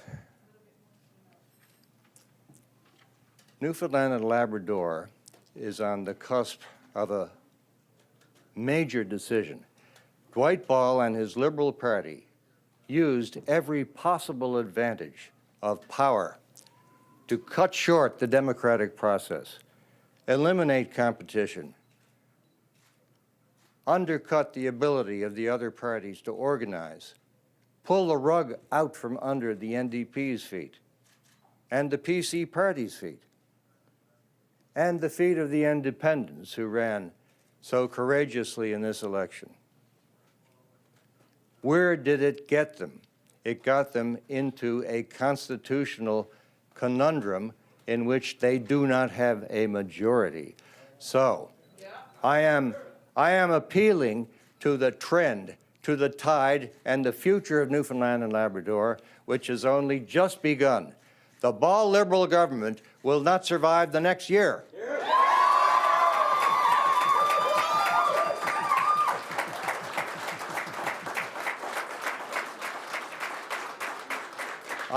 I call upon the NDP and the independents to put their trust in a future of jobs and hope, affordability, and honesty. Thank you. Well, Ches Crosby said that he had 2 speeches. I hope he kept copies that he can hand out to us because I'd like to see either one of those. So speaking off the cuff, he did not have any notes. And now he's going to talk to reporters. But definitely defiant Ches Crosby, not conceding victory were the words that he used. Some people tend to think there's a protocol to these kinds of things. Ches Crosby not apparently giving 2 hoots about protocol there. Won't concede victory, and that you may have noted, how many times did he use the word friends? Many in which times. he was not actually talking about conservatives. So it's an ongoing constitutional crisis. And I might mention... All right, he's speaking to reporters. Let's see if we can catch some of this. The fact that the Lieutenant Governor has put herself in a constitutionally compromised position. How so? Because when the Lieutenant Governor has to issue a letter defending herself against accusations of partisanship, it tells you that she has made a big mistake. Do you think she won't be fair in this next couple of weeks? There is a legitimate concern of apprehension of bias on the part of Judy Foote. On whose behalf? Who is concerned? On behalf of anyone who objectively looks at the situation. She has not managed to divide her role as a nonpartisan representative of the Queen from her recency as a political member of the Liberal Party. So what are you going to do about that? Well, we're going to have to see. How do you plan on roping in independents? You made an appeal that you want them to, are you asking them to join the PC party? No, it's not that, but look, they were elected because there's a groundswell of revolution against the Ball Liberal government failure to provide leadership. What makes you think that Premier Dwight Ball, or designate, will not be Premier in the next year? There is tremendous dissatisfaction with Ball's leadership within the Liberal Party and outside the Liberal Party. I'm forecasting he will not survive. Are you going to force an election within a year? I will do what the popular sentiment, what the popular vote dictates that we should do. I am saying right now that Ball is not going to survive the next year. What right do you have to say that? He won more votes. He won more seats. He used every advantage of his incumbency to cut short the democratic process and to prevent it from having its final verdict. He called the election on a surprise basis. He was sneaky about it. You ask Alison Coffin. You don't have to ask me what I think about it. She will tell you how it undercut the ability of the democratic process to organize and provide voters with a legitimate choice. Is there anyone that sees this as a win? This is a win for democracy in that a first-term government, for the first time in Newfoundland and Labrador, has been denied a majority. Conservatives have been winning time and time again in provincial elections throughout the past few years. The difference between your campaign and theirs is that you've been appealing to socialists in the NDP party. Do you regret doing that, not running really as a Conservative? Look, I'm running as a Newfoundlander and Labradorian and representing the majority sentiment. What happened here tonight is the government using every potential advantage that they had to undercut the democratic process. When you say Dwight Ball won't survive, do you mean as leader or do you mean as premier? Are you going to force a new Liberal premier? Both. Why? Because the dissatisfaction with his lack of leadership, his lack of honesty, his lack of vision for the future has come to a boiling point. He's only barely hung on with his fingernails. Even within his own party, there is a revolution occurring, and he will not be able to cling to power. Did you blow an opportunity tonight? I'm sorry? You blow an opportunity here tonight. You say Dwight Ball is unpopular. Shouldn't you have won then? Listen, I only took over as leader a year ago. I've worked close to a miracle with the PC party. I promised to rebuild it, and I've done that, along with the help of many others. And we have now come to the brink of taking power. So I think I've fulfilled my promise to the PC party. What will you and do I'm next? looking forward to fulfilling my promise to the people of the province. What are you doing tomorrow morning? Well, I'm going to have to keep my thinking cap on and stay sober-minded and talk to some people. You appeal to the NDP and Alison Coffin here. Do you foresee her as being a potential ally in the future when the House resumes? The people of the province voted against the Liberal government. So we have allies in the NDP and amongst the independents, and we'll just have to see where our discussions take us. I've been, involved in my professional career in discussions and settlements, everything I've done. And I have no difficulty assuming that I can do that in the realm of politics. All right, to do it all again, what would you do differently? Thanks, folks. Do you think that your flip-flop on kicking out a social conservative candidate hurt your credibility? All right, Ches Crosby winding down his scrum with reporters there. An interesting speech followed by an eyebrow-raising scrum in which he questioned the integrity of the Lieutenant Governor, Judy Foote, possibly because she would have a role in the event that there is a constitutional issue with who should form a government. I think Dwight Ball's numbers on the screen indicate that won't be. He will be running the government. But I think that the tone and tenor of Mr. Crosby's remarks is what strikes me as being significant. Not wanting to concede victory, predicting that Dwight Ball will be done within a year, that he will not survive. That he will not be the premier of the province. And this, on the one hand, you could say he's combative. On the other hand, you could say he's a sore loser. It didn't go his way. I mean, he wanted people to say yes to Chess, and instead the voters said, all right, Dwight. They settled for they settled for Ball. And I'd like to talk to some of our political insiders about this. And maybe Keith Hutchie, is Chess Crosby a sore loser? Well, first and foremost, I mean, in any election campaign, I certainly acknowledge that Premier Ball ran a campaign. It was a close campaign, and certainly recognise that he was the winner at the end of the night. I think what Chess is referring to, when you look at the split in the legislature and the seats, you have 20 for each side, or 20 for the Liberals and 20 that are divided up for the other parties. And you look at the popular vote, certainly if you added that up, it would exceed what the Liberals have gotten. I assume when he speaks to the government surviving and moving forward, we have a budget coming. A budget was never passed. I would suspect the Liberals today would have wished they had passed the budget some time ago when the House was sitting, because now they have to go into a legislature where they only have 20 seats. They need to pick a speaker, and all of that is going to come full circle in regards to everybody has to stand up in that House and vote for a particular budget. If they don't vote for it, it's the fall of a government, possibly. You think he worked a miracle with your party? I think that's the words he used. A miracle. I don't know how you define a miracle. I think he's done a good job. Well, it's a miracle. It's up there, right? I mean, it ranks a miracle. I think he did a good job, as I said before, in regards to coming in a year ago and where we are tonight with 15. Miracle might be a majority government because miracles are pretty big, but miracles are big. Yeah. I won't dwell on that. I don't know if I classify it as a miracle. He did a good job. All right. Okay. Fair enough. Mona Rossiter, apparently he wants to talk to Alison Coffin because you're friends. Yes, apparently so. Well, I'll tell you one thing. With our seats, that we won tonight, we're going to go into the House of Assembly with our own agenda. And if anybody wants to talk to us, it's going to be on our terms with our agenda, because we're representing a certain point of view and a perspective in Newfoundland and Labrador. And I think the real winner here tonight are the voters of Newfoundland and Labrador, because they said, nope, no more Liberal majority governments acting with impunity. And that's what they really said. No, done with that. Done with governments acting with impunity. So I think it's great, and I think this kind of minority setup gives us leverage in the House of Assembly to advance the things that help Newfoundlanders and Labradorians. Are you a little bit surprised, though, that you got 3 seats? Come on.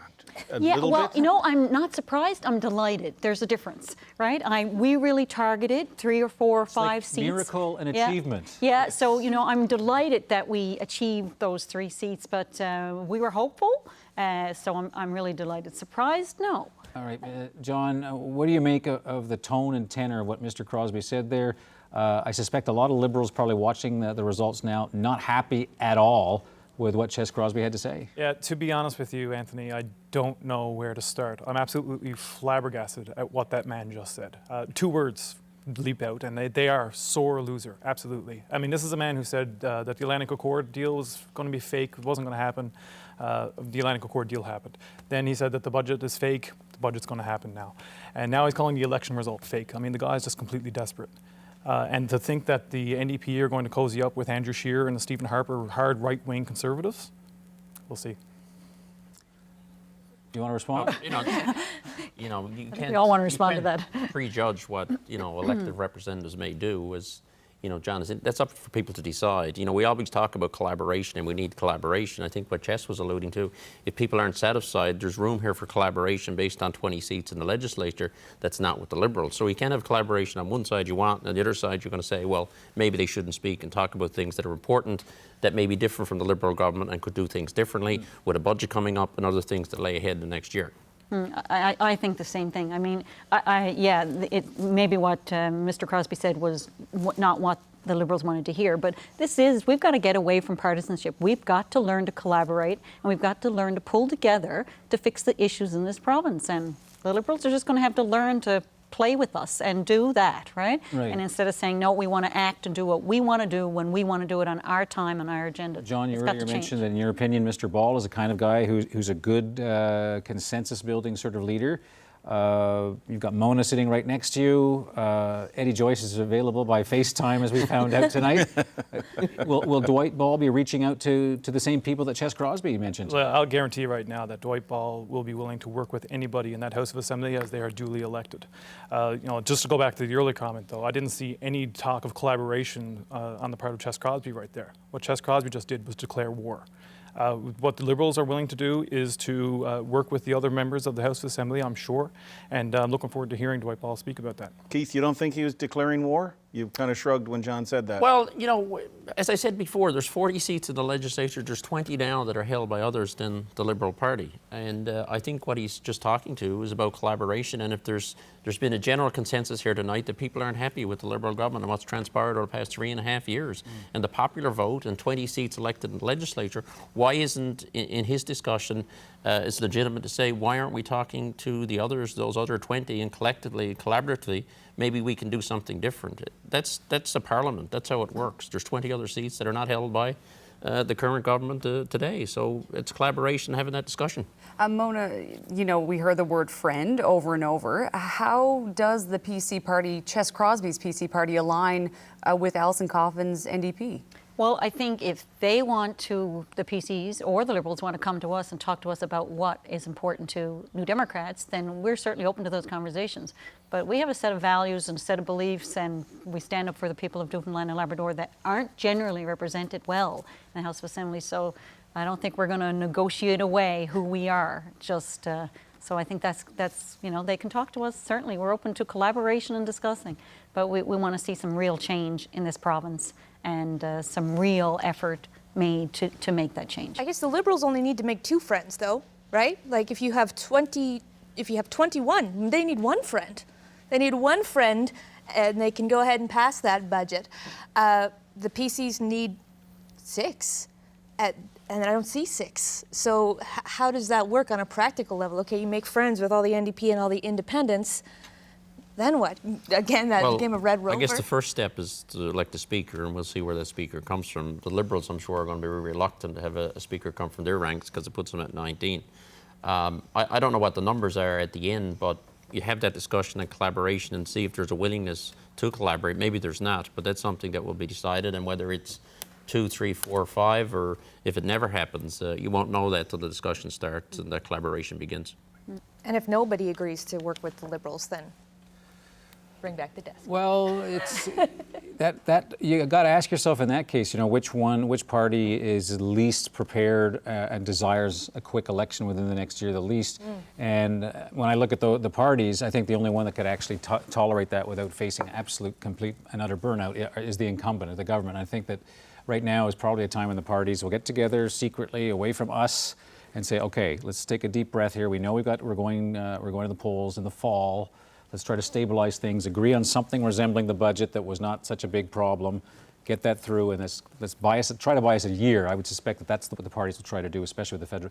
In a year we don't have a federal election in the fall, I'd be less optimistic about that, but that's, who knows? All right, so look, the obvious choice, though, here, the easiest get would be Eddie Joyce, to convince him to come back over to the Liberal side. What does he have to offer to Eddie, John Sams, in order to get him to do that? Well, that's not for me to say, for sure. I mean, that's certainly above my pay grade. I think that Mr. Joyce has good relationships with those in the House of Assembly, a lot of people in the Liberal caucus. Remains to be seen what happens there, but like I said, I'm sure that Dwight Ball is willing to work with anybody in that House of Assembly, and I'm sure that would include Eddie Joyce under the right conditions. It would be fascinating when we spoke to Eddie Joyce earlier, and I'm saying this not so much to people who are watching at home, but more to the people who have helped us put this special together, but it'd be fascinating to talk and reconnect with Eddie Joyce now by FaceTime. Absolutely. Or Paul Lane. Things are much, much different than they were, and Eddie Joyce told me if we wanted to talk to him, well, he told me what he tells his constituents, call anytime. So we'll see if we can actually reconnect with Mr. Joyce, because things have changed since we last spoke. But I guess it gets into the machinations of, okay, we've got these 3 and these 2 independents. What are we going to do, and how will things be? I guess on a scale of 1 to 10, how surprised are each of you with this result? Because obviously you look at this differently. An NDP scale of 1 to 10 is probably pretty high for completely different reasons than the other. So walk me through it. Mr. Sams?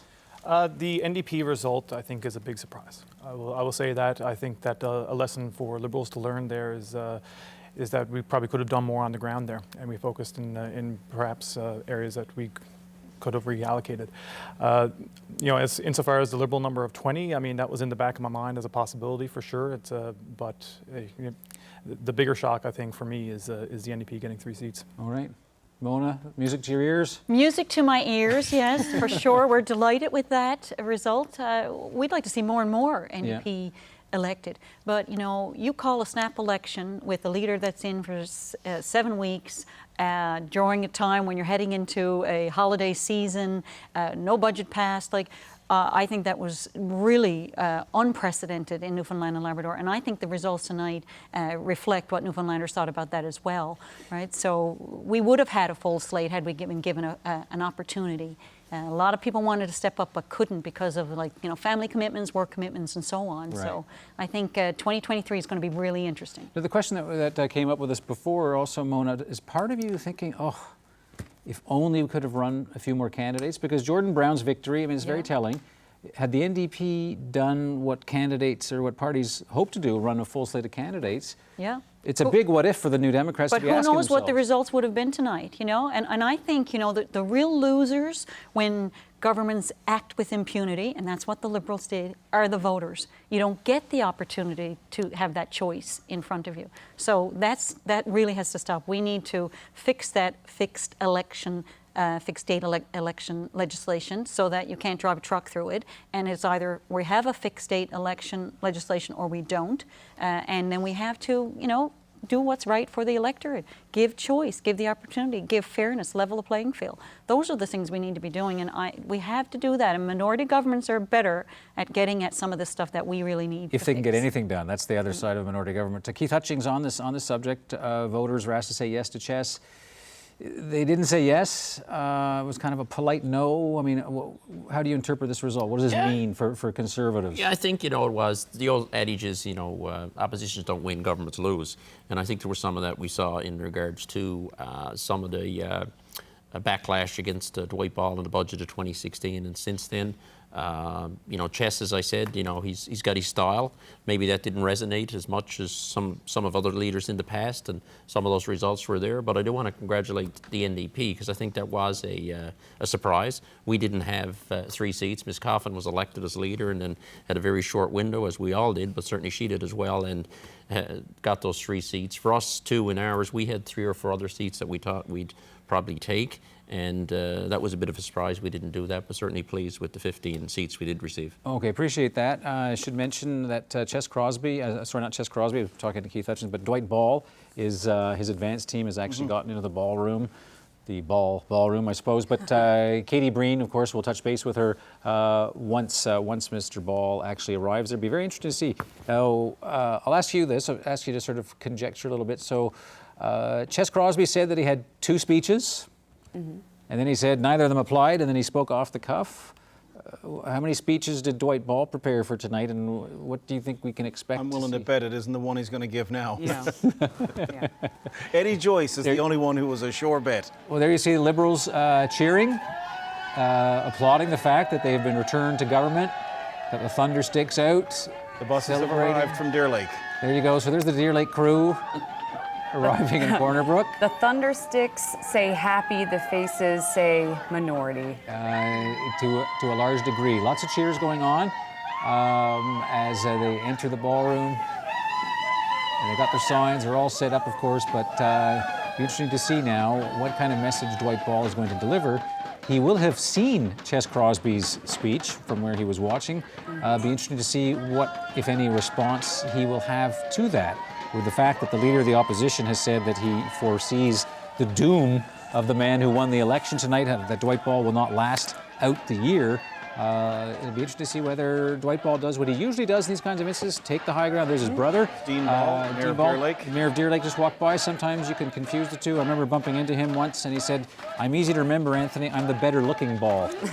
So Dwight Ball will make his way in shortly. So we'll see what he responds to that. But I think this will be a fascinating speech. Not the speech he was hoping to give coming back with the majority, as his brother sort of paves the way, also popular and equally well known in that. It'll also be interesting to see, how much he'll reveal tonight on what his future is. Will he, drop the gloves like Chess has done, or will he take a more subdued approach to his speech tonight? Well, given the big cut in the number of seats they have, it's an automatic thing. It would happen not just here, but anywhere across the country, that the question mark is, are you going to stay on? Are we going to replace you and try to keep this momentum going? Give it a year, let this settle down. And there's a constitutional leadership review, isn't there, after that's called for in the Liberal Constitution within 2 years or a year and a half of an election? Right. Well, they just had one in June. So, Right. well, they voted more than 70% to keep him as their leader. But the result, though, would change things. I'm not quite up to my Liberal Party constitution to the letter. All right, so we'll see. That's yet to be seen. So you saw a little topsy-turvy camera work there because That always happens in the campaign rooms when they're about to give their victory speeches, and I'm sure he will tonight. He'll try to put a brave face on this, but there's no question that I don't think they'll be waiting 2 years after this election to question or to at least ask. Are you really going to stay? Either you make the decision, or do we make it for you? As we were waiting for Dwight Ball there, I was taking a look at the voting numbers, right? Because we thought that voter apathy was going to be one of the big stories. Haven't been able to get the total there, but the lowest voter turnout was in Eddie Joyce's district in Humber Bay of Islands with 20.4%, followed by Mount Sion with just over 30%. Only 20%? 20.4%, that's according to Elections NL. Now, Mount Sion typically does have a lower turnout. There are a lot of students that live in that area, university students. But if these numbers are true and 1 in 5, I mean, if that's something you see in a few districts, that would bring the average down. So we'll make sure to check that. The highest would be in Harbour Grace, Port de Grave with just over 70, and with Cape St. Francis with just over 70. Okay, well, we'll see if we can actually get that final voter turnout figure for you before we head back to the West Coast. Of course, that was a big concern. We were sort of talking about that in a sort of conjecture sense in an election like this, where there was so much concern about the leadership. What would voter turnout be? But I guess, when it actually comes to governance, we spend a lot talking about the game of an election night, but in terms of actual policies, the fact is there are some very serious issues facing this province. You think about the population issue, with a dwindling population, more people dying than being born, the debt, which we talked about. There are some fundamental problems. And so, coming to what some of the members of the panel said, maybe a minority government, I mean, I hate to be completely Pollyannish and optimistic and idealistic, but maybe this is a good scenario to sit down and say, listen, we have to deal with the debt. We have to deal with our population problem. Maybe a minority government has that potential. It makes life a lot more difficult for the governing party in this position, because they just can't ram through and push through whatever their agenda is. They got to get a lot of consensus. It's going to take a lot more time, and it complicates things. It's complicated, Anthony. Yes. Very complicated now as a result of this. But I think the bigger question is going to be whether or not Dwight Ball, what he says now in the next 5 minutes when he speaks is going to be indicative of where we're going to go in the next 6 months. All right, now that the votes have stopped coming in, Peter Cowan's a bit like the Maytag repairman over there waiting for a call. So I'll bring you into this discussion, Peter. I hope I'm a little more interesting than the Maytag repairman. Usually. You were asking Eddie about Eddie Joyce, and colleague Lindsay Bird was just speaking with him, and Eddie Joyce told her that he will not join any party even if they ask. He says he was elected independent and he'll stay that way. All right. Now, if the right offer came along, if he felt it was in the best interests of his constituents, if he went out and consulted them and they said, please join the party, things can change, but don't expect tomorrow morning all of a sudden Eddie Joyce is going to pop up and say, haha, I'm a Liberal again. And it would also be a bad look if the voters voted him in as an independent, and then, an hour later he says, well, if I get the right offer. And the other one, of course, that people will be wondering in terms of independence is Paul Lane, who's been both a Conservative and a Liberal. He posted on social media about a week and a half ago, because people have been asking that question, if it's a minority, and he insisted much of the same thing, that he said, look, I'm going to do what's in the best interests of my constituents. I'm not going to be joining and playing kingmaker or taking a cabinet position in exchange for supporting a government. Politics, Peter, is like romance, and sometimes the more coy you are, the more attractive you become. So you're going to play a difficult game if you're actually going to go down this route, because we are talking about power here and money. I mean, it's like a $50,000 bump if you or the speaker, right? Well, yes, he didn't say he wouldn't take a speaker's job, did he? He was not specifically asked about that, but that is an excellent point. That because it is a role that he has talked about wanting before. And so he it's, has. I don't think he was deputy speaker, but he may have been. He did play a role. I think he was chair of committees, so he does have some experience in regards to that. Because that was the consolation prize when he wasn't made a cabinet minister after the last I'm not sure on election. that one. and he has talked up his credentials as someone who wants to be a consensus maker in his own right. I mean, he claims that some parties were interested in taking him, but they weren't on terms that he could accept. Maybe that will change in the weeks to come. But I will say, if you want to get to one of the uglier facets of what's happened here in the last year and a bit, Eddie Joyce was quite explicit after the bullying and harassment scandal that he would not sit on the same side of the House and the same benches with Sherry Gambin Walsh, right? His accuser in all of that. I think Eddie Joyce has told a lot of people that he has no intention of doing that. Of course, as you know, that man kicked Eddie Joyce out, and they will be together again, once again sitting on opposite sides of the House. Dwight Ball about to talk to his supporters, as he has done something that has only happened once before, and that is he has inherited and won himself a minority government. So he's greeting his supporters on his way in, as you can tell, smiling. And one thing I give Dwight Ball a lot of credit for, he works a room very, very well, and he remembers things, knows people's names, and has built up relationships with a lot of people. You see him shaking hands and smiling.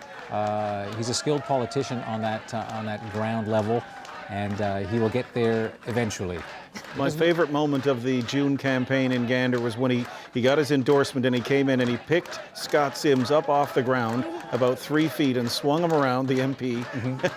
And I actually have a picture of it. I don't see Scott Sims there tonight, so he's safe. Okay. Scott Sims is not very tall, though, so he could be in that crowd. And I don't think he's in the mood to pick anyone up tonight, although he looks happy enough. Pretty spry. This is the brave face after what has to be a bit of a, even though they've won this minority government, this has to be a little bit of a sting. There's no doubt. And I think you can see that on his face tonight, that this is not what he expected. Significant number of seats lost with that share of the vote coming down considerably from where they were in the election in 2015, which is translated into this minority government that you're seeing. Lots of cheers. Again, you could see his brother just on the edge of the screen, not too far away from Dwight Ball. And he will eventually get to the stage and speak to us all. It's a little more crowded in there. You might chat up people for a bit of time. And we're getting the introduction.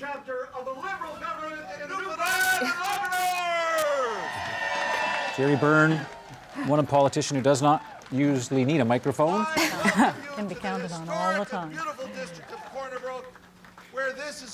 That's John Allen there in the blue suit to the left. President of the Liberal Party. In November of 2015, we all gathered in this room to celebrate an historic win when we assumed the government of Newfoundland and Labrador on an incredible momentum of volunteer support and participation, and you made it happen!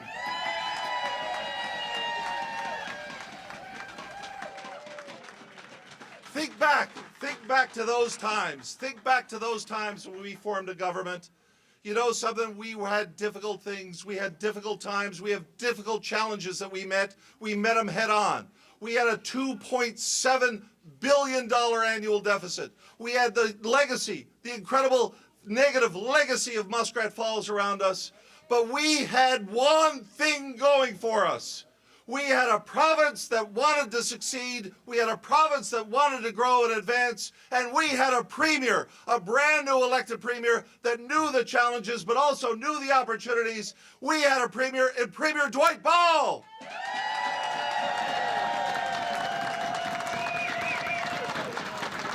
Now today after incredible challenges, things that we could never have foreseen, things that occurred, things that were just never on the books, a $2.7 billion deficit, a Muskrat Falls legacy that no one would want to tackle. We had a premier, we had a brand new elected premier that never shriveled under the challenge, that never shirked responsibility, that took it head on, and he brought the province to a brand new era. Now today, we have new hope. But now today, we make a new chapter in the government of Newfoundland and Labrador under a premier that has proven himself very much capable, ready and able to do the job, and has been supported by the people of Newfoundland and Labrador.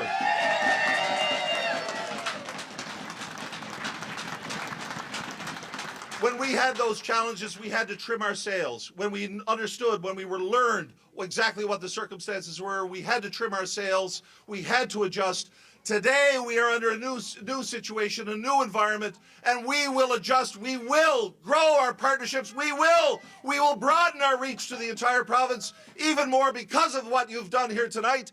You are to be celebrated. Ladies and gentlemen, put your hands together to the next Premier of Newfoundland and Labrador, our incumbent Premier of Newfoundland and Labrador, Premier Dwight Ball.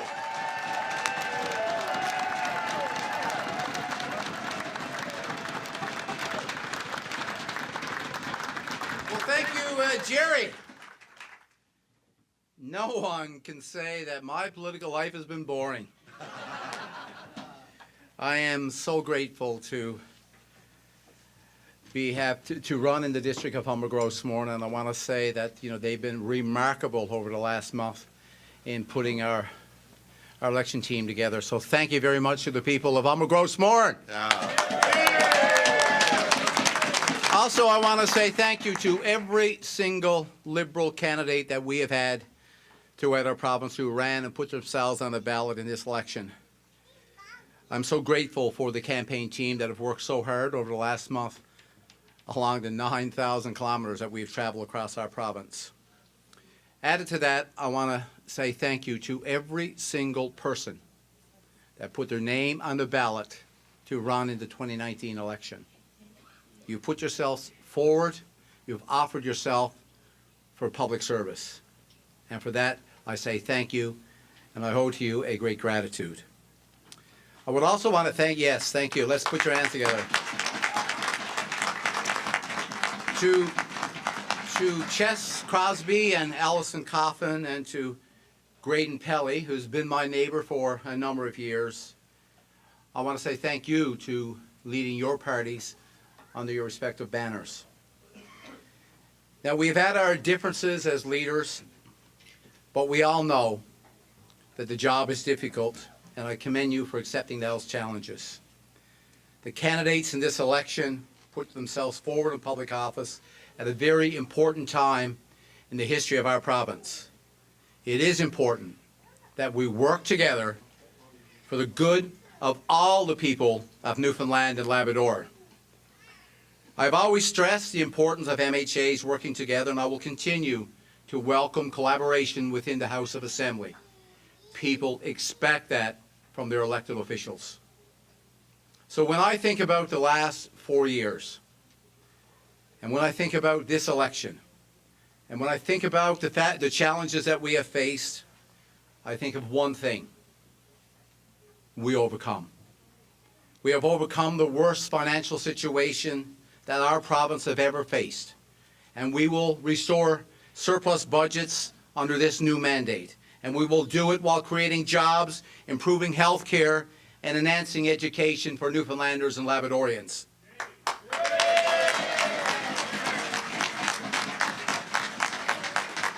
We have overcome disastrous mistakes of Muskrat Falls, and in this mandate, the project will be completed, and the people of our province will be protected from the costly impacts on their electricity rates. And we have the opportunity to achieve so much when we work together. The people of our province want to see hard work, they want to see partnerships, and they want to see humility. It is a great honor to be the Premier of Newfoundland and Labrador. I see more opportunities and I see challenges when as a group that we work together. It is a great honor to work with business leaders, with community leaders, with cultural leaders, with Indigenous leaders, to create a shared vision for the betterment of all Newfoundlanders and Labradorians. I'm also proud to see new hospitals, new schools, new businesses springing up throughout our province, nearly 6,000 jobs more in Newfoundland and Labrador than last year this time. We have put a plan and a vision in place for Newfoundland and Labrador, and that plan is working. When I got back to my district last night, one of the streets that I wanted to visit was a street that I grew up on. Not bad for a young fella who grew up on Encox Road and was 16 years old that I knew there was another kind of milk besides carnation. But to me, it sends a message for young people all across our province that you have a future here and that you too can be a future leader. So I commit to all of you that in the next mandate I will stay humble, and I will humbly hope that I will be joined by all MHAs, no matter what stripe, no matter what political stripe. What we need is a commitment to make this province a better place to live and a better future for Newfoundlanders and Labradorians. Newfoundlanders and Labradorians are better than cheap shots, better than mudslinging. We are better than robocalls. We are better than partisan politics, stopping and interfering with progress. I will keep working with every single member of our House of Assembly, and I will keep partnering. And our Liberal government, made stronger with new members and experienced veterans, will keep moving Newfoundland and Labrador forward. And I look forward in the coming days and months in the new era of Newfoundland and Labrador politics. Ladies and gentlemen, thank you. This is a victory for the Newfoundland and Labrador Liberal Party. Thank you very much. Premier Dwight Ball concluding his remarks before his supporters in Corner Brook as he has basically won himself a minority government, making a reference there to a new era of politics for our province. And some key words that I took from what Dwight Ball had to say there. Probably the most important thing is that he's going to stay humble, which can often happen when the electorate takes away 10 seats. That's a quarter of the seats in the House of Assembly. That, by its very nature, is going to make any political leader somewhat more humble. It'll be interesting to see. Now, you could actually hear him actually reaching out. You see him there kissing his granddaughter. A very different speech than what we heard earlier from Ches Crosby, and no mention there of comments made by Mr. Crosby earlier about Ball not surviving the next year as Premier of the province. Right, does not appear to be hanging around the way Dwight Ball usually does and might reasonably expected to do had this been a significant and respectable majority. So he's leaving his supporters there to celebrate the Liberal minority that he has won tonight. What did you make about his, I think Ches Crosby was pretty blatant in his appeal to the New Democrats and the Independents. He took the high road on that one. He certainly did. Completely. The one word that stood out to me, well, something that stood out, he said, we've overcome the worst financial crisis. The thing that I was thinking at that point in time is, has he seen the books? But I think what he meant is when he first got into power and the situation was as bad, the more than $2 billion deficit. Yeah. Because we still have a pretty dire financial crisis, in my opinion. But he mentioned partnerships several times there. Yeah. That is not so as overt as Ches Crosby was in saying, come on, Independent, come on, NDP. We'll welcome collaboration, we'll Let's work do together. This. His is more like partnerships are what people want. They want humble leadership. They don't want the mudslinging. Ches was pretty defiant. He pushed the envelope tonight with his speech and with the scrum afterwards. I suspect there'll be some, Dwight Ball took the high road. I suspect we'll be hearing from some other Liberals who were elected tonight who will take less kindly. Certainly Jerry Byrne is one person who I suspect will have a lot of words to share with what his thoughts are with what Mr. Crosby had to say. Jerry Byrne outspoken about certain tactics that he alleges the Conservatives used in this campaign. The Premier did make one brief reference to the robocalls, which was referring to some of the tactics that the Conservatives have been accused of. But by and large, he tried to look like a leader, took the high road, as Fred Hutton put it. And now we are entering into this new era. That was classic Dwight Ball there tonight, though. Ches Crosby doesn't show a whole lot of emotion. Dwight Ball normally doesn't either. He sometimes shows a little bit of excitement. He could have come out tonight, guns blazing, firing back. But he knows his wings have been clipped. Right? John, you're nodding in agreement there. Sorry to interrupt you. Just before we get John to answer that, just going to let you know that we might break away from our discussion to try to engage the Premier as he speaks to reporters at that headquarters. But please go ahead. Obviously, he it wasn't the victory speech he was hoping to give tonight. Well, the first thing I'll say is that he looked like a premier.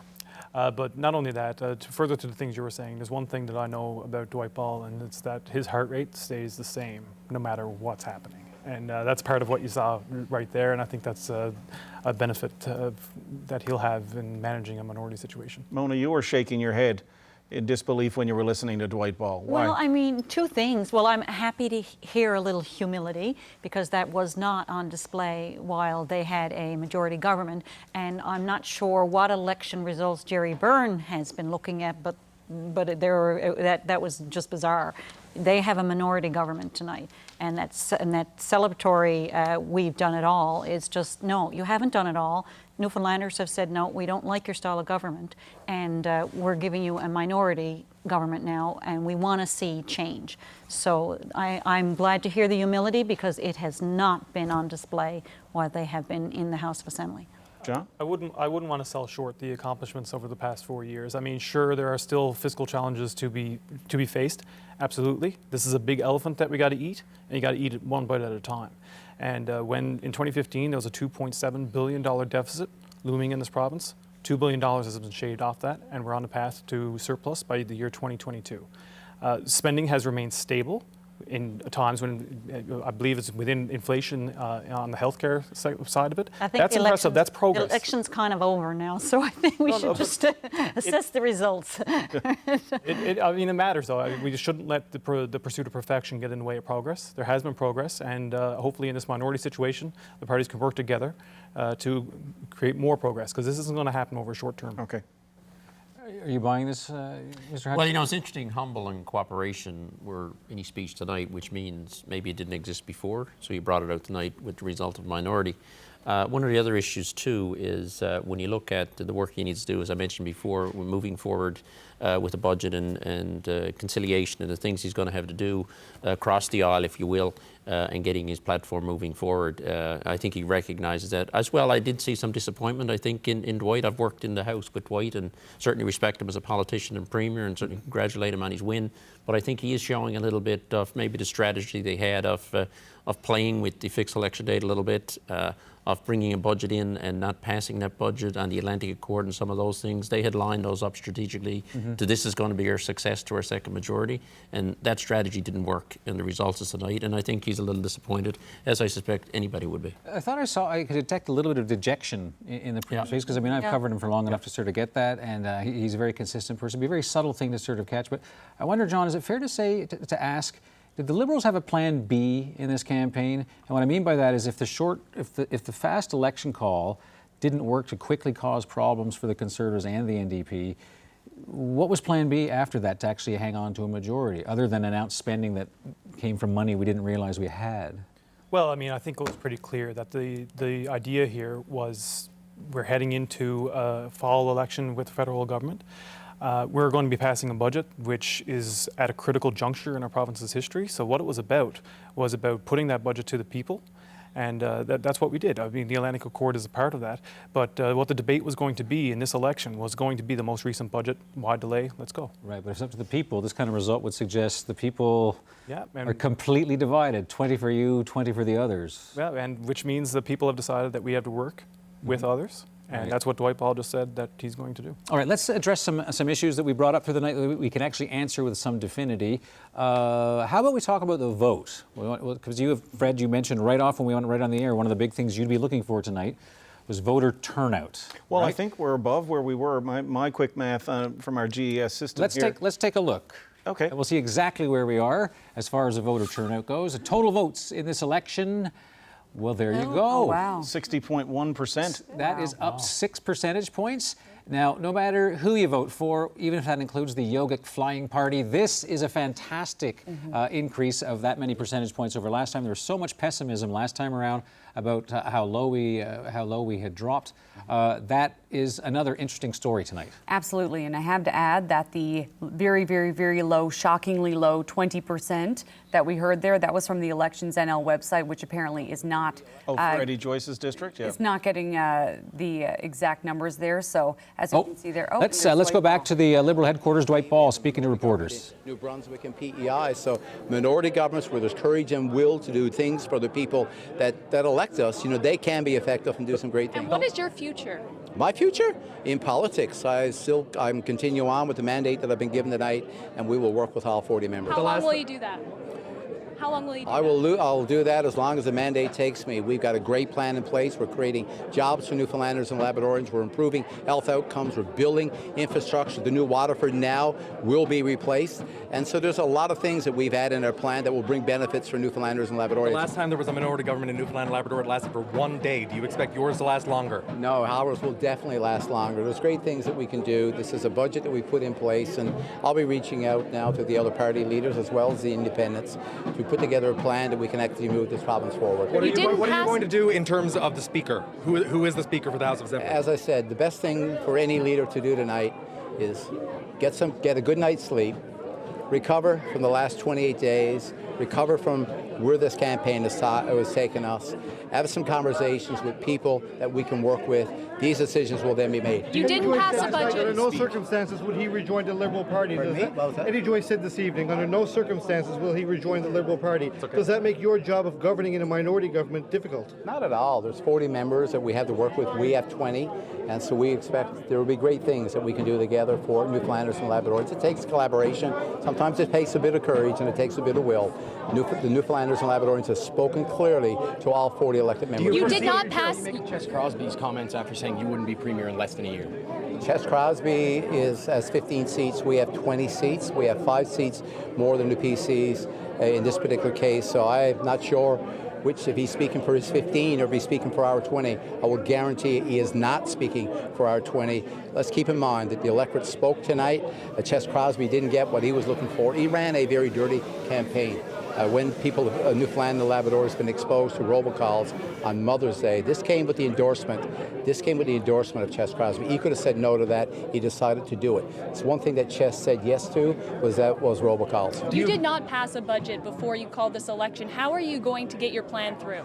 Well, like all budgets pass. That's what happens. We take a vote on the budget, and the budget will be passed in the House of Assembly with the collaboration of all 40 members. Do you foresee a situation where Paul Lane could return to the Liberal caucus? I don't. As I said, tonight is a night to get some sleep, get some rest, and think about what the next few weeks looks like for all 40 members of the House of Assembly. Will you request a recount in Bonavista and in Stephenville, Port-au-Port? Well, there's automatic recounts, I think, in Lab West anyway, if you're less than 10. So it's up to I'll speak to the MHAs who are involved there. The thing is, for me, is that people of Newfoundland and Labrador have spoken tonight, and they expect all 40 members to work together. That's the message that I've taken from tonight's election. Do you still plan to reach out to Eddie Joyce at some point? I'll be speaking, and I expect all 40 members to do what's best for Newfoundlanders and Labradorians, do what's best for the constituents that they represent. You said today that you were expecting a majority, and now it's. You said earlier today you were confident you were going to get a majority. Obviously, this is a minority. What do you make of the NDP getting 3 seats? Great. It's great. I think the NDP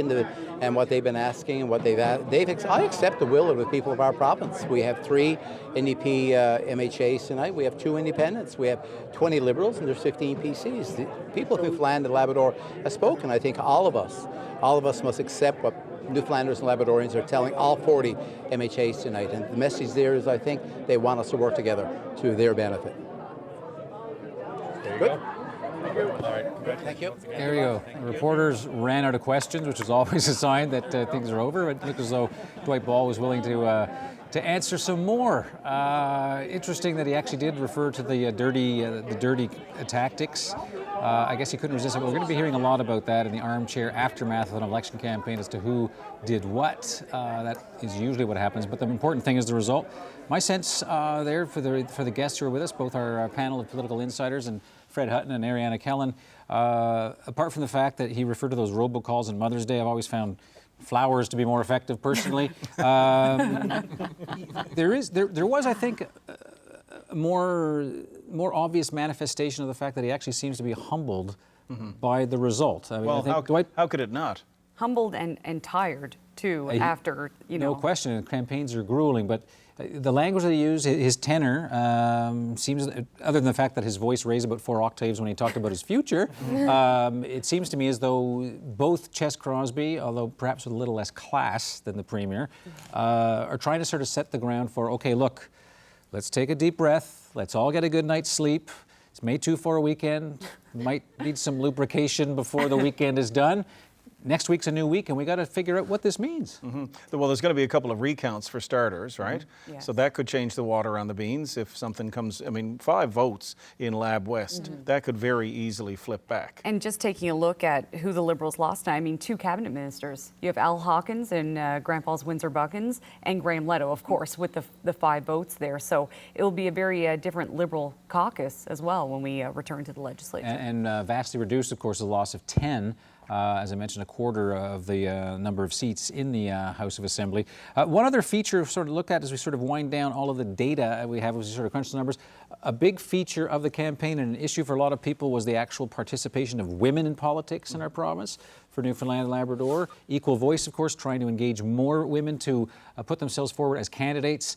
Not great news, but I suppose it could be worse. There is one fewer female MHA involved in the House of Assembly than there was. So that's not the kind of trend that a lot of people wanted to see. A bit of gender diversity increased in the House. That has actually gone down. So voter turnout was up, but we have fewer women by 1 inside the House of Assembly. And a lot of people will say that is because of the early election call. We've heard Equal Voice and other groups saying that a lot of candidates and female candidates couldn't get ready in time. That's the argument that they're making. But of course, anytime you see 9 out of 40. Yeah, Good news. We're also less than a year out from the harassment and bullying scandal, and a finance minister who was a powerful businesswoman in this province leave, saying like there was gaslighting.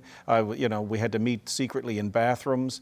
That's not really an attractive kind of thing, the job posting. Yeah, come on over here, and you can't do various things, and we have to speak together quietly, somewhere else. That couldn't have helped. And it'll be interesting to see Gillian Pearson. She didn't win in the district. Pauline got that, but she's seen as perhaps not this election, but maybe the next one, someone who would be a strong female voice if she were to enter the House of Assembly.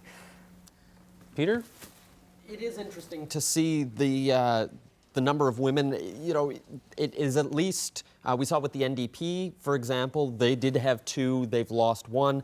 It was the nature of some of the candidates that they ran, and we did see a lot fewer women on the ballot. So it's at least good that we didn't see a big shrink in the total number of women elected, but I think in order to get more women in the House, you have to get them on the ballot in the first place. And that's true. And you come back to the situation the NDP found themselves in with not running so many candidates. Presumably a good number of those 26 that weren't run may conceivably have been women. Traditionally, the NDP has had the strongest track record in terms of having more women on the ballot. So if, as we try to sort of make sense of this, as we wind down our special coverage of election 2019, we'll come back to you, and maybe, Bailey, I'll let you guide this, because I'm kind of interested in what happens after May 2-4 weekend. Right. I guess it's a long weekend to make some deals, make some proposals. Mona Rosser, why don't we start with you? The NDP are going to be very important in the next few months. So what will you be looking for from either the Liberals or the PCs? Well, I think we're going to be, first of all, everybody's going to take a break now. I think there's been a lot of campaigning, but I think we're going to look to see that our platform, the things that we had in our agenda, are met with some interest, and that we compromise, and that the legislature works for the people of Newfoundland and Labrador, and it is less partisan and more cooperative. Because I think, quite frankly, young people don't get involved in politics anymore because they look and they think, I don't want this, right? So we have to set a new tone and a new way forward for this province, and it'll benefit everybody if we do that. So we'll definitely be looking for, things that address the issues that we know people of Newfoundland and Labrador really need. Keith, the Liberals are clearly trying to plant this seed that the PCs are closely aligned with federal Conservatives and more right-wing movements. So is that something that the PCs are going to have to combat if they want to appeal to NDPs and independent members? Yeah, well, that's the traditional fear-mongering that goes on at a national, and what we've seen here at a provincial level is, again, but we're progressive conservatives, very clear on what our values and expectations are on governing. In regards to what lay ahead, is very interesting. You know, there's probably over 15 new MHAs that have been elected in the legislature. It's going to be a busy summer because right now interim supply in terms of running the finances of the province is approved only to the end of June. So there needs to be a quick into the House, get a budget, you know, do estimates. All these new MHAs are coming in, get familiar with it. Usually the House would close around early June, but I suspect that's not going to happen. So it could be a busy summer for all MHAs, and certainly the new MHAs getting up to scratch in regards to the House and a budget. So John Sams, what does that busy summer look like for the Liberals, and what have they got to offer, these 5 other members? Well, you know, it's certainly back to work. There's no rest for the wicked, so to speak, right? So I guess we'll take the weekend, and then it's going to be about you know, synthesizing the result here, and then taking a look at how this legislature is going to work, right? You know, the budget does have to get passed, and so that'll be the first order of business going through the summer. It'll be a busier summer in the House of Assembly than it typically.